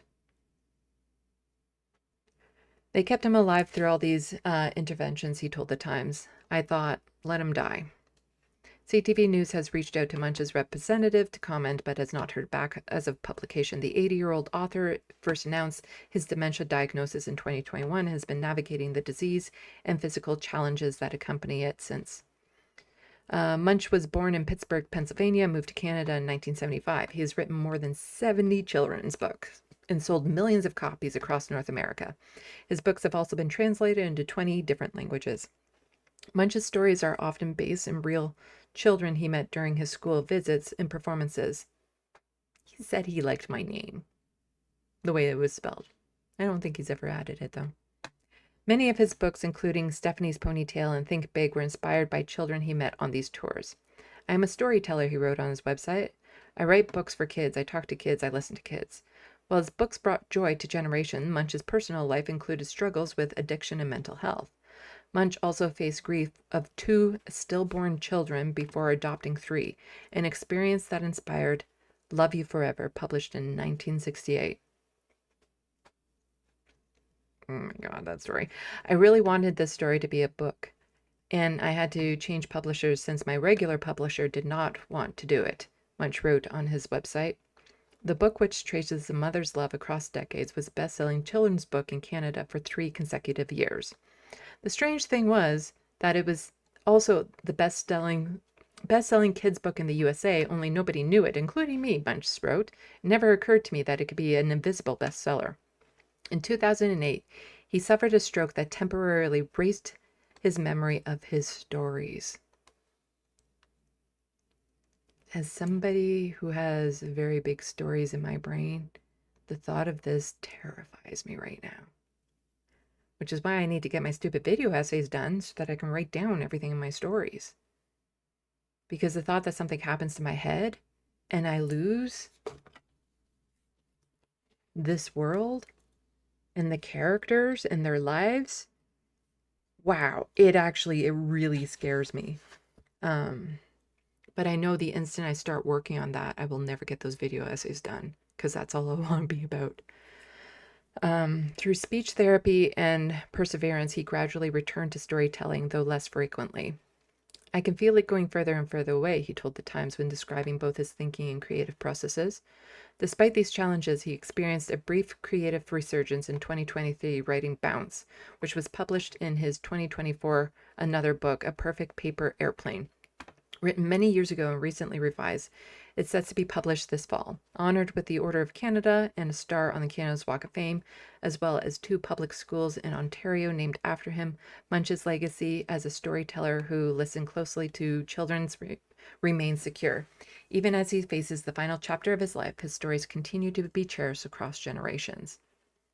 You see, it's this type of people that politicians should be talking about, not fucking Charlie Kirk. Every child has read a Robert Munch book, has owned a Robert Munch book. It is a staple in our culture, or his stories. I read The Paperback Princess multiple times. And part of me is like, I want to go back and see all these old stories that I used to read as a kid and see them again. Because, yeah, they were wonderful, wholesome books. Though the I Love You Forever, I think, would absolutely break me right now.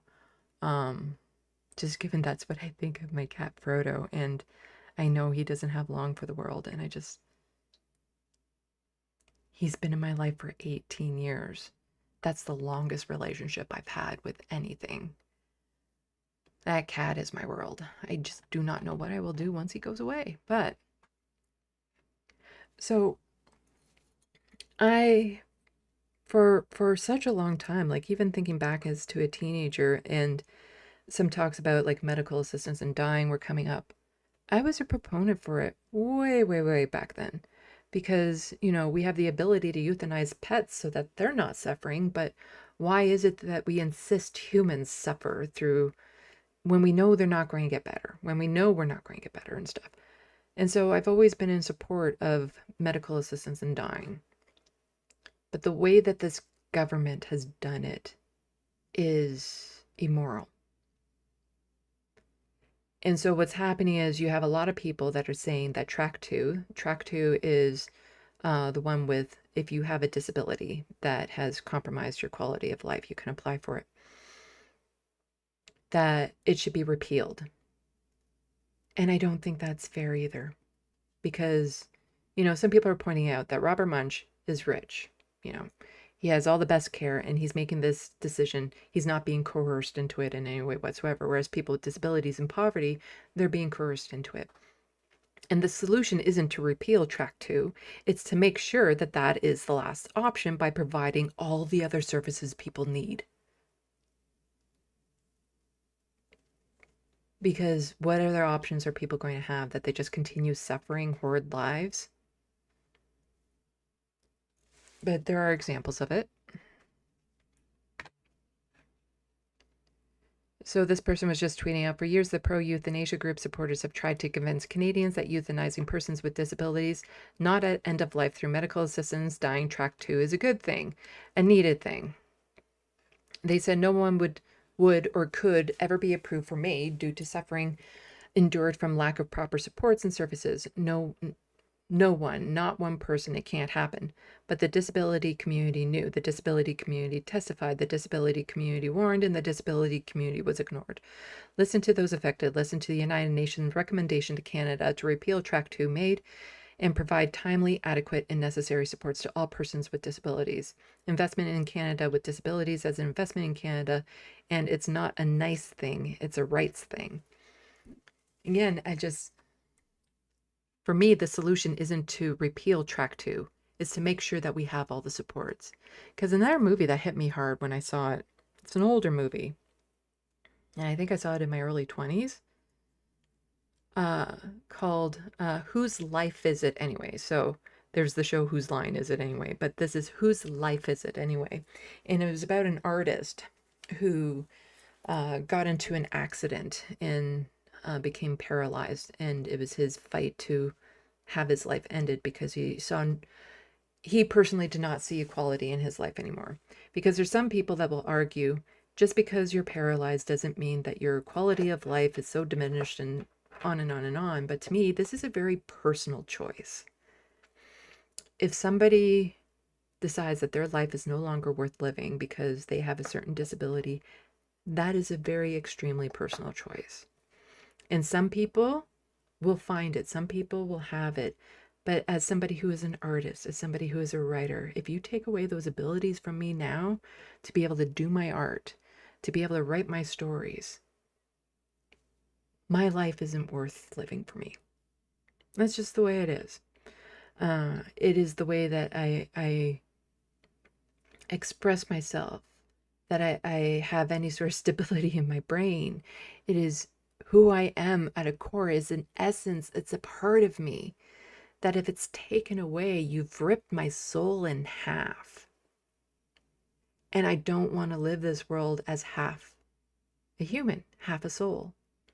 And my grandmother said it when she was in the nursing home, that it was just a warehouse for people who were dying, and that there were so many people who were just wandering around the nursing home who were already dead. They were dead inside, but they were just being forced to kept alive. Because my grandmother went through all of that, and I don't want to go through that myself. So to me, the solution isn't repealing Track 2. It's to make sure that all the supports are needed. Because here is in a case of, in a losing battle for care, she applied for MAID. Now the Halifax woman is ready to live. Why? Because she actually got the care she wanted and needed. And I saw this story earlier. So it looks like she got the treatment she needed. So when Jennifer Bradley boards her United Airline Express flight on a sweltering Sunday afternoon mid-July, she has on a self-described game face. So this woman, she needed a certain treatment that wasn't being covered by the provincial health care, because for reasons, because not all of our health care is necessarily covered the way that people think it is.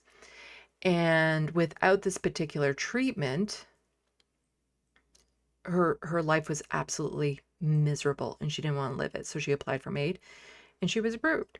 But from the sounds of it, she was actually able to get the treatment that she needed, and now she wants to be here. And there are multiple cases of people saying, if I could just get the treatment or the care that I need, I would stay alive longer. I would want to live longer.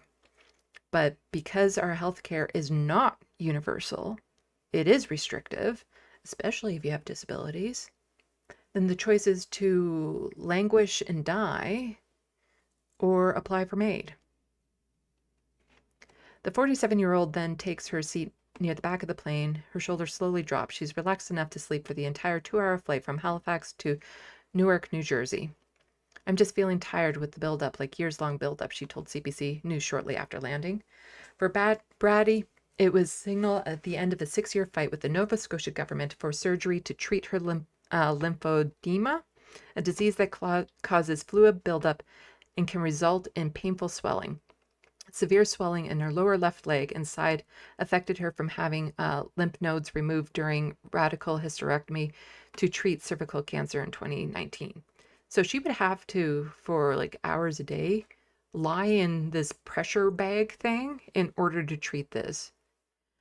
And it was just her quality of life. She wasn't able to do anything that she wanted to do as a mother, as a person, as an autonomous being. Brady went public 1 year ago with her application for medical assistance dying. At the time, she spent several hours a day managing her disease, feeling severely depressed and unable to care for her 2 children. Then last October, after winning a judicial review against Nova Scotia's Department of Health and Wellness, Premier Tim Houston publicly apologized to Brady.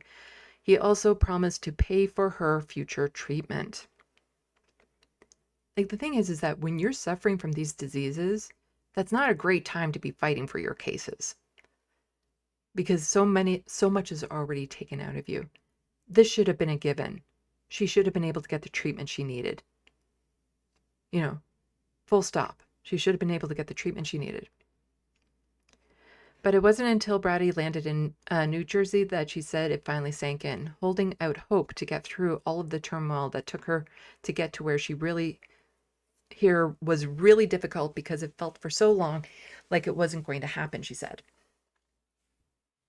In 2022, Brady took her fight to Nova Scotia Supreme Court after request for out-of-province care was repeatedly denied on the ground she did not have a referral from a Nova Scotia specialist. A Nova Scotia specialist that didn't exist.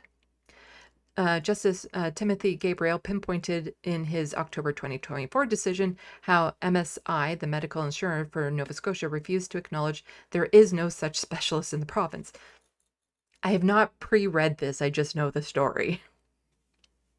He ruled that Brady was treated in a procedurally unfair manner and that the decision made by the province to deny care was unreasonable.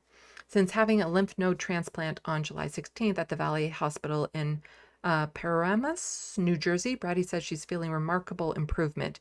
She said she can see her kneecaps for the first time in years, and she no longer needs a massage machine that previously tethered her to the couch for 6 hours a day. She has also taken her medical assistance in dying application off the table. It's kind of hard to believe that I was in that position. I don't feel that way anymore, said Bradley. Just the constant fear that I live with the blood infections, the worsening disease, and everything that weighed on me every day, all day. Dr. Joseph Dillon, a plastic surgeon and leading world expert in lymphedema care, did a lymph node transplant on Brady. He said that she is the ideal patient because she's been wearing compression socks 24 hours a day and constantly managing her swelling. But he says these steps only delay the inevitable worsening of the condition. It doesn't stop the underlying cause of the lymphedema, which is overactivation of the immune system, and that it causes scarring, accumulation of fat, scar and fluid, and all of the things that tend to get worse over time, he said. Well, there is no cure for lymphedema. Dillon said some of his patients have experienced such drastic improvements that they no longer need to wear compression garments. He hopes more funding and research will eventually lead to more doctors who know how to treat the condition. It's a huge hole in medicine, said Dillon, who helped establish the Institute for Lymphatic Surgery and Innovation within the Institute of Advanced Reconstruction last year. I think there's a lot of room where we can improve basic awareness in the process and logistics of getting a patient to people who can help them with lymphedema. Part of that is just medical education. Okay, I'm losing my voice here. And this is a longer article, so I'm just going to toss the rest of it into the SandBox because I'm done reading.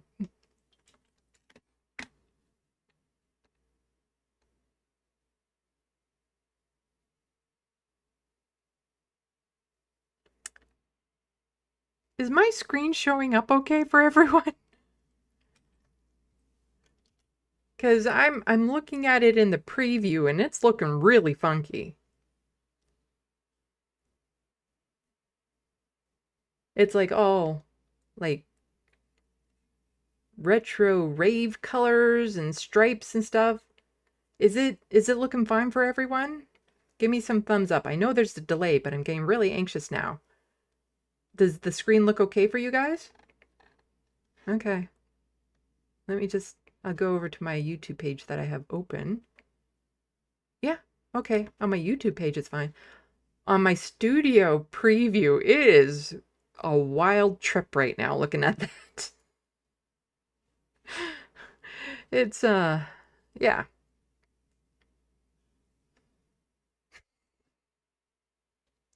I guess something is not, translating, but it looks normal to everyone else. Danny Garden, that's your graphics card failing. Great. Well, if you guys can see me fine, that's all that matters. Just start typing in my name there if something happens. Wild West, donate to Sandy so they can get a new graphics card. Yeah. And I can close those tabs. Okay, on to the SandBox.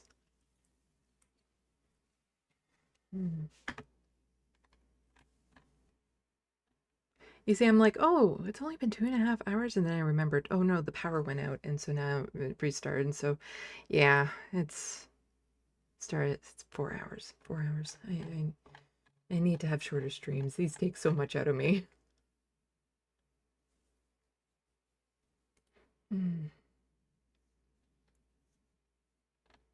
Let's see what people are saying.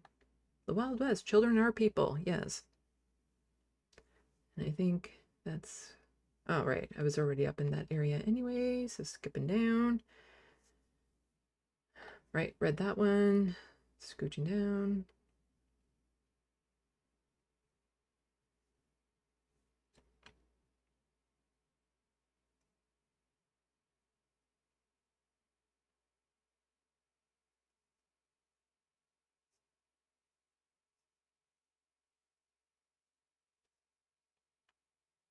Just a reminder, if everyone's being, you know, kind in the sandbox, you know, don't, we want everyone to feel comfortable in the sandbox. So unless somebody is using slurs or is being purposely antagonistic, it's all good. It's all good. Belinda, there was a news story once where a veteran was trying to get a wheelchair ramp into his house and they couldn't cover it, but they said they could give him aid in 6 weeks. You see, I don't know the validity of these stories. You hear them, but is it the same thing as the litter boxes in elementary schools? I don't know how real that sort of thing is. Now, there are going to be like medical professionals who aren't trained properly, who don't know that they shouldn't just be nonchalantly saying, hey, just get made or something. So I don't know how much of that is real versus how much of it is, oh, apparently kids are allowed to use litter boxes in schools. And there's no doubt there's going to be some of that. So I have no doubt that there have been times when somebody has said, oh, maid is an option. Sometimes they might be because they're just a nasty person. Other times they might be saying it too nonchalantly and it's a shock to the person. Because sometimes it's just like, here are your medical options. You can go through this treatment, this treatment, this treatment. And there's also the possibility of maid. And then the person also just reacting wrong to hearing that in the first place. Although it is my understanding they're not allowed to just go around and offering it. Because there's also stories of people going around with forms to nursing homes saying, here, just sign this to apply for maid. And then suddenly it's done or something. Those are probably litter boxes in schools for the most part.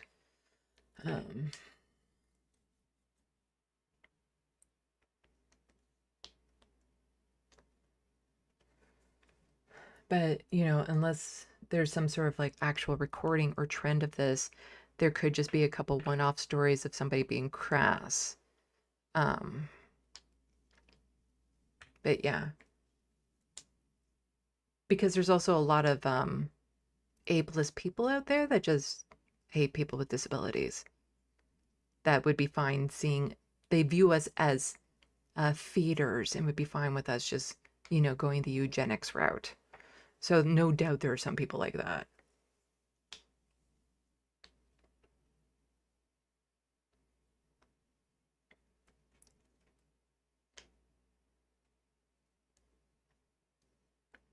The Wild West, love you forever. I'll miss you forever. As long as I'm living, my baby, you'll be. Yeah, for always. Yeah.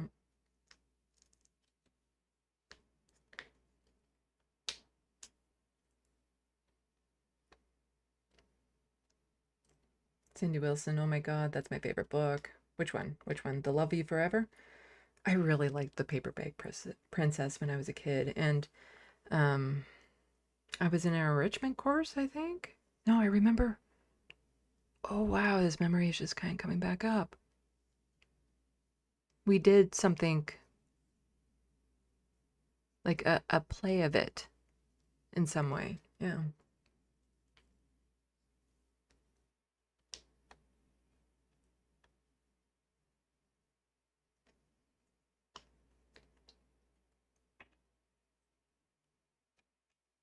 The Wild West, something is going on. Lots of planes are being diverted from Toronto, so I guess that storm is really bad. There was a lot of lightning here, like a lot more than I'm used to seeing. So it was a really bad storm. So it could be that. But yeah, just because I'm seeing the Wild West saying it's good to have the option, but nobody should be coerced into it. Yeah. And there have absolutely been cases where somebody has said that they wanted to live longer but couldn't because they weren't provided the care. In one very tragic case, it was during COVID, and the woman needed to live in an apartment that had no chemical cleaners or like cigarette smoke or marijuana smoke coming into the apartment because she was restricted to her bedroom, because she had to close down the vents and stuff because she was super sensitive to these sorts of things and they made her really sick, like chemical cleaners. All she needed was a place to live that was free of those things. And the government failed her on it, and she applied for MAID, and it was granted. Like, she went through with it. I interviewed somebody on my channel who had severe back issues, and he won the lottery, as I call it. So his story got into the news, and because of that, a GoFundMe was started to help him out. But, you know, he had severe back issues, and his landlord was kicking him out because he wanted to use his apartment for something else. And there was nowhere he could go because rents are really outrageous. People haven't noticed on disability, if you have to start over, there's nowhere you can go that your disability check will cover everything. And so his two options were he could die peacefully in his home or die a slow, long, lingering death on the streets. And so he had applied for MAID, and it was approved. But because his story won the news lottery and he got the GoFundMe, he was able to secure housing and stuff like that. So, but he didn't want to die. He just didn't want to suffer and die on the streets. So there are stories like that. There's countless, like not countless, but there are far more because any one is too many. And I've covered half a dozen, at least, stories that I can think of off the top of my head, where it was somebody who just couldn't get the care that they needed. And that is tragic in every instance. But again, it's one of those things where those stories tend to be highlighted, or there's stories where family members are fighting against one of their family members getting it and they're making it into the news like, we didn't approve of it. Well, it wasn't your decision to make. And there was one story I read where the family was so outraged, but you're reading the history of this person who applied for MAID and got it, where it was like constant relapses, constant this, constant, you know, medical treatment, and his family was nowhere to be found when he needed help to live. But they were so outraged that he went through with it. When it was just like, no, his life sounded like shit with his conditions and stuff that he was dealing with. And it's like, if I was in that situation, I'd apply for it too. But some people are just offended at it because they view it as a form of suicide, and it kind of is. And some people are just offended by that in general. So they'll be against medical assistance in dying just on that alone. So I do not believe that track 2 should be repealed. I believe that all the supports should be there and that it's the last option for people, not a, it's probably best if you do it option.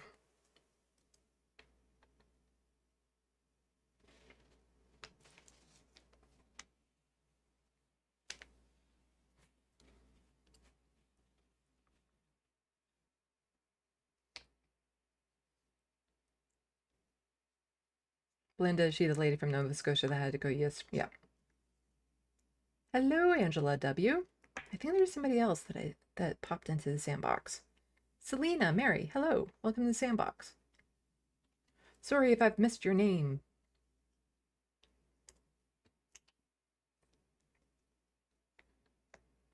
But as somebody who's been close to not being in this world by my own doing, I can tell you, those moments, exceedingly personal in a way that is hard to explain. Like making the decision on how you go out. It's unlike anything else I've experienced. And so it's a deeply, deeply personal decision if you want to go through with something like that, if you decide that the quality of life you have is worth it or not.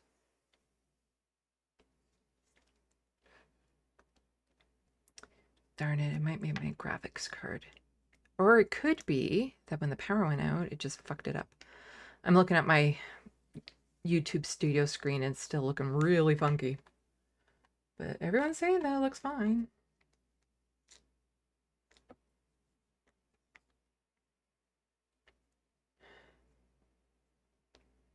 But if I need to buy a new graphics card, I'm kind of SOL.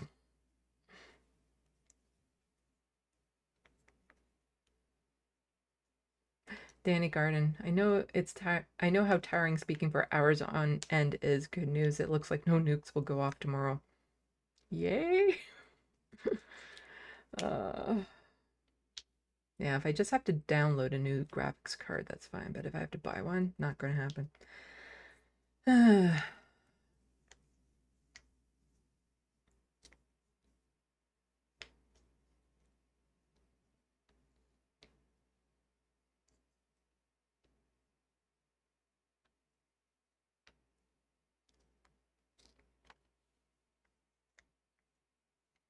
Danny Garden, I know one Canadian streamer got pushed towards MAID. She had severe endometriosis.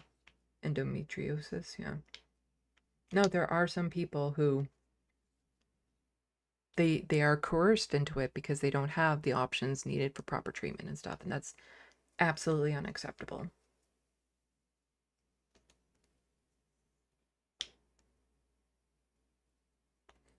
BCAT, American politician pundits are quite literally calling for euthanasia on national TV.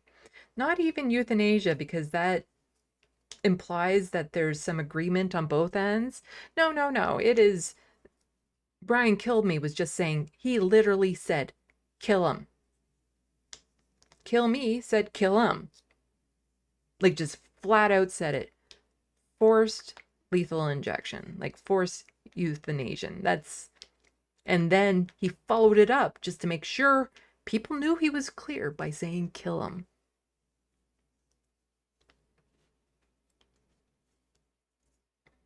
Angela W., social murder is real, and Alberta's UCP is going to have the highest death count. Depends on the group of people, I think. Because in Ontario, it's pretty bad too when it comes to housing and stuff and the amount of people on the streets. Cindy Wilson, I never read the Paperback Princess. It is an adorable story. And I heard that there was a studio that wanted to make it into a movie. However, Robert put his foot down on it because they wanted to change the ending. Oh my God, now I don't know if I can talk about it without spoiling the ending. Okay, Cindy, I'm going to put a spoiler out there. So if you don't want to hear the spoiler, just mute the tab until I go like this. But there is a studio that wanted to make a movie out of the Paperback Princess. But at the end of the story, after the paper bag, like the princess who had to put on the paper bag and go save the prince, at the end of the story, she realized she didn't need the prince. That, you know, it wasn't the romantic love or whatever. She was fine. She didn't need him. She found validation other way. Whereas the studio wanted to make it the other way around, where, you know, they ended up getting married and living happily ever after, and she learned her life as the submissive spouse type thing. And Robert put his foot down and said, no, you're not going to change the ending like that. The ending stays. If you're not going to do it that way, then you can't do the movie. And I thought that was a really good call on his part. Anyway, it's safe to listen again. I'm not talking about the ending of the Paperback Princess anymore. Nobody put it into the SandBox either. No spoilers. I do not like spoilers.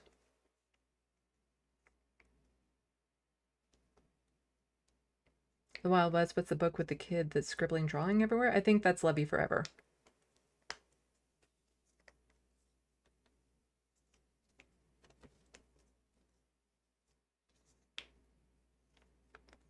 Oh, it's been so long since I've read any of his books because I'm not a kid. And I'd be curious. It'd be like deja vu going back to some of them because I can't, like, I remember Levy Forever and I remember Paperback Princess. I know I've read more. I just can't think of them. So it'd be like this intense deja vu, kind of like as a kid, since I love unicorns, and The Last Unicorn used to come on the TV all the time. And oh my God, I love that movie so much. And then, a collector's edition for like 35th anniversary of it had come out or something, since it had been in theaters or whatever. And I'm like, oh my God, I need to get this. And I remember watching it on TV as a kid. But watching it on the DVD, it was like non-stop deja vu because it had been a long time since I had seen it. And so it was like, I could not remember what happened in the next moment, but then as soon as that moment happened, I'm like, oh my God, yes, of course. Of course I remember this. It was such a bizarre feeling, and I have the feeling that if I read some of his books, it would be the same thing.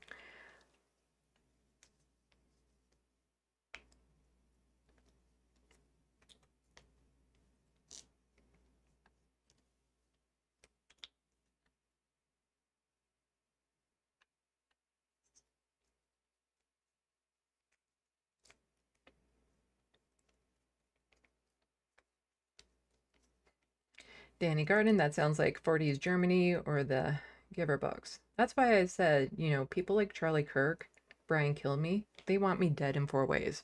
And living with poverty, and queer, non-binary, mental health issues. I'm not a parent. Just dead, dead, dead, dead, dead for all those reasons.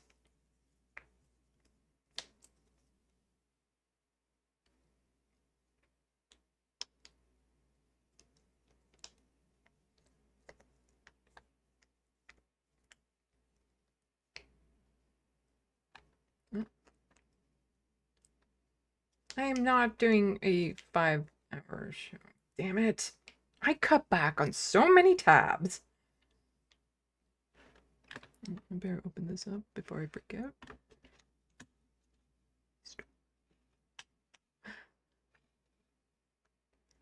I need to get my TYT video done because I'm just opening up the tabs. And so I have like a bazillion tabs open for the TYT video. And if I lose them, I will fucking lose my mind. But I have the restored, like, bring up the tabs that were there option. But there's so many open that it actually slows down my computer when I'm trying to do live stream. So I didn't reopen them as soon as my computer came back on. So I'm just opening them now. It's like, I hold my breath to make sure that they're still there. Because, oh my God. So much. I've tried documenting them in so many ways, like taking screenshots and all this sort of stuff. But yeah. But I'm hoping to get my Charlie Kirk video scripted tomorrow and then filmed over the next couple days and done. And then I can get back to working on the TYT video. And I think more people were a fan of me doing a synopsis of the relationship between like Jank and Sam versus doing it by lots of clips. So there will still probably be some overlap of some very key points. But then other than that, it would just be me doing a shorthand of the buildup of the relationship type thing.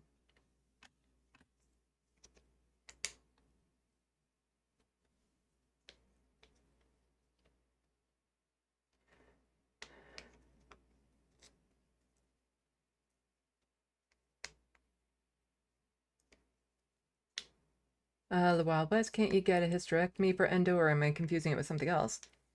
Well, it depends on the doctor. I had a friend who had severe endometriosis and desperately wants to get a hysterectomy. But the doctor kept on patting her on the head, saying, "You might want kids someday." Her uterus, probably not capable of it. Also, her partner was a trans woman. She wasn't going to get pregnant. But the doctor was still refusing it because of, outdated ideas of everyone should become a parent type thing.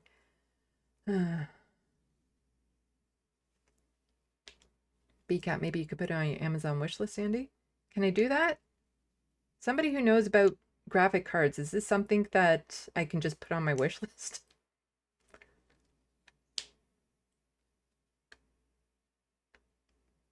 Hello, Grand Theft Autobot.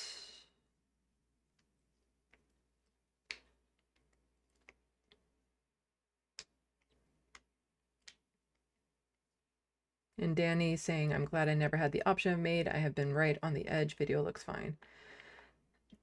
Again, there's kind of like checks and balances. So it's not like because I've been on the edge. And it's not like you can just apply for it and it gets granted. Especially for track 2 type things. It takes 2 months at a minimum. And if you're in crisis mode, it usually doesn't last, sometimes doesn't last that long. And being at the very teetering edge of it, the final go through would still, be very difficult if it was granted. And right now it's not granted for mental health as a sole condition, although it almost has been. So it got delayed. So that's track 3. It got delayed where mental health is the sole condition that you can apply for MAID. And that was put on hold because here in Canada, our universal health care doesn't cover mental health care. And it is absolutely unconscionable that this country would allow for MAID before it even covers mental health. That said, again, there are some mental health conditions where I feel like if the person wants to apply for MAID, they should be able to. And I'm not talking about depression, like bipolar and stuff. There are some mental health conditions where there is no real cure.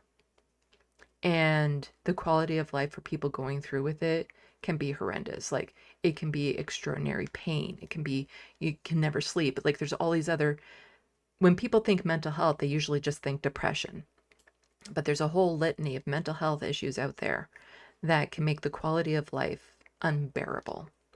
And so I'm not against it, but my God, to have it so people can apply for MAID with mental health before that's even included in the Healthcare Act is just absolutely unconscionable as a country. And that's why it got delayed, was because people are pointing it out. This is just way too eugenics.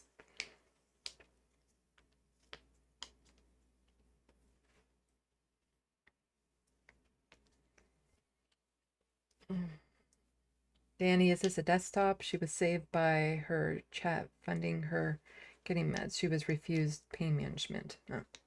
Yes, I'm using a desktop for this.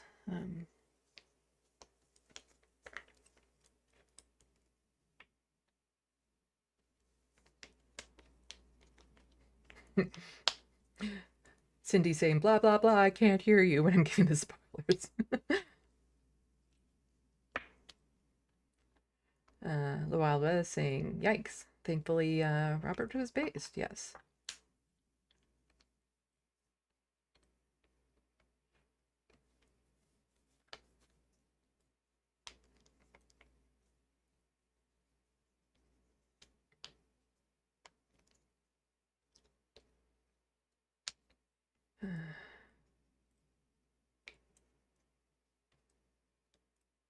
BCAT, like my happily child-free BFF just had a hysterectomy in 2021 because it took that long to convince her doctor, and she was 47. See, I was able to get my tubes tied at 25 because this country is fucking a fan of eugenics, and I'm not joking. My doctor said, given your mental health background, I don't think it'll be a problem to push through. 3 weeks later, it was done. This is the best decision of my life because I know I don't want kids. I had nightmares about becoming pregnant years after I got the procedure. But the only reason why I got done was eugenics. Cindy is saying, you're never too old to read kids' books and watch kids' movies. Well, considering that I did rewatch Last Unicorn, I would agree. Although The Last Unicorn, oh my God, to consider that a kids' movie, it is dark. Wow. That movie is super dark.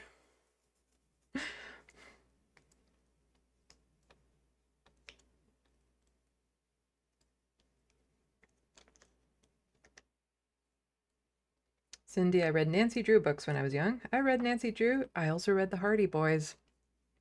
I was a little non-binary back then. I just didn't know it. And yes, the goosebumps. Yeah.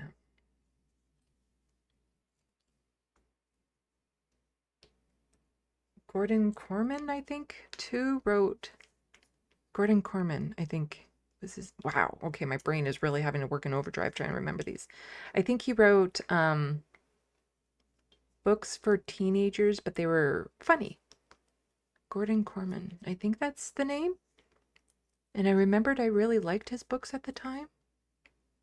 And I actually, as a kid, made some of my stories kind of based on some of those premises. That's the thing. I don't know why I was ever discouraged from writing, because as a child in elementary school, well, a lot of kids were writing stories that were like a page long and stuff like that. I was putting chapters in mine. I don't know why I got discouraged from writing. I don't know why it took me so long to actually write my books. Well, mental health had a huge issue to do with it, I think. But now that I'm back into it, I never want to stop.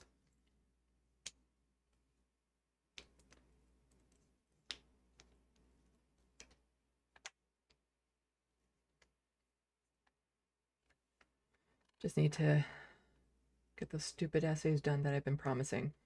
And those stupid essays that I keep on promising will probably help boost my channel, just given the nature of TYT videos. And I could use that.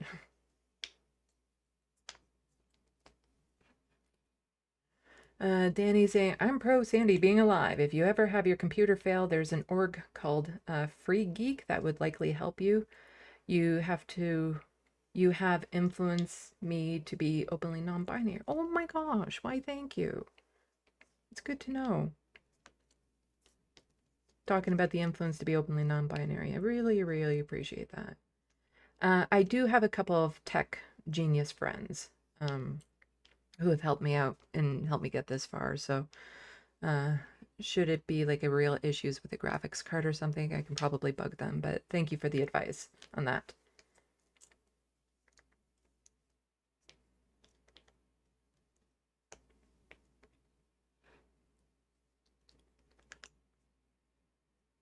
I'm not using a Mac for HP.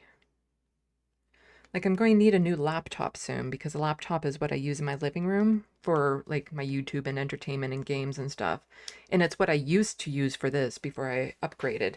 But it's falling apart, and Windows is about to do a forced upgrade, and it's not compatible with that laptop. But I have a laptop on my wish list, but it's like $1,500 because it can't just be the cheapest laptop. Ideally, it has to be a backup studio. So a laptop that's good enough that I could stream from if I needed to.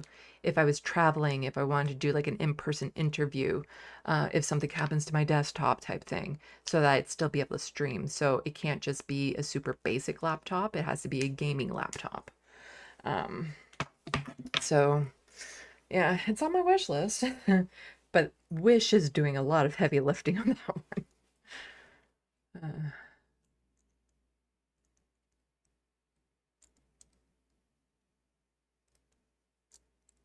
Grand Theft Autobot, our government should ensure people of its countries are taken care of, though not some random altruistic individual that may or may not help out.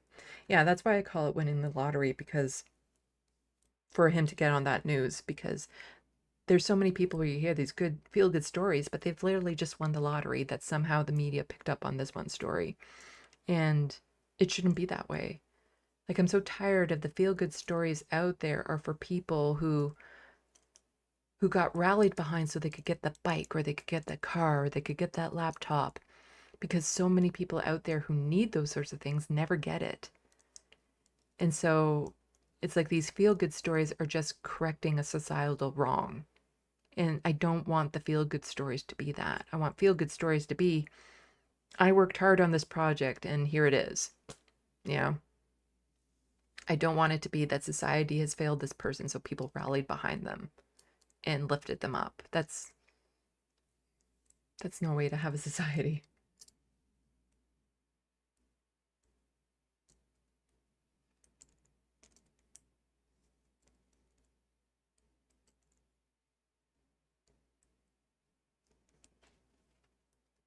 Cindy, my nephew is or has bipolar. He got his meds through Saskatchewan Health. Yeah. Luckily, my disability covers my medications for now for my depression and whatnot. And I probably have bipolar. Well, I was diagnosed bipolar, but I'm not medicated for bipolar. I'm just medicated for depression. Because if a side effect of the medication is it will cause weight gain, I will absolutely refuse to take it. So there's very limited medications I can go on. So normally I just have to surf the highs and lows. Sometimes it's exceedingly difficult.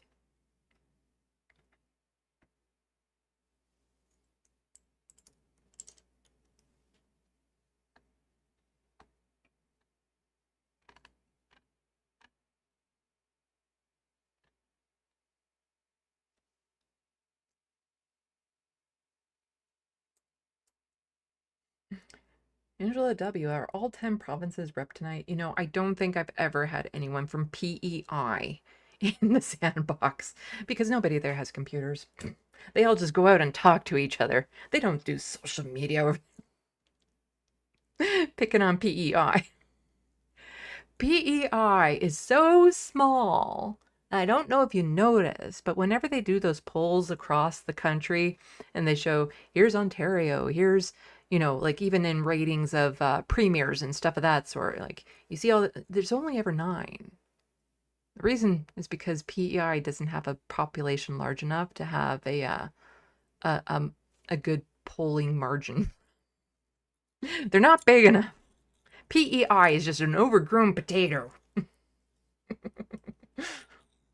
I joke. I would love to visit PEI. Well, I would love to go out to the East Coast. I've accidentally been to BC, but I did a road trip because I was born in Alberta. So I did a road trip out to Alberta and then came back through Canada. So went there through the States, came back through Canada.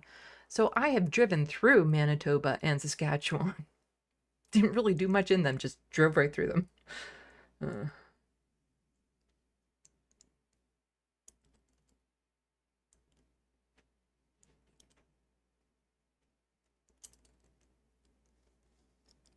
So we have Quebec, Ontario, Alberta, BC.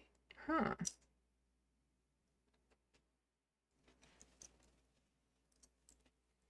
And I don't think I've had anyone from Newfoundland. I know I've had some people from Nova Scotia. I think there was one in the house tonight. Come on. If you're going to be there, show your cute face to everyone else. I know I've had Alberta, now Saskatchewan. Has anyone acknowledged being from Manitoba?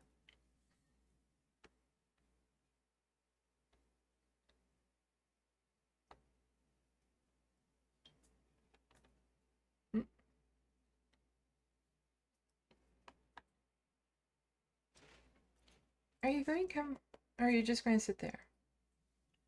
He likes sitting on the top of my tower, computer tower, where the vents are, of course. But there's like a mat over it, like a air mat, so it's not like he's shoving fur down there. But one time he turned off my computer because the power buttons are at the top and he pressed down on it. I'm like, because I hadn't saved said project that I was on. So now I have a book over it so that when he steps on there, he's not going to push down a button.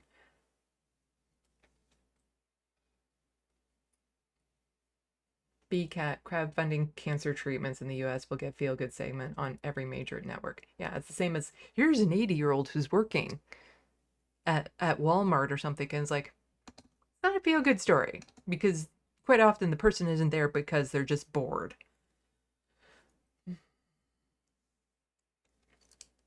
I have not tried Linux, Danny.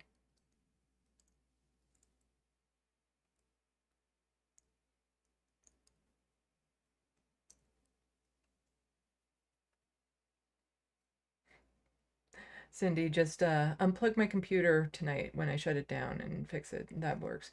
You know what? That could actually fix this YouTube screen that I'm seeing, because let's see if I do this. If I go into studio mode, so you're not going to see what I'm doing. And if I go to, like, let's say this one, which you're not seeing me do, and I go to duplicate this. Duplicate, there we go, sure, okay. And then I change the, I just move this over here briefly. Ah! And I do.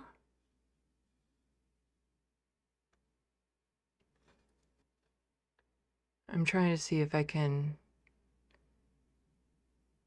there we go. And then I'll add monitor. Oh, no, it has to be, where is it? Display capture, there we go.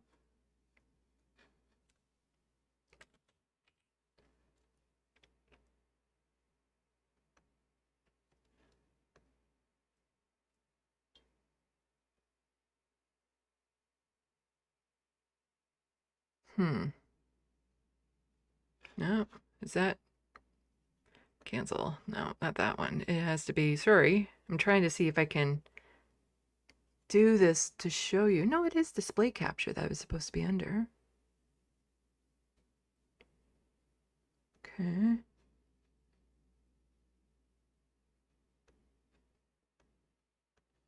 Okay. Oh.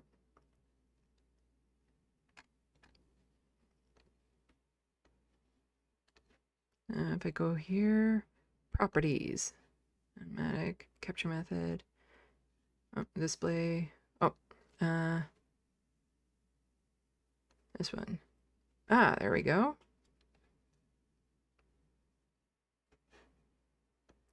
Now if I do this, I'd be really upset if you guys have been seeing all of this. There we go. And then I make that bigger by doing that.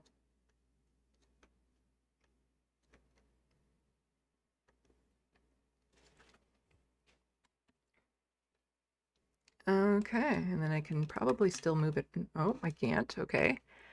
Then I do this. I hit transition, and you should be able to see what I'm seeing in my YouTube studio.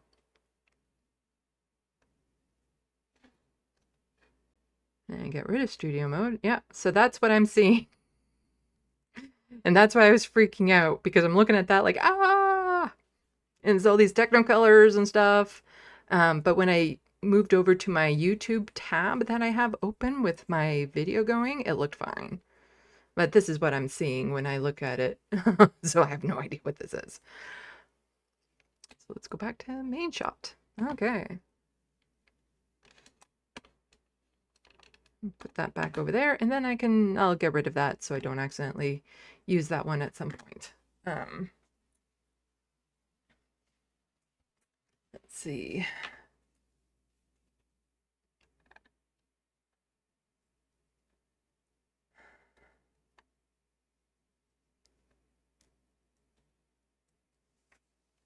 Grand Theft Autobot, and I'm also sick of framing media spins on it. Like, I recall a story about a teacher unable to get chemotherapy for the cancer, so some of the kids were fundraising. The media spun it like, oh, aren't these cute kids wonderful, rather than what kind of world do we live in? Yeah, I think there was other cases where teachers were giving their sick days over to another teacher or something. Yeah.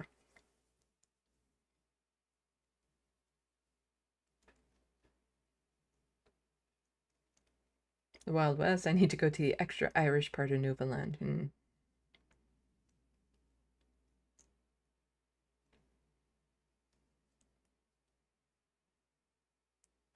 The Wild West. We need to collect all the provinces and territories like Pokemon.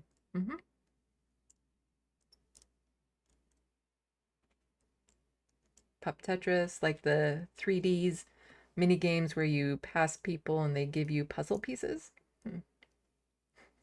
Richby, my cat is not allowed near my computer.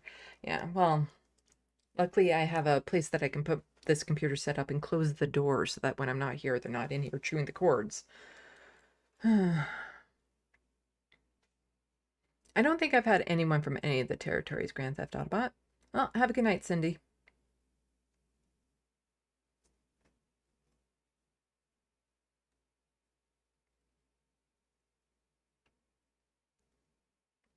Danny, is the PCP party crazy conservative? It just depends on which conservatives you're talking about. There's definitely a segment, but some people vote there for habit. Pierre Poilievre is just, he's off his, he's not. Pierre Poilievre, their current leader. If their leader was Mark Carney, that would be the old Conservative Party. But with Pierre Poilievre.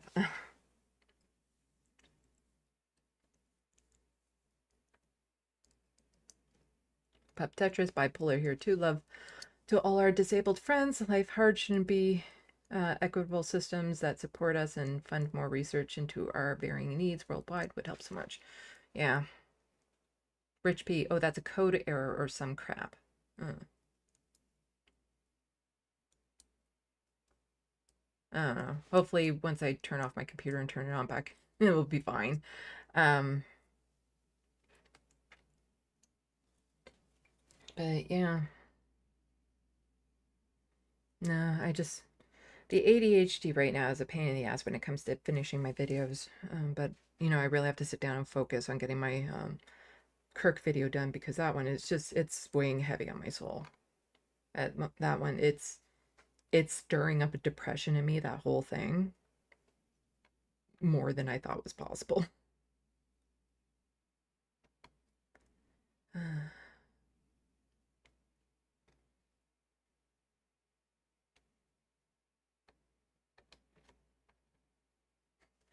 Cat, I'm lucky mine don't chew cords.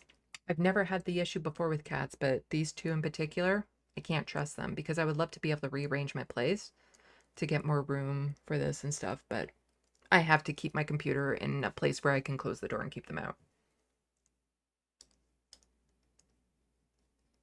And then this one in particular, this orange guy.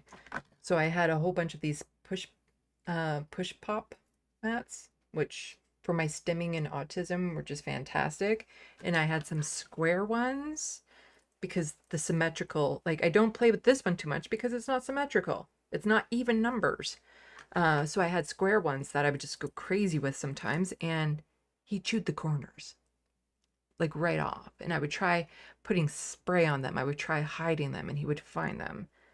And it destroys the symmetricalness of it, and then it makes them pretty much useless. It's not happy with that. And they're not available on Amazon. Some are, but they're not the same ones.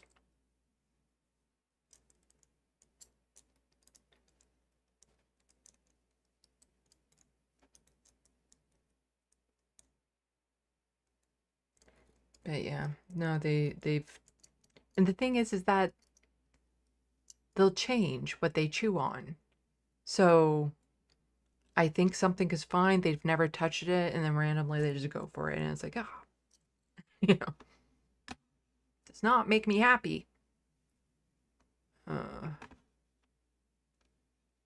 But I should be going before the 5-hour mark, because I'm super tired. And yeah, so you can catch me on this space on Wednesday. Look for a Charlie Kirk video sometime this week. Please try to hold me to it, because I desperately want to get that done so then I can go back to working on the TYT video. I have part 1 scripted out and laid out. Just need to get part 2 done. And then I can review the script, do the recording. It's still not going to be done anytime soon, but it's getting there. Ideally, I want to get done before the year, you know, because it sparked mid-December. I'd like to get it done before a whole year has gone by. Yeah, so all of that, like I said, yes, Wednesday, the space, I'll be here. Let's see, do I have anything on the go Friday or Monday next week? I'm busy tomorrow night. Let's see if I can split streams. September. Nope. Okay, so I won't be able to on Friday, but I might have, well, anyway, it'll be my Sunday live stream. And then I might be doing one Monday to split them, but we'll see. I can't do it on Friday, so. I'm sure all of you know these. Lanier, are you going to come here or not? Are you going to come here? Come on. Show everyone your cute face. But thank you to the mods. Thank you for the wonderful super chats today. Thank you for people who have become members, patrons, who have purchased something off my Amazon wish list, which is linked below. It's all appreciated. It all helps. Thank you for watching. Thank you for participating in the sandbox, for liking and sharing and all that sort of stuff. Come here. Come here. Come on. Come on. There we go. Let's do this together, cat.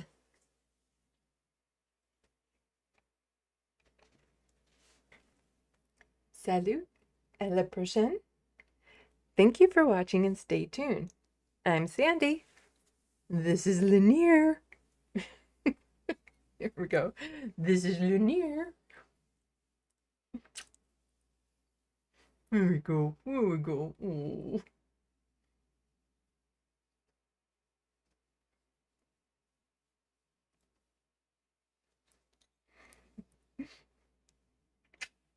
Wishing your tomorrow is better than your today.